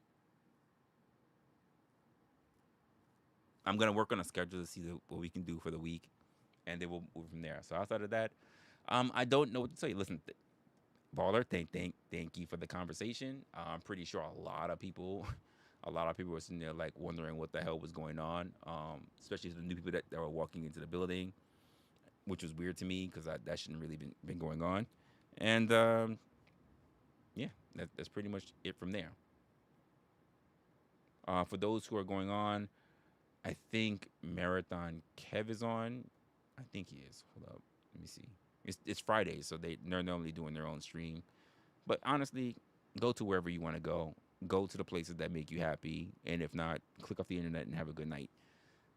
It's 1:38 in the morning over here on my time. I will see you guys in the next one, and you guys take care of yourself. Take care of your family. Take care of your friends, and I will more than likely see you on the next stream, whenever the heck that might be. Okay, bye.